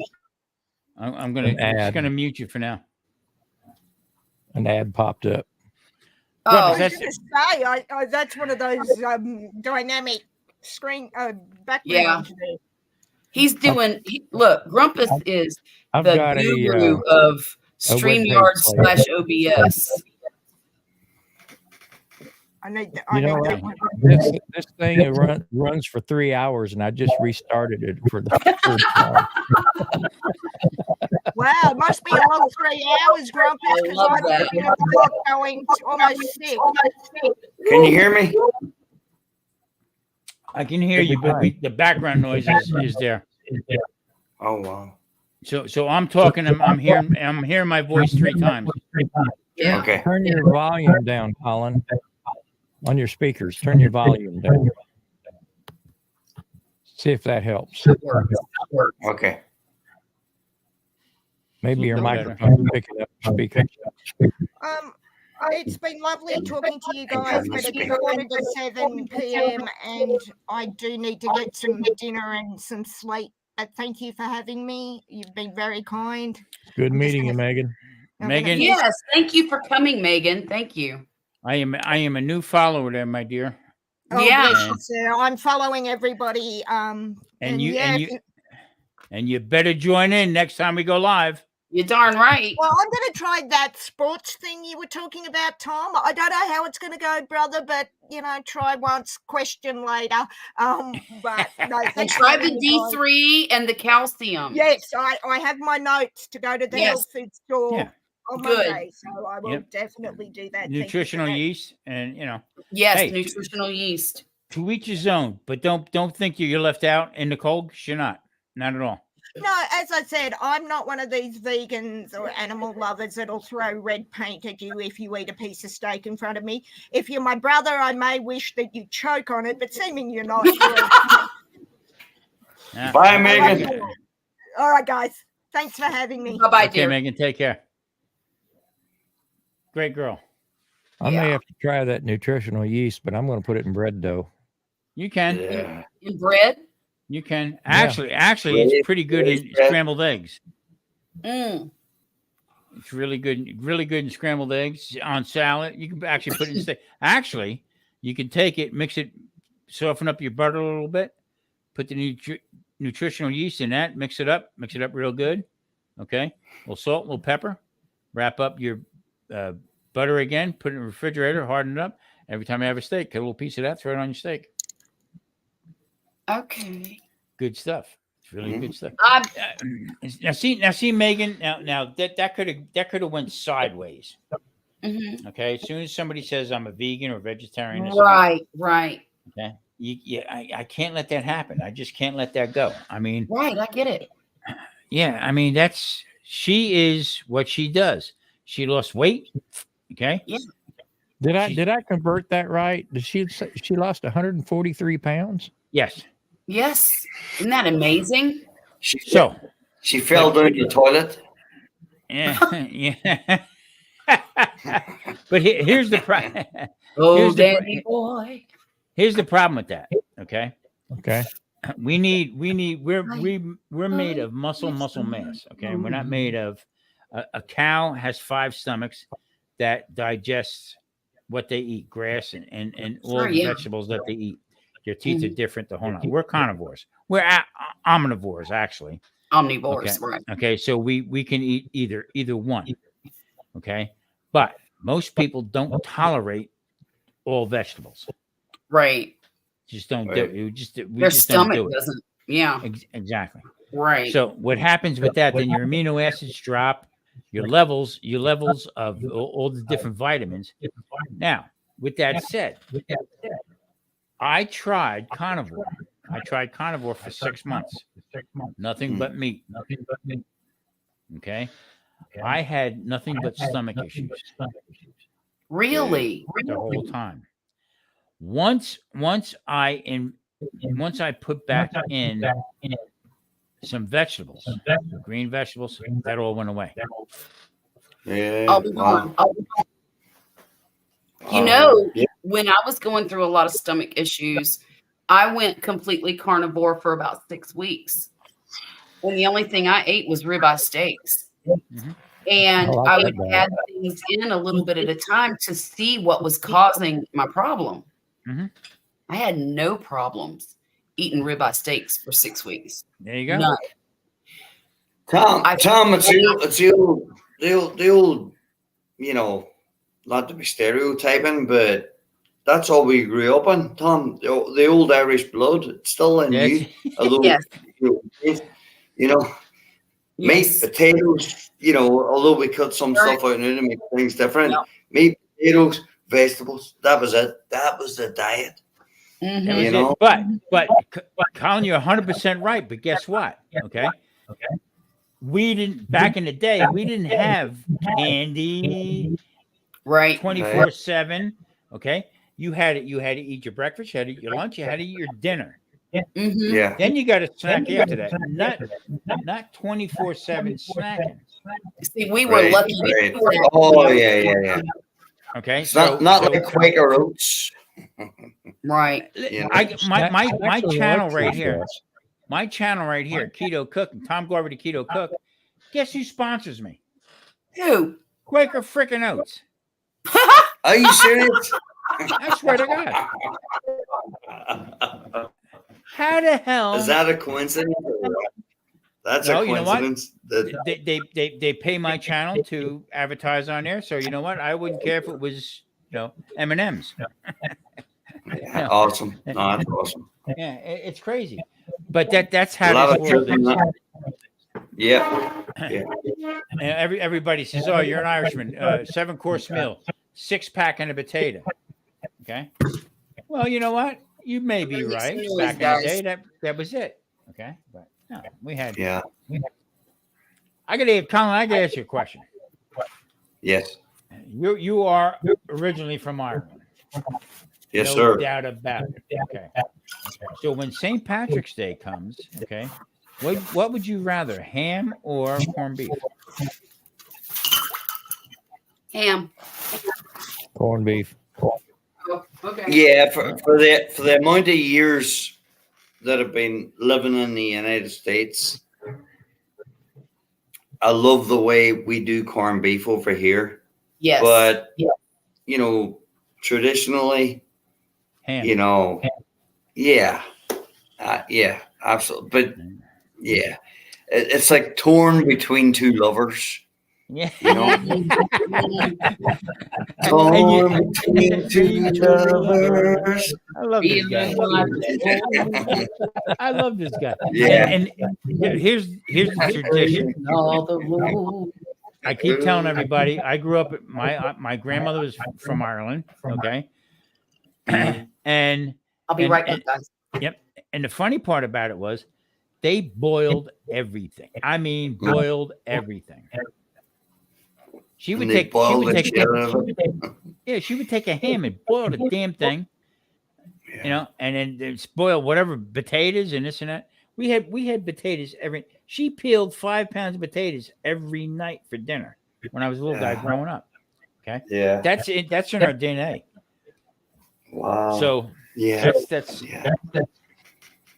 Now I'm keto and I stay away from potatoes. Okay. But my daughter said to me today, she said, "Pop, you got to understand." She said, "I got 2 boys. One's 6'8" and the other one's 6'5". The 6'5" guy is 14 years old. Okay. Oh my God. See, I got big boys, big Irish boys. Flynn's their last name is Flynn. Okay. Oh, Flynn. Nice. From Garvey to Flynn. Okay. She said these boys like to eat. So I can't afford to go low carb and this and that. These guys got to eat carbs. She says, so we got to resort back to potatoes, bread, rice, and all that stuff like that. Yeah. I said, hey, because your own man's a keto cook, don't think you got to be strict with that. That's fine. Mm-hmm. Yeah. When I moved out on my own when I was 17, my father said, as long as you have a 5-pound bag of potatoes, you're going to be all right. Yeah, and it was in a big paper bag. Like, it was nothing fancy. Big paper bag. It was like, you had to put it over your shoulder, and then they didn't go bad because you went through them. Sure, right. Get a little bit of money and you bought a little bit of beef or whatever, and vegetables. But you carried them over your shoulder, and you peeled them good. And when the summer came, you didn't even have to peel them Just because rub it off. Yeah, or even just roast them, whatever. Yeah, I still do the same.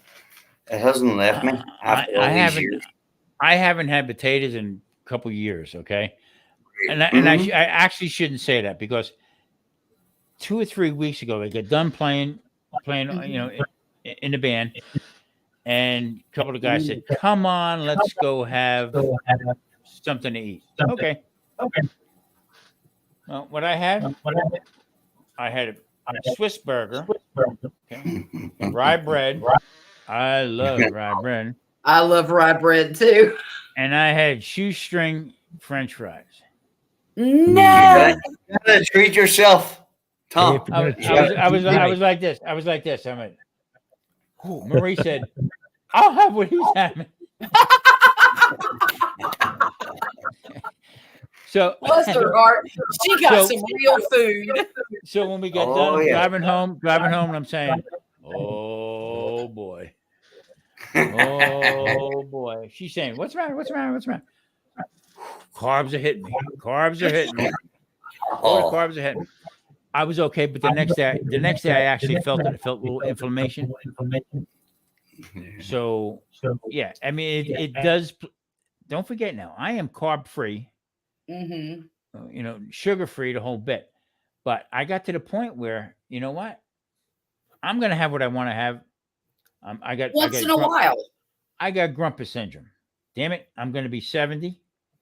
Okay, and I'm gonna have this and have that. But the bottom line is, it affects you. It actually affected me. It really did. Yeah. So the digestive system is like, whew. Yeah. Like I gotta watch. Why listening to y'all. I am too. What's the matter? Oh yeah. I'm getting hungry just listening to y'all. I'm going to go out now and boil potatoes after we're done. I'm joking. No. Uber Eats or something. So tomorrow I get up. Okay, probably won't sleep too good tonight. All right. I'll probably sleep till about 8:30. Get up, and then I'll have scrambled eggs. I'll have probably about 10 o'clock is when I first eat. Sounds good. Two or three cups of coffee, and then probably tomorrow I'll make some chicken real quick. Saute chicken. Then I'll go play. So that's the only 2 meals I have. When I play, I don't drink. Okay. Yep. When I get done, I might have a vodka or something like that, and then we'll go eat, and then I'll have my whatever, carbs or this and that. I try to bounce around it, but everybody's so carb heavy with these little late night stuff. Yeah. I'll come back home again, and then I'll get up Sunday morning and test my blood, and it'll be off the charts. Tom, I'm sure you saw the different side of it, like going back in the day. Yeah. Is when I used to play also. But back in the day, I used to drink like a fucking fish. No, I never did that. I drank like a squid. Tom, then going into the latter stages, before I just decided before I eventually stopped. I stopped actually too early, but I would say the last 2 years, I never like you just brought back memories to me there now, Tom. I never ever drank when I played. No, maybe I had one beer, but I always had water. Beer, maybe one beer just to be socialized, and just glasses of water. But back in the day, it was like Planksty. It was like Christy Moore. It was like, you were bathing pints, drinking pints to bathe the band. It was just like chaos. But the music was still coming out. People were still loving it. Right. But no, there's On Saturday night, Colin, on Saturday night we do a variety show. So a lot of it's done with tracks and stuff like that we play along with. Okay, but I have another band that I just started with, and that's on Thursdays. We're rehearsing. Okay, and they'll have some beers and this and that, and I won't do that because I want to perfect what we're doing. Exactly. Because that is money in my pocket down the road. The tighter we get, the more money we're going to make. The whole bit, and here I am, 69 years old. This is my bucket list to back playing again and stuff like that. So I don't want to be an idiot out there playing with Saturday it's every Saturday. What we do is going to end soon. It's probably going to end by January. Okay. But the bottom line is this new thing I'm getting in, going into my 70s. Okay, next year. They got quite a bit of casinos that's going to be booking us. The one guy, the lead guy has a pretty good reputation. Now, do I really want to do this? Well, you know what? I opened up the door. Okay, and I can't look back now. I can't turn around and look back. But arthritis. I'm a drummer, so arthritis. Walking. You want to see me get up Saturday night? You want to see me get up from the drums at Saturday night? Oh, Jesus! Oh God! Oh my! Oh yeah! That's the other reason why I don't drink. DW40. You get a few sprays in there. Or WD, whatever it is. Hey, you're laughing. There it is right now. I'm greasing the gears right now. Getting back to the food end of it. Okay. I have no problem with potatoes and stuff like that now, but before I couldn't do it. So I know exactly how I'm going to feel Sunday morning if we stay out. My wife comes with me. She sits in the audience. She has a couple beers and stuff like that. She's Italian. She has no problem with weight or diabetes or anything like that. Nothing wrong with her. But to support me, she eats the way I eat. Okay. So when I turn around and say, I'll have French fries and rye bread, I'm in. I'm good. Let's have it. Okay, yeah. Oh, amen, brother. Amen, brother. That's a good one. So I have no problem with that whatsoever. That's amazing. Gosh. Unbelievable. Yeah. Wow. So what do you got planned for Thanksgiving, Tom? We are.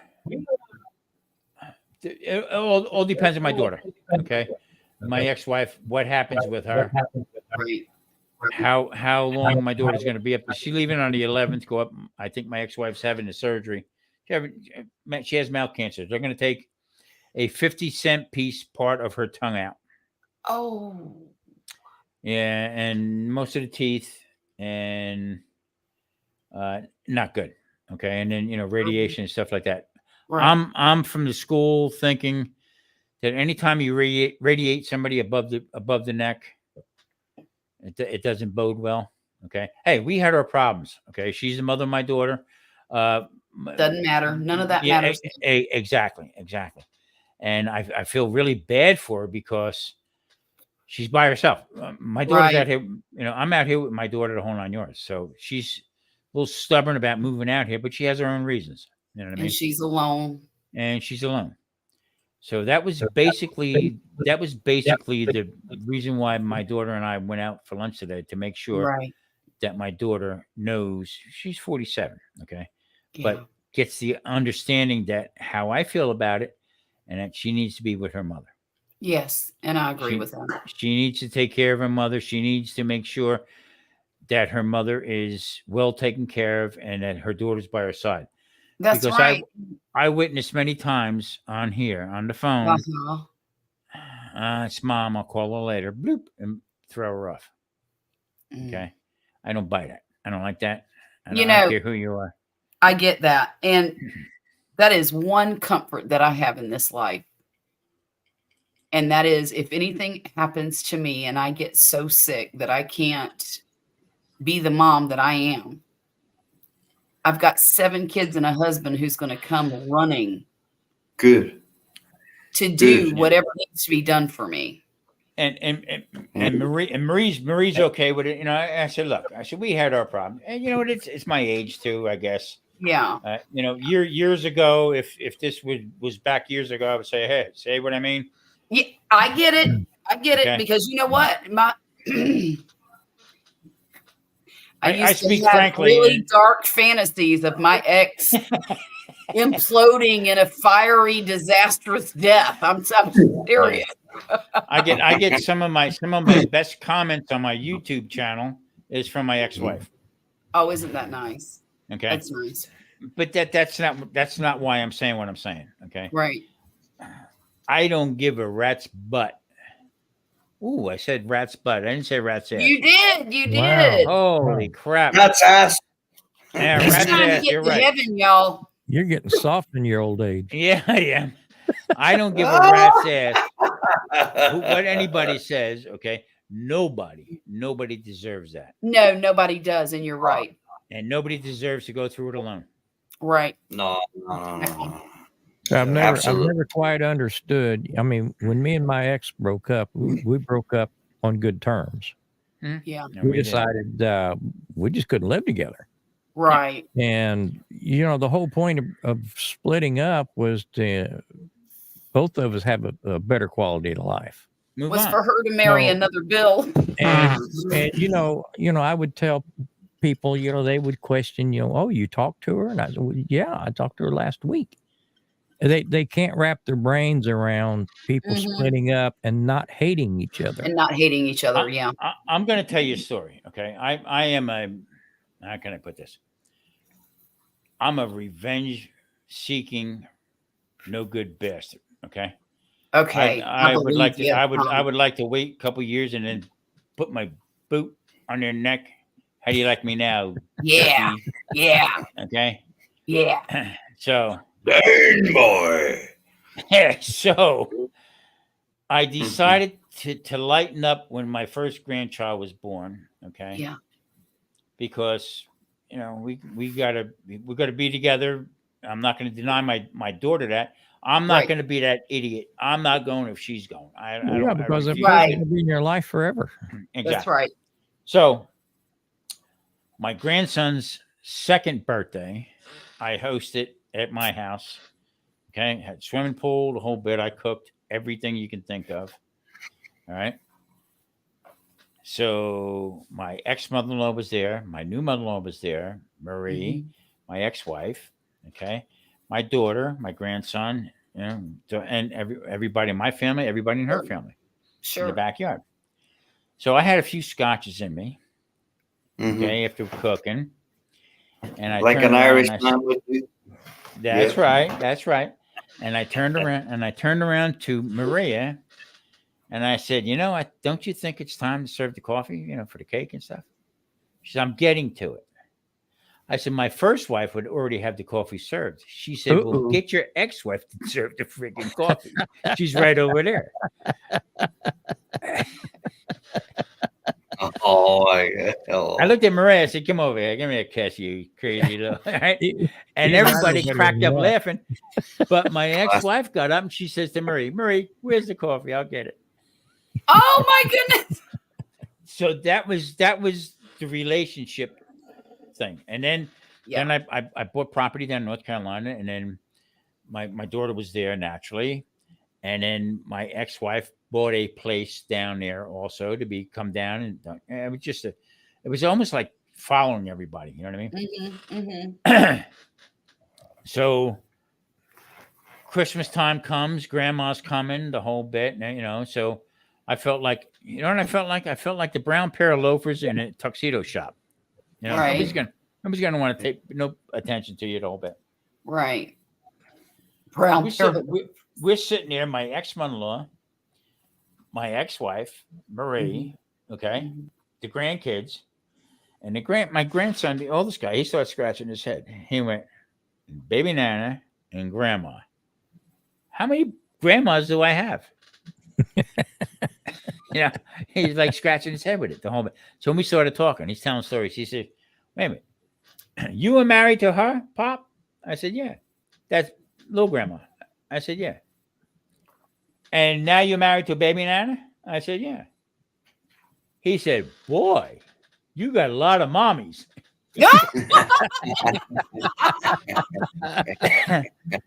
But I try to keep it light. I try to keep it light for the kids and this and that. And now, after all bullshit happened here and there, whatever, I just feel bad. I really do. I feel bad. You know what? I feel bad for my daughter because I experienced it with my mom. Okay. Yeah. We lived in Houston. That's why I moved back to Jersey, because my mom was dying.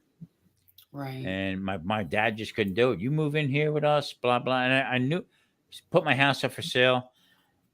And then I go back to Texas because I rented my house, had it up for sale, wouldn't sell. I go back to Texas, all right, had it up for rent also. Rent with option. I did everything. Century 21. Grumpus, I go back, pull up in front of the house. There's a pickup truck in my driveway. Real estate office rented it out without me knowing about it, collecting the rent. Oh No kidding. God. Yeah. So guess who bought my house? Century No. 21 of No. Century 21 of Katy. Good. Anything Yes, to stay off the 6 o'clock news. Yeah. Right. Right. Hey, Marvin Zindler. Eyewitness News. There you go. Hell yeah. Yeah. Well, I've got my oldest daughter has been through the ringer with me. And she has a dad.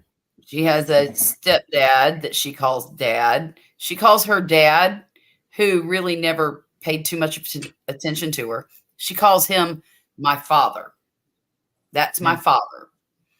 She calls my second husband dad. And Wesley, she let him give her away at her wedding. Okay. But she still calls him Wesley. Okay. Still, they have a tight relationship. Yeah. And so now I have 2 grandbabies with that daughter. I've got Ollie, or I call him Opie lately. Opie and Millie. Well, I call him Opie because his initials are OP. Yeah. Obi-Wan.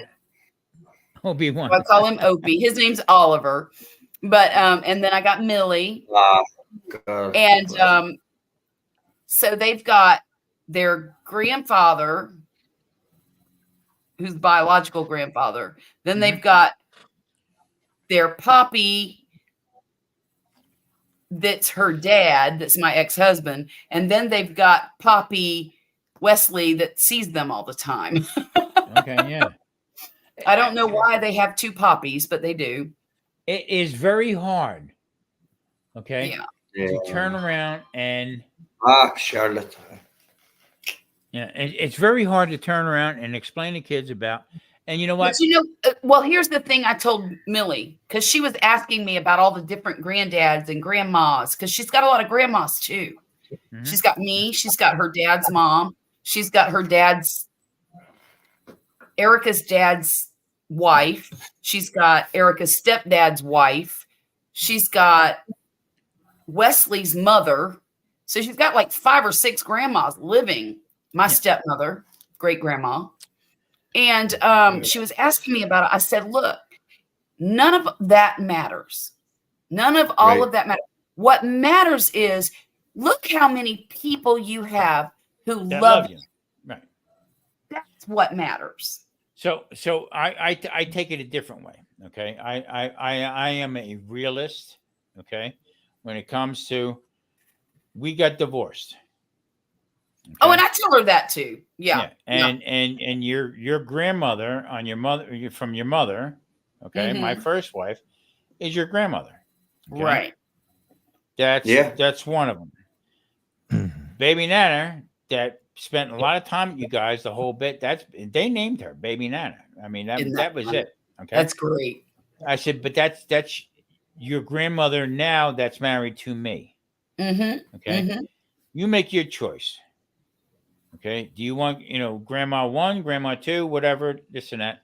But your biological grandmother is your grandmother that came from your, from your mother. And that's it. Exactly. That's it. Exactly. Okay. So I'm not trying to turn around and say that Marie is not blood related, but she's not. Right. But she still loves those kids. Oh, without a doubt. Without a doubt. And but, that is, to me, that's the important part. That's the realistic end of it is that there's too many. Well, you know what? I like panda bears, so guess what? That's my brother. The panda bear is my brother. Right, right. Now, it's a freaking panda bear. Okay. Well, and unfortunately, in today's society, because there are so many divorces and remarriages and grandkids, and it's exponential, the amount of people involved in a kid's life anymore. Yeah, At least. So after my daughter going through this divorce now with this moron, okay, they lived the high. The guy made a lot of money and stuff like that, but then just turned out to be a bum. I'm just it was a junkie and a drunk, basically. Who got lucky? Who got lucky making money? Okay, and now that's all in the past. Right. So she had a friend. A girlfriend that they were friends with. Her husband dumped her the whole bit, and he got a little guy. He's 3. So they got a place together. Okay, so it's my 2 grandsons, my daughter, the girl, and this little and her child, and this little guy. Okay, now little guy was just diagnosed with autism. Oh, not bad, not severe or anything like that, but you could tell he just don't. Just a little different. He don't talk. He's 3. He don't talk, and he's potty trained. He's like focused different. He has no physical things, but but I go to the house. Hey, what's going on? He won't look at me. Looks all around like that. He likes my cane. Okay. I'm back walking with a cane again. Looks like a shillelagh. Okay. He spotted it, come running over to grab it, and I pick it up in the air. He's going like that. No, I need it. Give me a hug. He goes up like that. I pick him up. Okay. And he gives me a hug around the neck. I put him down and give him the cane. And he walks like I did with the cane through the house. Okay. All right. Give it back to me. Give it back to me. I'll go stand in the corner. And I'll go over and I'll take it from him. Nope. This guy don't play that stuff. I said no. Okay. That he put his head down like that. A couple of minutes later, come over and hug my leg. Okay? Oh. So he acknowledges that stuff. But here's my point. I don't know this girl from Adam. I know her now, but I didn't know her from Adam. And I didn't know the little guy at the time. Okay. Mm-hmm. But I am not going to turn my back on that little guy. Right. No, you can't. Okay. No. So because I don't know him and this and that. So now all of a sudden he's like I go over, get over here. And I come over and he knows it. Give me a kiss. I'll go to his face. Give me a kiss. Right. And I'll, rough him up a little bit and this and that. And put him down and he goes, It's talking like that. Outside. Okay. And we'll go outside. We'll sit out back with him and this and that. And he'll run around, do the whole 9 yards. There again. What this kid don't know nobody but my daughter, his mom, the 2 boys, and now he's got me. That's right. Okay. Amen. And I'm not going to turn my back on that ever. No, you can't. Ever. Well, that's kind of how heart. That's kind of how Grumpus come around. My wife has 3 kids with 3 different husbands. Right. Okay. And I didn't want to just be another one of the grandpas. Mm-hmm. Right. So we come up with something different because, and like I said, I'm with her and those kids, they like to come over here and play and stuff like that. I always treated them good. It'd been real easy to say, they ain't got anything to do with me, but no, you take on the whole family when you take on a wife. You do. Yeah. Yeah. The good ones and and the bad something ones. that is something that it's a whole package. Poppy and I, we battle each other every now and then, and I have my problems, he has his problems. But one of the things that I admire the most about him is the way that he took He married me with 5 kids. That's it. That's an undertaking and a half. And he treated them like they belonged to him. Yeah. Every one of them. Well, yeah, that's And the then job he to had take on. 2 more. And he is as good to them as he was to the others. And that takes an amazing person. I'm not sure I could have done that. I look at you know I what? look at go ahead. Go ahead, Colin. I'm sorry. No, sorry. Go ahead. No. You were into it. I was just after what Charlotte said there now, you know, any man that can come into those, you know, circumstances, Yes. not even circumstances, but into that environment, which will become a beautiful environment. That's a real man. It really is. That's a man. That's a man that's worth his salt. Yes. You know, even and, you though know, the difficulty. And I'll be honest with you, Colin. In the beginning, I tried to run him off. And I said, you know what? You need to go find a woman who has no kids and build your life with a woman who is yours. Yeah. Not a woman with baggage like what I have. Not a woman with all of these kids that have different dads. And that, because it was a lot of baggage in the early years. Charlotte, I look at you with the baggage. Yeah, I sit and I know you now a couple years, okay, and I know your story and I know things that you said and this and that, okay. And I got to tell you something. I take my hat off to you because to go no don't do that. Don't ever do that, because you know what, to take on what you took on, okay, what happened with you in your earlier life, and then now here with Wesley, to provide him with 2 more. Okay. No, that was hear just me out. Stupidity, you know. No, just hear me out. Okay. Okay. That means more of a character of you on your part than anything to take care of who you were married to. Okay. To give him what he wanted, even though you went through hell raising your other children. Okay. And I take my hat off to you, because you know what, you're in my eyes, I'm not calling you a guy, but you're a stand-up person. Not a stand-up guy. You're a stand-up person. And I mean, really, Gulf Coast Granny, you go, girl. I'm serious. Okay.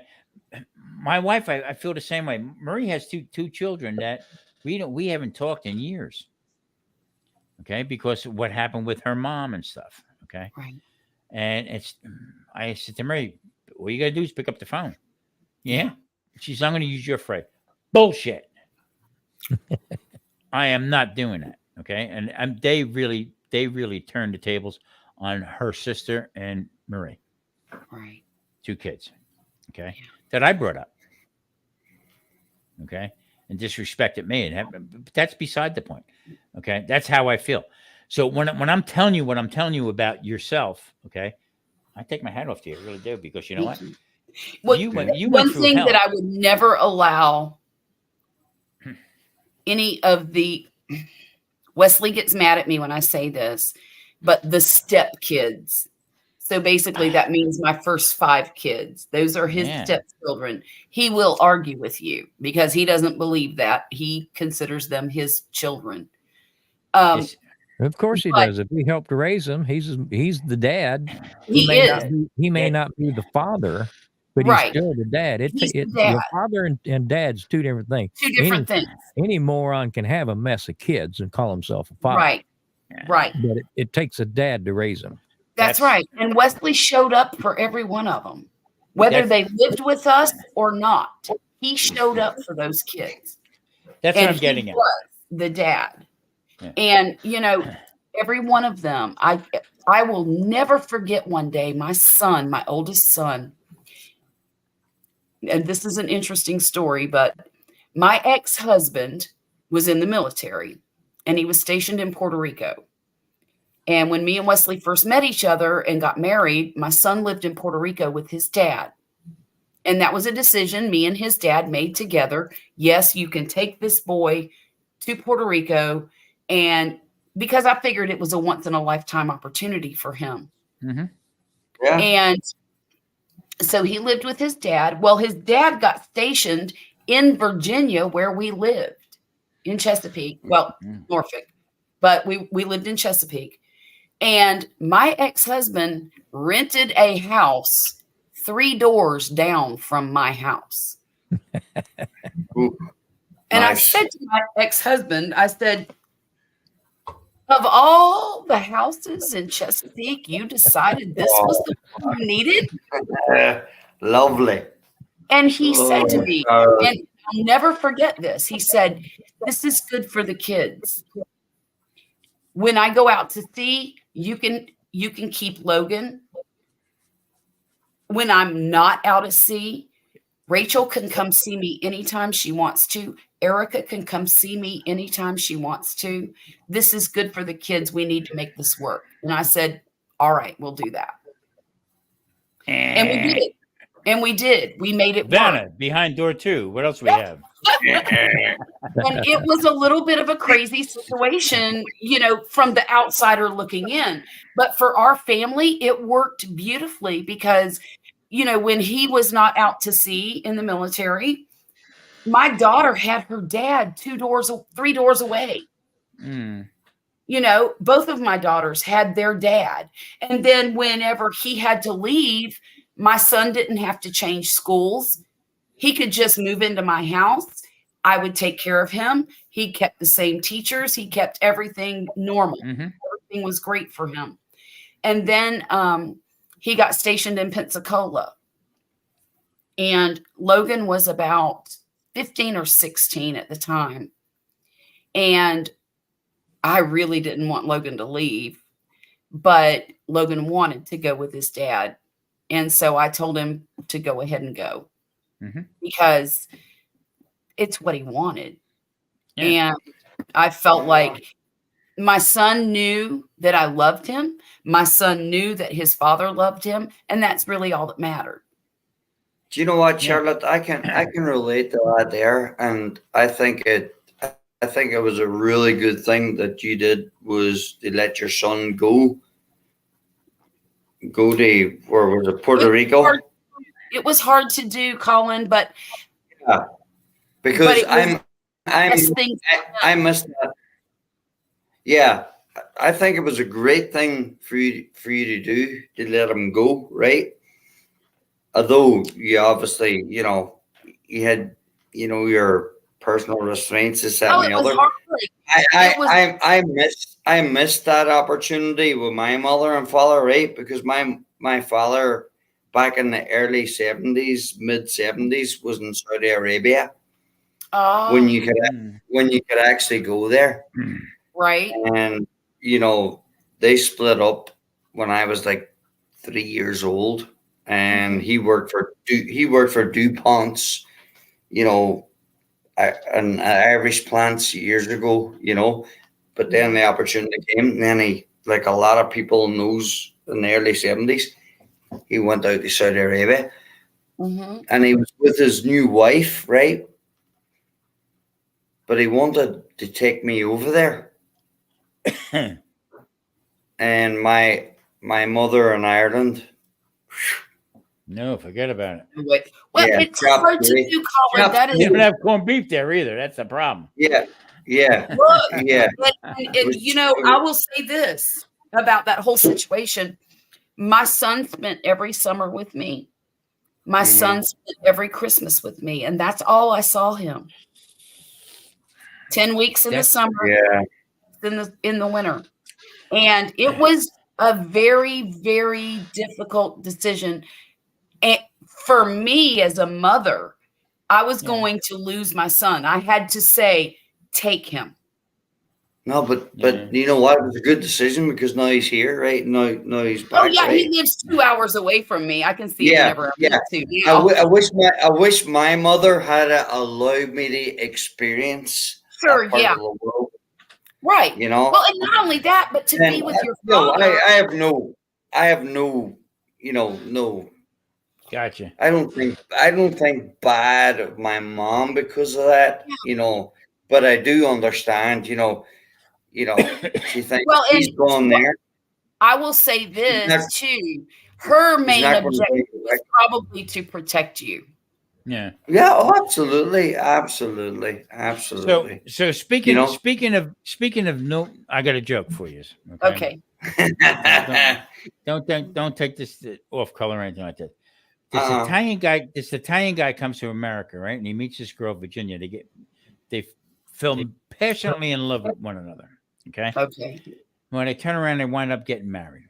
So they get on a train and they're gonna vacation in Florida, but they're gonna take the train from New Jersey down to Florida. Okay? So as they get in the train and they're having dinner and he spoke broken English. And she's saying, "Oh, this is going to be so great! I can't wait for tonight. Tonight's our honeymoon. We're going to have our honeymoon a whole bit." And they come out of Jersey. Next thing you know, they get into Virginia, right? And as they're heading into Virginia, okay, they get in bed and everything is going nice. And all of a sudden, the conductor keeps walking down the hallway and saying, "Norfolk, Virginia, in 3 hours." Norfolk, Virginia, 2 hours, the whole bit. So his bride and groom, I mean, the best man was in the car next to him and says, "How was last night? Was last night good?" He says, "Nothing happened." He says, "What do you mean? It's your honeymoon. What do you mean nothing happened?" He says, "Some guy keeps walking down the hall saying, 'Norfolk, Virginia, in 3 hours.'"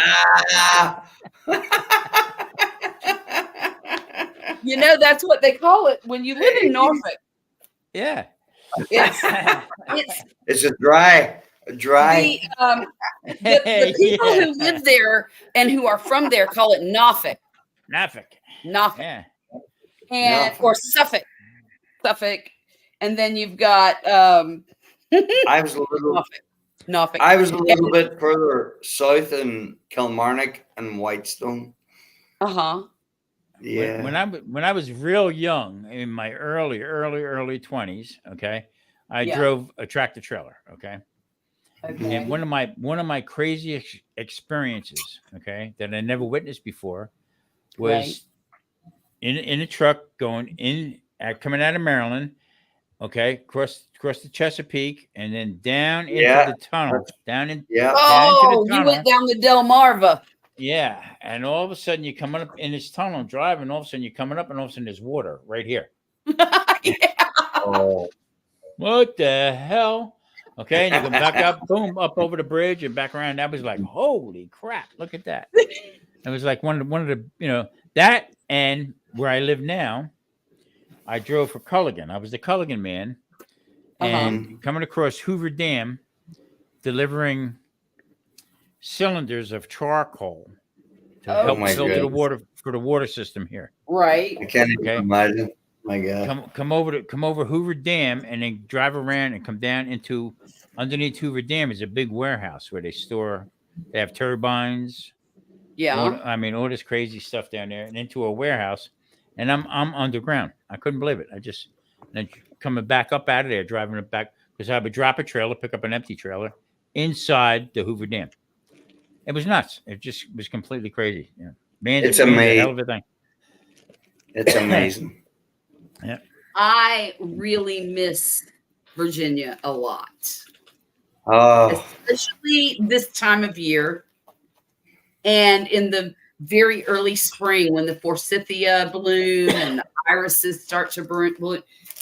I have a real hard time with the fact that I'm stuck here in South Mississippi. And I really like it here, but there is something really special about Virginia. And I never... Yeah, Norfolk, Virginia. Let me tell you something. When we gotta get out and vote Wednesday. When we first got stationed in Virginia, I cried for 3 weeks. I did not want to go to Virginia. I had heard my girlfriend lived in Portsmouth, Virginia, when she was a child.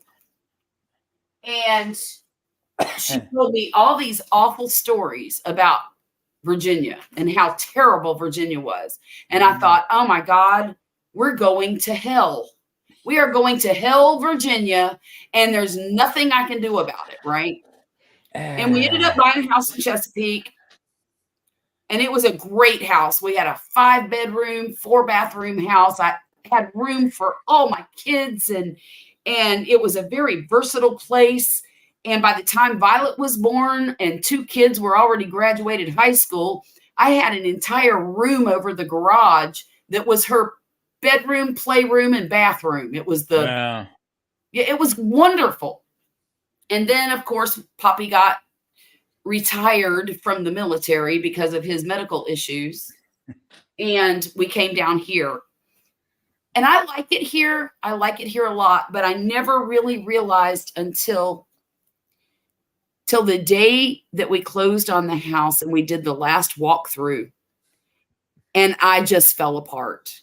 Yeah. And I said, what are we going to do? What are we going to do? This is our home. We just sold our home, Wesley. Yeah. Hey. And it's crazy because I never considered that my home until it was gone. Yeah. 2008. Okay. Actually, between 2006 and 2008. Yeah. I was traveling from New Jersey. I was hell bent. I was comfortable enough that I was going to retire. Right.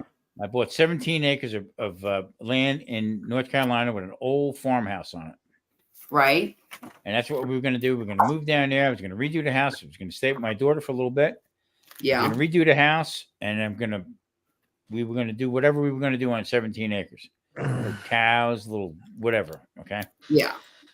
Well, we closed on actually sold the house and actually closed in September, Labor Day of 2008. Mm-hmm. Okay. Turned around, went to closing on Thursday. It was Labor Day weekend. Closed on Thursday. Yeah. Because Labor Day weekend, the banks were closed on Friday. We're closing early, whatever. Okay. Right. We get money's transferred. We'll get it squared away. It takes so many hours to get through. Okay, no problem. Mm-hmm. I had a 18-foot trailer packed with the last of our stuff. Maria don't drive good, and she's in my at the time my brand new Mercury that had 1,700 miles on it. Okay, and she was like, you could actually see her fingerprints on the steering wheel going down. She was white knuckling that thing the whole way down. We get down North Carolina. I put the stuff in storage. Okay. Tuesday, we had a big picnic, the whole bit. I had all relatives from North Carolina, the people that we knew and stuff. Mm-hmm. Had a big get together, Labor Day weekend. Comes Monday. Tuesday, 10 o'clock in the morning, I get a phone call from my attorney. Yeah. Hey, what's going on? I said, everything good, everything, closed up good, money's there, the whole bit. Tom, the bank went belly up. Oh, shut the front door. I went, huh? So I had back then it was Nextel. Remember Nextel phones? You had the walkie-talkie on it. And all that? Okay. Yeah. Well, the reception wasn't that great, and I said, "What did you just say?" I had to get in the truck and drive 20 miles to get a good signal. I had to call him back. He said, the guy moved in the house. Okay. Military. The guy was actually in the military. His wife had passed. Him and his daughter bought the house because the little girl liked the pool in the backyard, liked the backyard the way I had it set up. They're in your house. He said, they are in the house, but the bank that supported the mortgage went belly up. That's when all the banks were going bad. Right. Okay. I said, well, what the frig I do? All right. $240,000 I lost. Lost. Okay. You talk about gone, done, gone, over. So the guy stayed in the house. A couple more months, but he had to pay me $2,000 a month rent at the time. Mm-hmm. So I can cover my end down there and plus the mortgage payment. Mm-hmm. My mortgage company got wind of what was going on. I don't know how, but wouldn't accept payments from me anymore until I paid the mortgage off. Okay. Oh my God. And my attorney says, Tom, I don't know what to tell you. This is the first time this happened, that the banks defaulted and everything. My brother was chief of police at the time, okay, and the only way I got out of this where it didn't burn me was he got a hold of the Attorney General of New Jersey and checked into the whole banking, and that's the start of the banking problem. Okay. Mm-hmm. So I was like one of the first ones to get burnt on. I'm telling you, I lost 200. So that was in September. Okay. November that year. Oh, wait. That year, November, I was diagnosed with bladder cancer. Oh, for the love of Christ. Yeah. So I mean, everything talk about going haywire. Everything went haywire with it. Okay. Mm-hmm. So my point of bringing this all out is, yeah, it's devastating. Oh, what am I going to do? Jesus. What? Okay. Right. And me, with my attitude, I wanted to talk to a banker. Where do you live? I'm going to be in your backyard. I'm going to be grilling on your grill when you get home. Right. And me and you're going to fight. But there was nothing you could do. There's nobody to talk to. There's nothing. So I had to move on. So the bank didn't have government insurance? No. And you know what? It was military. They weren't doing anything, Grumpus. They just went flat up, belly up. So I that was one of the things I went for, was because he's military. Okay. How do we do this? Okay. Right. No, he was approved. See, this is the hidden loopholes that they don't tell you about. Mm-hmm. Okay. When military guaranteed. No, it's not. It's definitely not. Okay. So now this guy, the down payment, which I got, that he put up, okay, I got that plus 3 months rent that he had to pay me. All right. Now this guy's broke. Banks, where's he going to go? He had to get out of my house. So the swimming pool I had to call my brother, who lived in Tom's River. I told him to go over and get a pick and put a hole in the pool, drain the pool. Right. Okay. Make it inoperable so nobody can use it. So when all that banking stuff went on, I got burnt. The guy got burnt. The lawyers got burnt. Okay. Because they couldn't take any money, any retainer fees or anything like that. We had to get that back. Had to pay us back for that. What a fiasco that was. All right. I wound up with the bladder cancer through the whole thing. So the bottom line was that one bank, this guy, I mean, FDIC insured, we're not covering that. That's not part of the deal. We're not covering that end of a mortgage. That's my God. Yeah. I mean, I was like, what? Couldn't get a lawyer to go against the bank, to fight the bank. Nobody would take the case. Okay. Attorney General told my brother, he says, this is unprecedented. He says, and he's not the only one. What the Attorney General did was made it go back to my mortgage company. Okay. You're going to have to eat this. Okay. Because in good faith, everything was getting ready to be paid off. He lost money. You lost money. That's the way it's going to have to go. So to this day, that never went on my credit report as far as. Oh, thank God. Yeah, it never went on. Never made it there because I wasn't the only one. And then it just started snowballing. Bang, bang, bang, bang, bang. See, we were so lucky when we sold our place in Virginia, because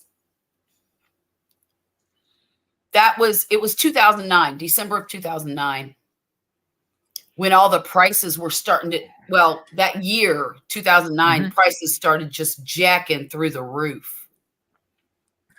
And we ended up putting our house on the market for, I believe it was $169,000. We only paid $75,000 for that house 9 years earlier. Yeah. And it sold in 8 days. Mine was up for 2 years. We ended up getting, I believe it was 163 is what they offered us. And I said, take it. Yeah. It was so much more than what we paid for it.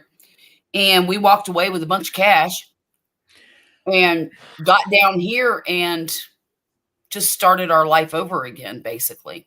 My question to one of the attorneys, I said, let me ask you a serious question here. Mm-hmm. Whoever this bank was that he had, I can't remember the name. Mm-hmm. Okay. How could they guarantee a loan on Thursday? And you know, good, you know, it's called a good faith loan. Right. Okay? Guaranteed on Thursday at closing, had to check. The check went into my account. Okay. Wasn't going to clear till Tuesday because of the holiday. Right. It had to take that time through. Friday, this bank declared, boop, we're belly up. Okay. I said, in good conscience, how does that happen? My bank turns around. I think it was first Wachovia, I think it was, where I put it into Wachovia. Okay. Well, Wednesday, Thursday, your check bounced. It wasn't my check. It was Wachovia, and they turned around and said, "Well, the check that you deposited, that was deposited in your account, bounced." Oh no, shit! You know, dear God. Said, so here's where I start questioning things. Okay, credit report. What's the credit report? Who's it worth? What's it worth? And who's it worth to? Other banks. Okay, to give you a credit rating to borrow money. Okay, they can put in. You can have A1 credit. You can have 830, 840. Okay, miss one payment, it goes down to 500. Right. You understand? So it's all a game that they're playing a game with and making it look like, ooh, this is a law. Gotta have this. Gotta have that. They put me through the ringer like you have never seen anybody go through ever. My attorney said, this is unprecedented. I've never seen anything like this before in my life. So $240,000 went through my hands like ghost. Whoop. And I'm back to square one. I already spent $57,000 on 17 acres of ground in North Carolina. Now what do I do? Okay. just nuts. I mean, so you know what we all go through. That was our turn. Okay. Yeah. Now I'm older now. I know better, but it's too late. Yeah. You know what I mean? Yeah. To buy something or fix up and this and that. I mean, it's just crazy. I mean, I don't know. I don't get it. Oh, I do get it. You know, that's one reason that I'm so skeptical about buying this place. Part of me tells me that it's a good investment. Yeah. The other part of me says, what if I want to leave? Yeah. What if one day when Violet graduates college, she decides to take a job in Norway or anywhere, you know? No, I totally get it. I mean, I totally get it. The sad part is that we were our generation, me and this guy here. Okay. We were brought up that you paid your bills, you worked, you got a job, you worked to pay your bills, right, put food on the table and provide for your family. That's right. Bottom line, there was no other way around that. You don't lose your house. You that's put a roof over your head, and that's exactly the top priority. So now when you turn around to move on, okay, either to better yourself, this and that, and then you have an institution that turns around and says, you know what, I'm in it for the money, and guess what? I overextended myself, so screw everybody. Right. And the thing that bothered me was at that time, it was a big deal about military. Yeah. But the military, we were military. Yeah. Take care of the veteran, take care of this, and who they screw? The military. They screwed the guy in the military. Okay. Didn't give a rat's ass about me. Okay. But they just flat out screwed me. Okay? Right. And this guy and his little girl. So I'm saying, whoa, wait a minute. And then I'm thinking about it. I was like, I looked at Marie. I says, we're screwed. We are screwed. I mean, I had the property. I had money. I mean, I had, but I lost $240,000. That's a hard pill to swallow. Yes, it is. Okay. For anybody.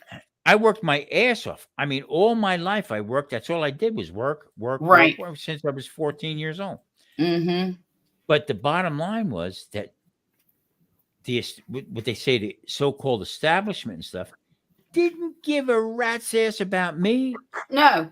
Or the guy that was in the house. It was just about that bank, about that people in the bank.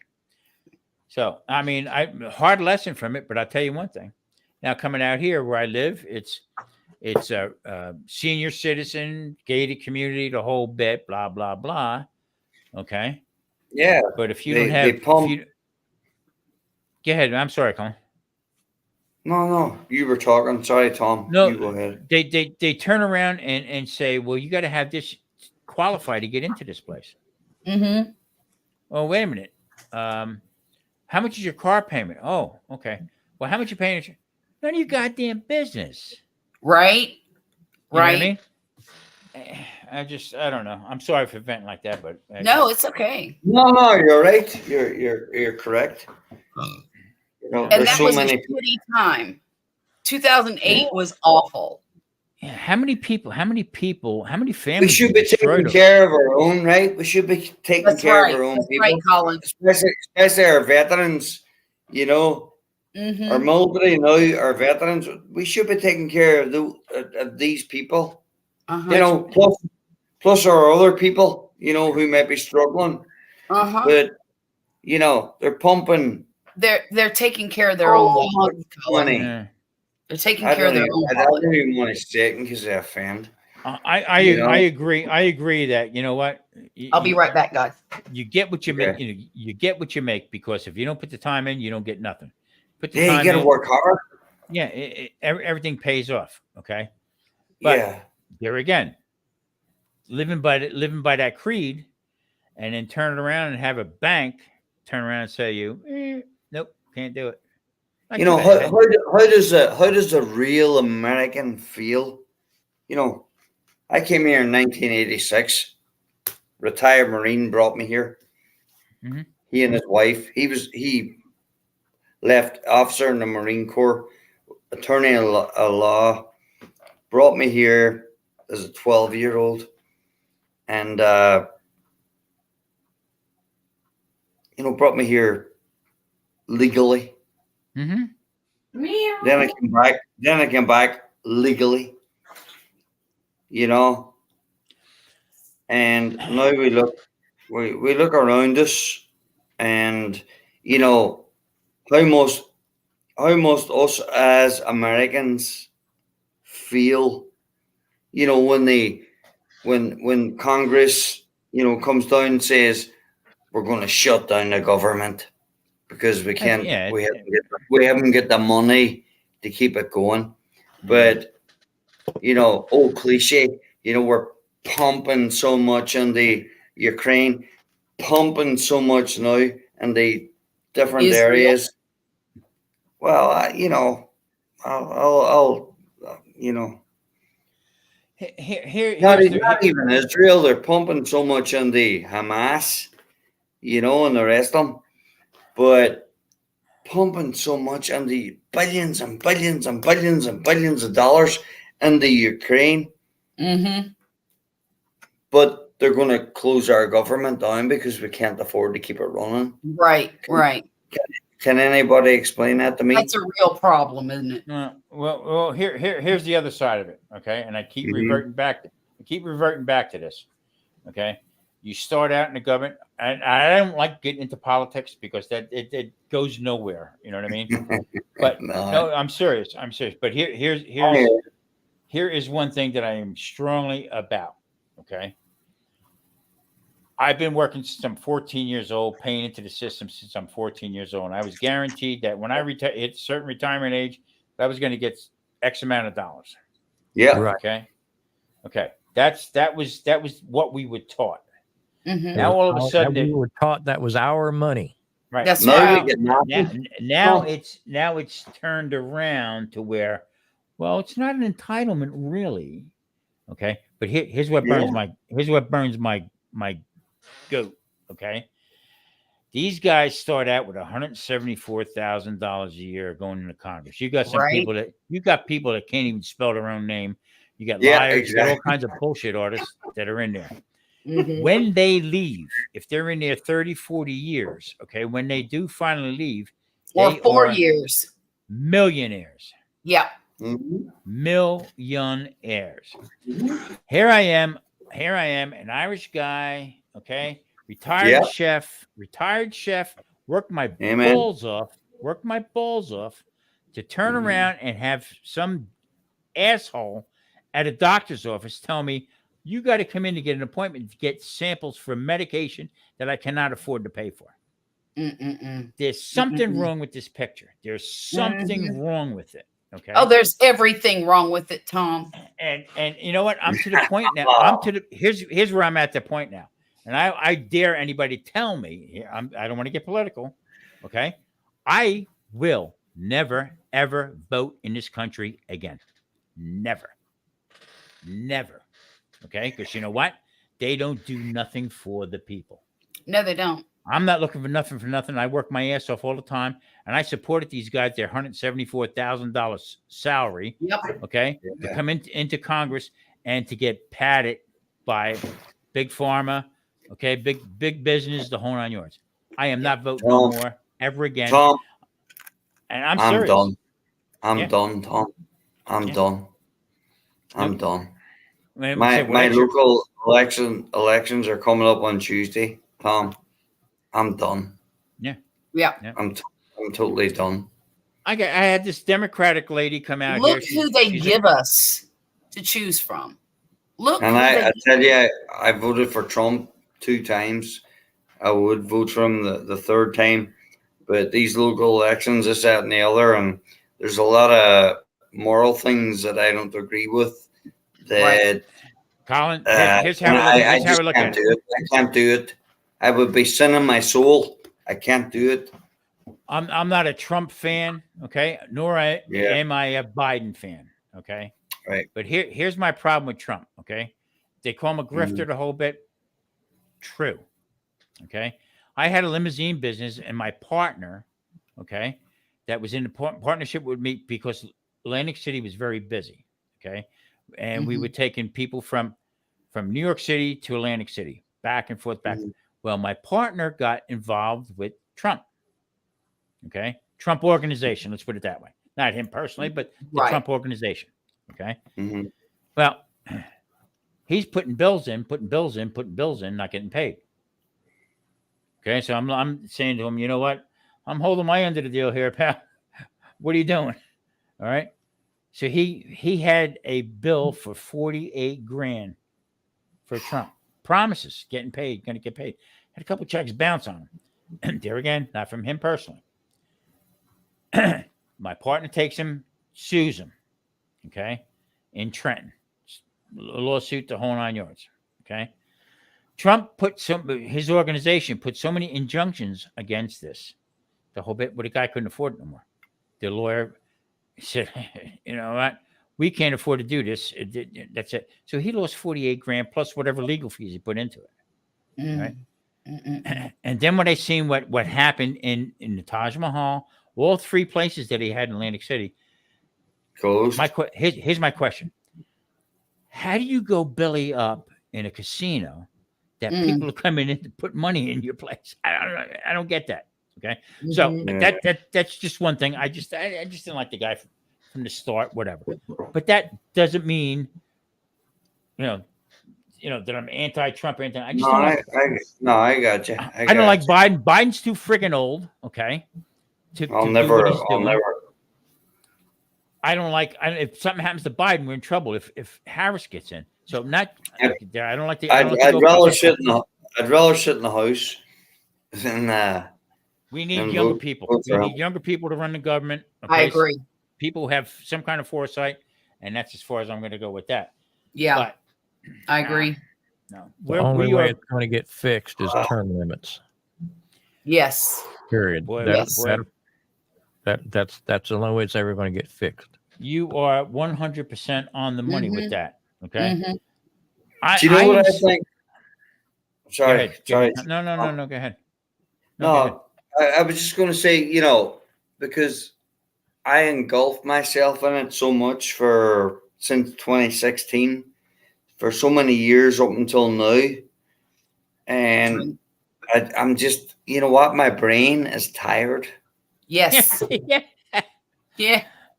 And you know what, Colin? I quit watching the news in 2016. Yeah. I'm trying to keep a faith.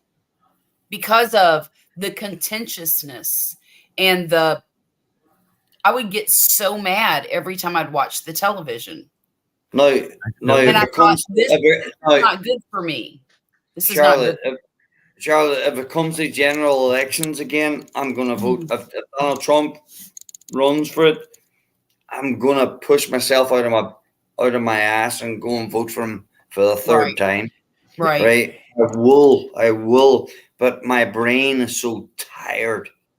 You know, we get RFK Jr. coming in here. You know, is he a spoiler?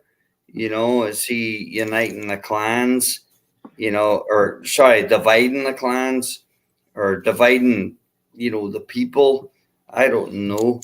But I don't my know brain. either, but I know I like what he says. The only thing I don't like is listening to him talk. I can't stand to hear him talk. Yeah. Well, you see, let me ask you a question. Hold on. Okay. I know a lot of people in the underworld back in the day. Okay. I know a lot of people who got popped for the RICO Act. Okay. Back in the day. And who's behind the RICO Act but Rudy Giuliani? Kennedy's. Oh, really? Okay. No, he was the number one that pushed the legislation to come up with the RICO Act because they could not bust the mob. Right. Okay. So the whole idea was conspiracy. Right now, this would be considered a conspiracy, no matter what, whether it was over food, veganism, whatever. Here's my problem. I consider it a two-tier system. Okay. Anybody else that got caught doing whatever they did, okay, would be cuffed, stuffed, put in jail. Yeah. Okay. Right or wrong. Or wearing concrete shoes in the bottom of the Tom, bay. did Rudy clean up the city of New York? They did for a while. They did, but here's my problem. Listen to me. Here's my problem. Okay. Was there voter fraud? Not to the tone that would change the election. Right. Okay. Right. There might have been, but they lied. They all lied. They're flicking like flounder right now on them. Okay. And who's behind the whole thing? Rudy Giuliani. Rudy Giuliani put 4 of the 5 families behind bars. Did he do it by lying? Okay. Probably. Did he do it by lying? I'm thinking, yeah. Okay. Because he's caught now lying. Now he's got people flipping on him. So the tables are turned on it. Right. Coming from that atmosphere. Okay. There was people that were locked up for talking on the phone that got put behind bars. I have an issue with that. Okay. So what's good for the goose is not good for the gander. Okay. An indictment is an indictment. I don't care if they think it's a Trump Justice Department or a Biden Justice Department. The law is the law. Everybody's up for what do they say? Nobody's above the law. Yeah. Really? Yeah. Really? Is there nobody above the law? I don't think so. I think it's a two-tiered system. So what we would be talking about and get cuffed and stuffed, we would get the same privilege as what they're getting right now. Right. That bothers me. Right. Well, Rudy Giuliani's hanging on by his pantyhonies at the moment. You know? Yeah. You know, I do like the guy, but I don't know what's going on behind him. All the others that, you know, all the other lawyers that you know, were in defense of Trump, you know, especially in Georgia, this, that, and the other. They're all squealing like pigs. You know what I mean? And why are they squealing? They're afraid to go to jail, but that's right. Exactly right. Nobody wants to go to jail. Jail's not the right place to go.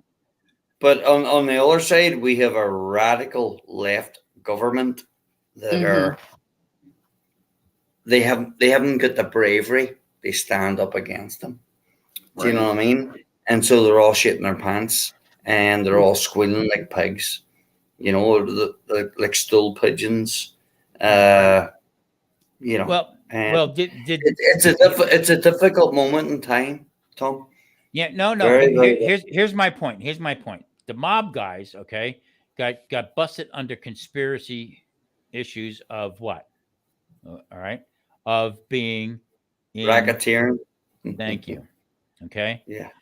So, what is the difference between these guys who were supposedly racketeering illegally, and these people putting up stuff that wasn't never proven? Right. Okay. They gave many opportunities. Okay. So, are they wrong? No. But you know what? They're flipping because you know why? Jail. Right, wrong, or different. That's the same tactic Giuliani used on these mobsters. This guy said that. Is it true? We don't know. Okay. But guess what? This guy said this against you, Charlotte. So I want to know about Colin. Right. Okay. Right. Here's what he said. Here's what Colin said. I want to know, did he say it or not? Oh, yeah. Well, yeah, I think he did. Do we know for a fact? We don't. Nobody knows. No, we do not. That's the point I'm trying to make. Okay. Did this one do that? Did that one do that? So it's not one side against the other. It's in the middle against both sides bringing it in because of the RICO Act. There it is, racketeering. Doesn't matter. It doesn't mean mafia. It means racketeering. If me and you right now talk about ice cubes on sale in Walmart, okay, you know what? I'm going to put a bigger cube in Walmart and we're going to make more money. That's a conspiracy. Yeah, and that Tom, that's a problem at the moment. Any conservative cannot have an opinion. I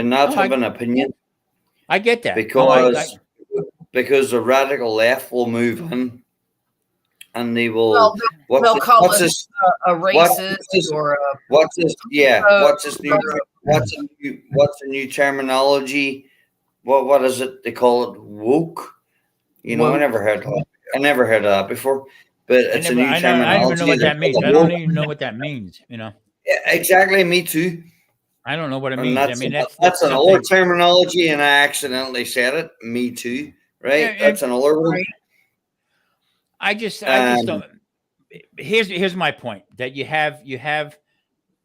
All right. Everything. All the eyes are on Trump the whole bit like that. Like I said, me personally, I don't like the guy. Okay. I don't either. I haven't liked him since the 80s. There again, I don't like Biden. I don't like Biden either. Okay. Me either. Fuck Biden. But here's the problem. Here's how I see what it is. It is shoved down our throats by Barack Obama when he was first talked about becoming president or running for president. I never heard of the guy's name. Yeah, me either. I didn't know who he was. But how did it come about? Media. The media put it up. Media put it up. Media put it up. Media put it up. Media put it up. Until it was almost like brainwashing. They are the ones who control who's going to be. Okay. You have Chris Christie, every big fat guy, this and that. He's blown Trump out of the water. Nobody likes him. You get no more conservative than him. Okay. Yeah. But he's blown Trump. He's blown Trump out of the water left and right. I mean, he is in the middle of it. Okay. Then you got this other guy, Swami. Who the hell is this guy? Who knows? And Ron DeSantis is nothing but. He's a passenger. Yeah, I don't like. He's a sweet talker. Ron DeSantis thinks he's Richard Gere. You know who I like? This is going to sound crazy. They don't have a shot in hell. Okay, but I'm going to honestly tell you, Asa Hutchinson.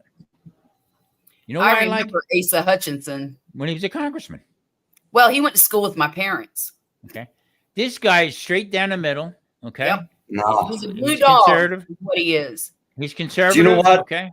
Do you know what? if he has the opportunity to run for it, I'm going to vote for Donald Trump again.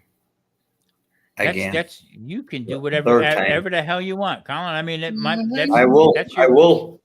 That's your prerogative. But so let's see if John Gotti, okay, got convicted in the whole bit. Why? And if he ran for president, why wouldn't you vote for him? It's the same thing. But so what about the in between? What about RFK Jr.? I don't like him. I think he's a radical lefty, okay, who is anti anything, okay, just to get his point across. He makes money off of being anti whatever, okay. Yeah. Here's my point, okay.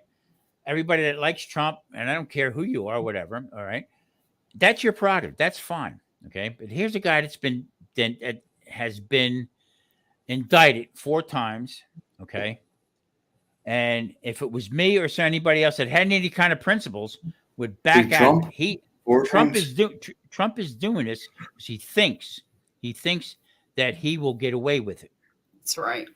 That's the bottom line, and that's the only reason why he did it. There is nobody in the history of the world of the United States that entered into the race, okay, the presidential race that early ever. He has one thing on mind. He knows he's got things going wrong, right? And that's it. Yeah, it's a shame, But I'm from the East Coast, and I know what this guy did. Brother. Tom Irish Tom.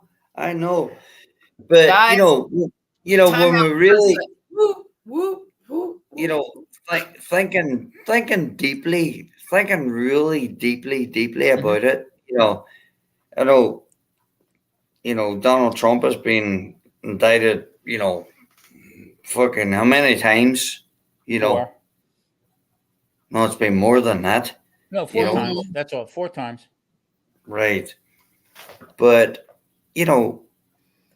we're engulfed with this, you get the slimy Fox News, you get the up in the air Newsmax, and then I would always wish for any one of us to, explore the independent media, which is not always good. Also, I like Dr. Michael Savage. I think he's a bit of a nutter, but he's not far wrong. I'm with you 100%. Yeah, but how wrong? I think our brains are mesmerized. Colin, let me ask you a question. Let me ask you a serious question. Yeah, go ahead. If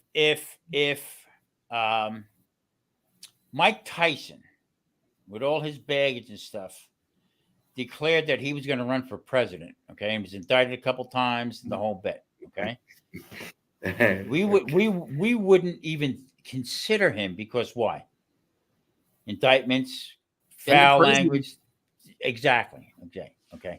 Now, you like Trump, and I'm not taking that away from you. I know I have relatives love Trump. Okay. I had a personal encounter being in business. I don't know the guy personally, but my partner got screwed by him. My other brother had a friend who actually shot himself because he had what they call Clark forklifts. Okay. In Aberdeen, New Jersey, he Trump organization came in and took over all his. We'll rent every forklift you have when they were redoing the Taj Mahal. Okay, never paid the guy. Oh my God! 6 figures. Okay, never paid the guy. Okay. Well, what did he say? I know the system is rigged because I use it. Yeah. Right. Tom, I'll let it go with that. I'll let it go with that, Tom. Yeah, no, I get it. No, and I'm not arguing with you. Please don't take it the wrong way. No, brother. Oh. Okay. So guys, I gotta go to bed because I'm about to pass out. So, but the whole idea is you have your opinion. I got mine. Everybody else got their opinion. Charlotte, good night. Good night, Charlotte. Good night, Charlotte. I mean, all good. The problem, the biggest problem is all this stuff you're saying about one individual. How sad is it that that's maybe the best we have to pick from? Yeah, That's the point. See, that's the problem. And how do you? I mean, number one, you just have to pick the crook you hate the least. Yeah, exactly, exactly, Grumpus. Number two, how do you even make an attempt to fix anything if you don't try to vote the problems out? Yeah, exactly, Grumpus. You can't just sit at home and twiddle your thumbs and say I'm not going to vote, because that doesn't help the problem or your situation. Yeah, but I said that You have to have a step in front of the other one to even start. Right. So here to get around that and to answer your question, okay? I'm not going to vote no more because you know why? I don't like the candidates, either one. So that's my choice not to vote for either one. I don't get to pick who's there. The media gets to pick who's there. Okay. Well, I agree with everything both of you have said. Yeah. I agree with all of it. So why would they push? Why would they keep pushing Biden? The guy don't know what day it is. Okay. Right. They keep pushing him. Yet they keep pushing Trump from the day he said last year that he was running. Okay. Knowing that he's faced all this stuff. Okay. His own Justice Department, his own people that were in charge saying this guy's a bum. But I get that. All right. I understand it.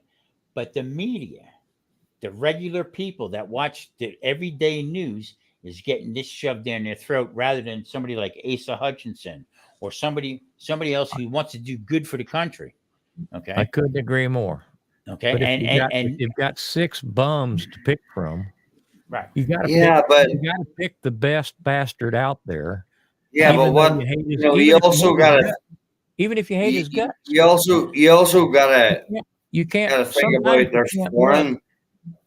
Yeah, but sometimes you can't look at what you're pushing to get in. You got to look at what you're pushing to get out. So if it was all domestic, Asa Hutchinson would be beautiful, but you got to look at the foreign aspects of the whole situation. You know, domestically, man. All I'm saying is the system sucks. The world sucks. Small. Everything is going to hell in a handbasket. Yeah. And the only prayer that I have to improve any of it is to cast a vote. Yeah, but even if it doesn't count, I've done my part. That's all I can do. Yeah, but I've done my part over the years since I was 18 years old. Okay, and good man, here's the problem I have. Okay, my vote don't count when somebody's saying that the election was rigged. So they're telling me that whatever I did didn't count. Well, I agree. Who is this guy to tell me that I don't count? So now here's the thing. Now I'm not going to vote. Now you tell me that it counted or not. Yeah, not you personally, but establishment. Okay? I see what you're saying, and it very well be that none of our votes count for anything. That's right. But it's the only game in town. So when I turn around and I talk to my congressperson or my senator here that I don't ever hear from until election time, and I put 5 or 6 messages into them about what are you doing for me for healthcare? I'm up against the wall here. I got to take a pill, but if I don't, I might have an aneurysm and die. Where are you on that? You don't hear from them. So to me, that's telling me they don't read the stuff, but I don't count. So I'm going to show you exactly how I don't count because you know what? I don't want no part of it. I really don't want no part of it. Try to get them out. Need to try to get an individual out and try to get something else in there. Even. So if you're stuck in the mud, okay, and the only way you can get out of it, they give you a shovel, and you keep digging down, you get further stuck in the mud. It's not helping. So I got to get either a bigger shovel or a tow rope. You know what I'm saying? I'm Grumpus. I agree with you 100%. Colin, I agree with you 100%. You have the right to vote for whoever you want. It could be Mickey Mouse, Donald Trump. I don't like none of them. But my deal is this. That's your prerogatives right there. And that's why this country is great that way. But I feel like it's going down the tubes because of petty bullshit. It's not they're not no taking care here. They're not taking care of who they're supposed to take care of. I live just a few miles outside the city limits. So I can't vote for the Houston mayor. Yeah. But everything they do affects me. Yeah. At the end of the day, I'm always going to vote. I'm always going to vote for pro-life candidates.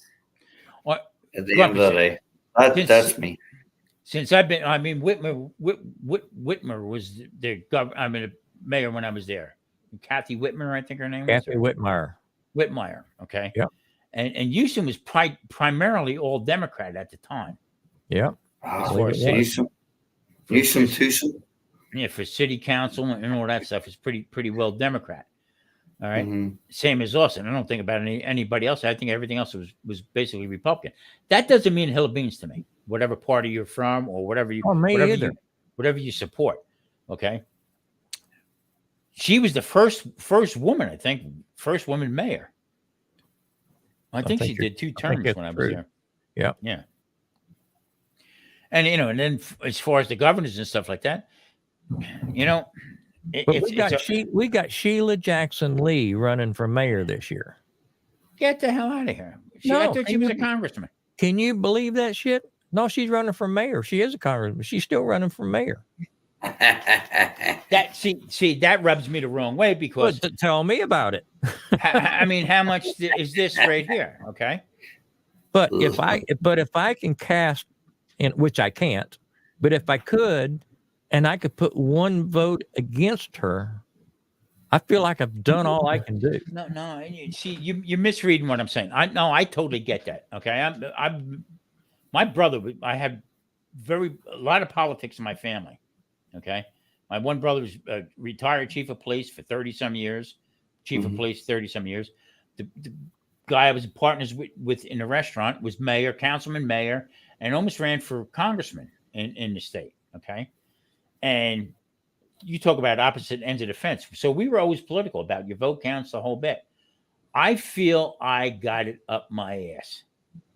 Okay. I'll probably get thrown. I feel like I'm going to get thrown off of YouTube for saying that way. My homeowner's insurance went up 50% from last year. Exactly. 50%. Exactly. Now, I haven't had a raise in 18 years. Mm-hmm. Okay. Damn. So, there's something wrong with that damn system. Mm-hmm. No, something badly wrong. Now, I'm not, I don't want to come off as I try not to get too political on stuff. I try not to get emotionally involved and all wrapped up in anything, but I will wrap the American flag around me and say, that's right.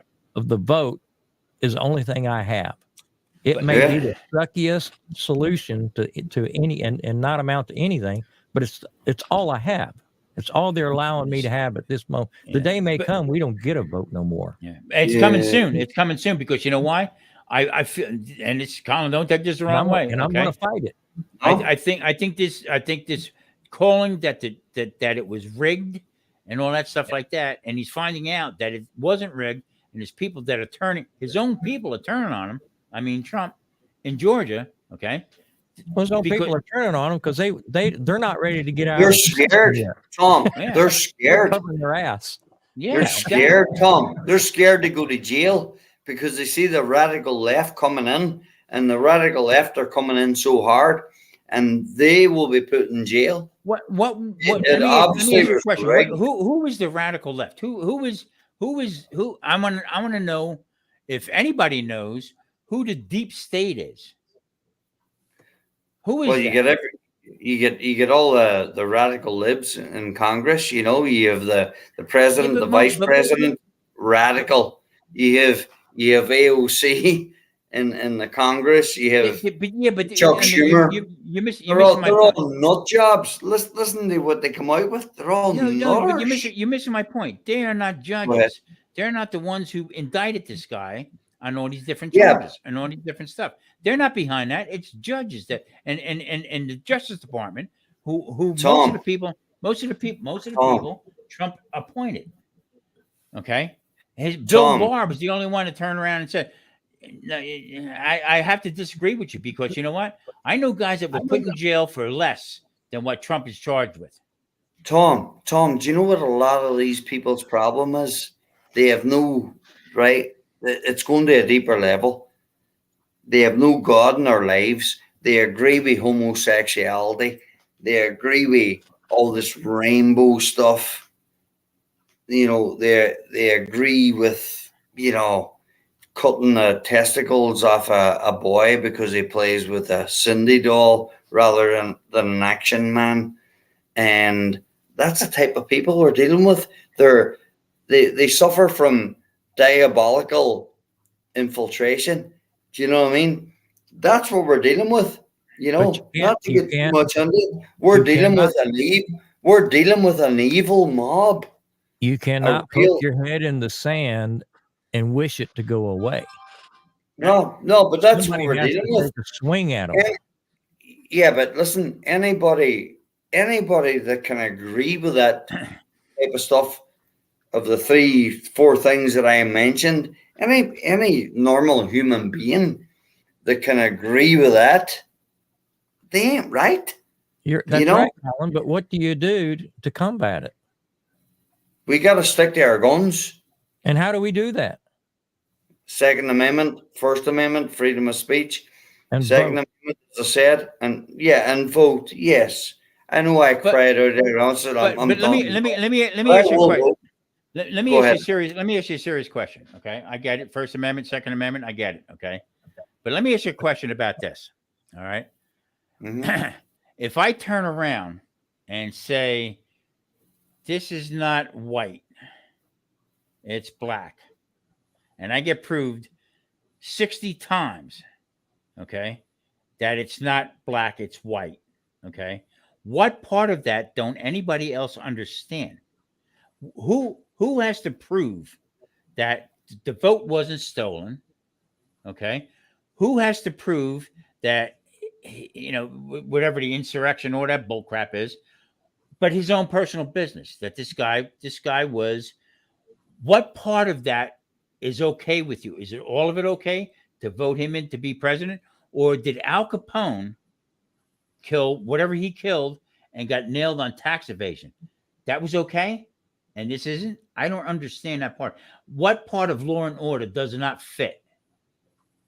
So if I turn around and I come up and bang and I shoot somebody, okay, and I say, hey, wait a minute, I didn't shoot, the gun shot it, okay, or if the bullet came from over here, but it wasn't me, right? I didn't know the gun was loaded. Alec Baldwin going through the same thing. They ought to hang that bastard because he shot somebody, plain and simple. You put a piece in your hand, you got to know what's in it, bullet in it or not. That's plain and simple. What part of Trump doesn't anybody get that he broke the freaking law and he's not above the law? That's my only reason I have right now with that. If Hunter Biden did something and Joe Biden locked them both the frig up, that's where they belong. I agree with all that. I don't understand the ideology of that. This guy didn't do nothing. He's good. The radical left has nothing to do with him. What he said, him and 4 attorneys said that the vote was stolen from him and they lied. That's perjury. Okay. You and me say stuff like that, we go to jail. I agree with all that. How is he above the law? How is not taking Hunter Biden and locking his drunk ass up, okay, for whatever he did? Okay. So it's not the deep state, it's not nothing. It's all this bullshit of covering it up. Me and you do it. The people who vote for these bums that would get locked up, not them. And that bothers me big time. Really I understand, Tom. I understand all of that. But all that information now has made you form an opinion, correct? Mm-hmm. No, I hear you. So why not reinforce that opinion with a vote? Because the guy who I'm going against says my vote don't count because it was stolen. Well, that guy could be wrong. There's always that chance. Yeah, he is wrong, but I mean, why don't he acknowledge that he didn't lose? That's got nothing to do with you voting. Yeah, it does. It has a lot to do with me, because if he can get away with that, saying that, I can get away with saying what I want to say. Well, that's So, true. Tom, does that go back to your point of the deep state, right? Although you said, what is the deep state? I don't think we really know, right? But why would you bring up something that you don't know? Why would you bring something up that you don't know? That's my point. I don't know about President Trump's philanderings, this, that, and the other. You mentioned a lot of stuff, and it's really educational to me. And it's a great conversation. But as President Trump said, he didn't even know, despite his philanderings, his money, being a billionaire, this and that and the other. He actually came out and said he didn't know how deep the deep state was. So what are we dealing with? Is it a new world order? Is it it's made up. It's made up because it give me proof. I need, what? As many times as I was in trouble, okay, I always told my attorney, show me the proof. Show me what they're accusing me of. Okay. And I can come up with my own proof, whether I'm right, wrong, or indifferent. If you're talking about sending my ass to jail, I have the right to know exactly what's going on. They keep saying the deep state, but nobody has proven what the deep state is. So all it is, it's a political thing. I'm tired of the politics. That's what I'm tired of. And I'm exhausted. Whether I would vote again or not, that's up in the air. Okay. Grumpus, you're right about it. Yeah, it does count. But when I'm dealing with somebody who's saying, one side saying the vote counts, the other side saying it doesn't count. Okay, Carrie Lake out in Arizona here, she got shot down 3 times now. As far as still fighting. The dilemma is everybody in there is just. I don't trust a one of them. Not a single congressman, not a single senator. Oh, me too. A damn one of them. Okay, guys. Honestly, I'm on your sides. But we end up with another 6 or 8 people just like them that are going to replace them. They're all full of shit. Somewhere along the line, somebody along the line has to decide this low-life bastard is the least lower bastard than all of them. Look at George Santos. Look at that George Santos. This guy lied his ass off. The guy lied his ass off. They're still trying to find fucking Jimmy Hoffa. No, we know he's dead. We know he's gone. Yeah, but there was another thing come out in the news the other day. He might be somewhere else. Yeah, you understand what I'm saying, correct? Because I'm not taking either side in this argument tonight. I'm not taking either side, other than they're all a bunch of crooked assholes, and we got crooked assholes who want to replace them. And you have somewhere along the line, you've got to decide, okay, this guy's the least asshole of all the assholes there. Yeah, right. And will he do any better? Who knows? Can he do any worse? Probably not. But the whole fact of the matter is that you got a guy, George Santos, who ran, in Long Island, New York, who lied his ass off. Now, meanwhile, he's still making $174,000 a year. He's a con man, Imagine. And here's the deal: he's still in there. He's got top-notch lawyers that are defending him, and they're talking about expelling him. But here's a guy, a lying rat bastard, that they're going to talk about expelling, but they can't because they need his vote. What does that tell you about what's going on? That's why my medication is through the freaking roof. I get a little rambunctious about it the whole bit. You know what? I might run for freaking president. I think Grumpus has a nice ring to it. They do. President Grumpus, what do you do? Screw more of them rat bastards. President Grumpus, Vice President Tom, and Attorney General Colin. There we go. What do you reckon? Oh, Do I you think like we, that. do you think we can figure it out? We would have to nationalize St. Patrick's Day, for crying out loud. Green beer for everybody. Let the world know President Grumpus has his thumb on the red button. Oh, And God. we changed the name of the football to the rat bastard. And the button says that Yeah. was easy. Yeah. And we turn Washington back to the Redskins, not the fucking Commanders. Look, You know what I mean? Hey, we got one vote already. Yeah.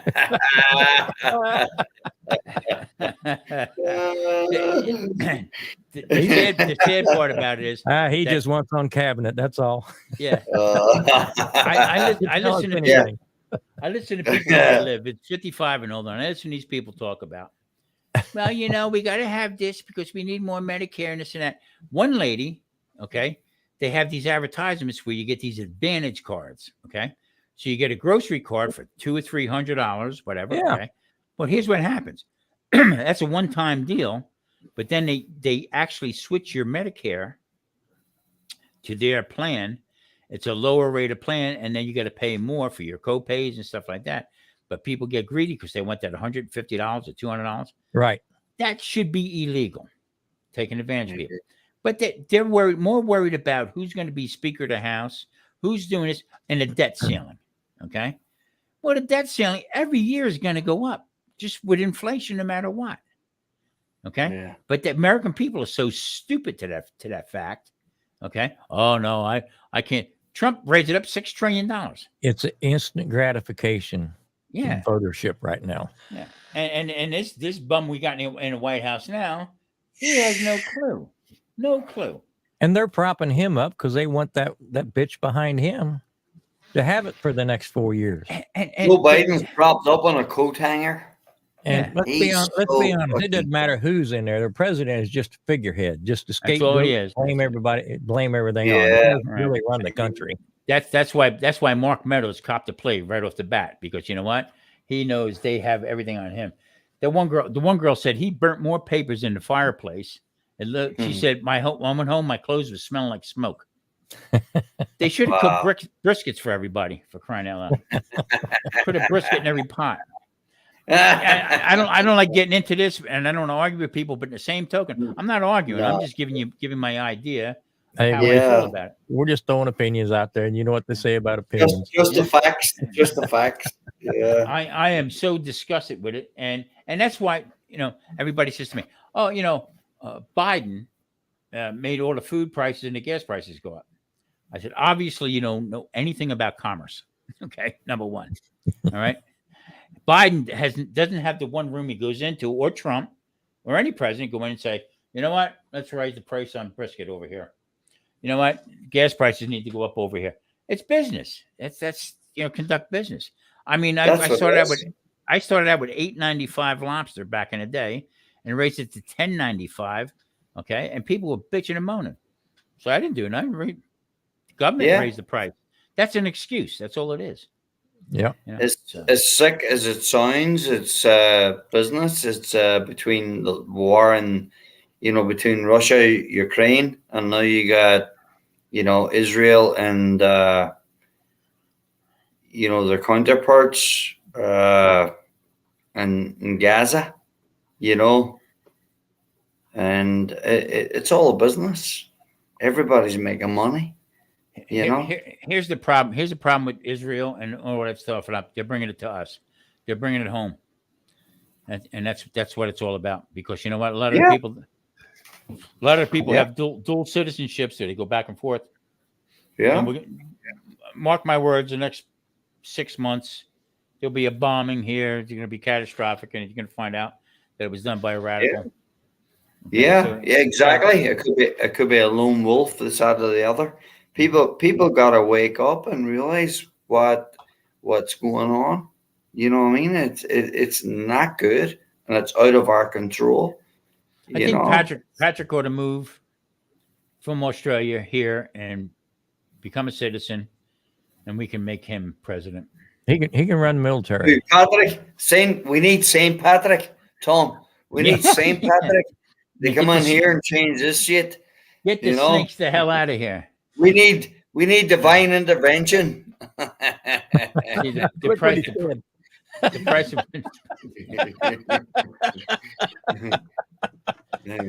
the price of trees went up. Yeah. Oh yeah. Bastards, them rat bastards. It's funny. Too funny. Oh God. Well, I think, guys, I'm going to pull the plug on this one. Yeah, All right. You put a fork in it. I think we're done. It's 4:40. Yeah. I mean, we went through everything tonight. I mean, yeah. No, it's a massive pleasure for me. Massive pleasure for me to come on and speak to you, Tom, my Irish brother. You're a hell of a guy, and don't be a stranger, for crying out loud. You know what? No, not at all. It's very healthy that we talk about things without getting stupid. Good night, Dwayne. Exactly. You know what I mean, and you know, I mean, I just say my opinion. I'm fed up with it. I don't give a damn who's there. Oh, I'm fed up. I'm exhausted. I'm exhausted. I am fed up with out here in Las Vegas. Okay, because I bought my car in Florida. Okay, now going on 4 years. It started out $550 for my registration 1 year. Second year went down to 400 and change. This year, okay, 300 and change. Okay, greed. That's all it is greed. Senior citizen, okay, fixed income, the whole bit, and they got to pound you with that. When you talk to them about it, they all look away like this because they don't have an answer because they know they got you by the short hairs. Okay. Oh, absolutely. The curlies. Yeah, you know, exactly. Where I live, okay.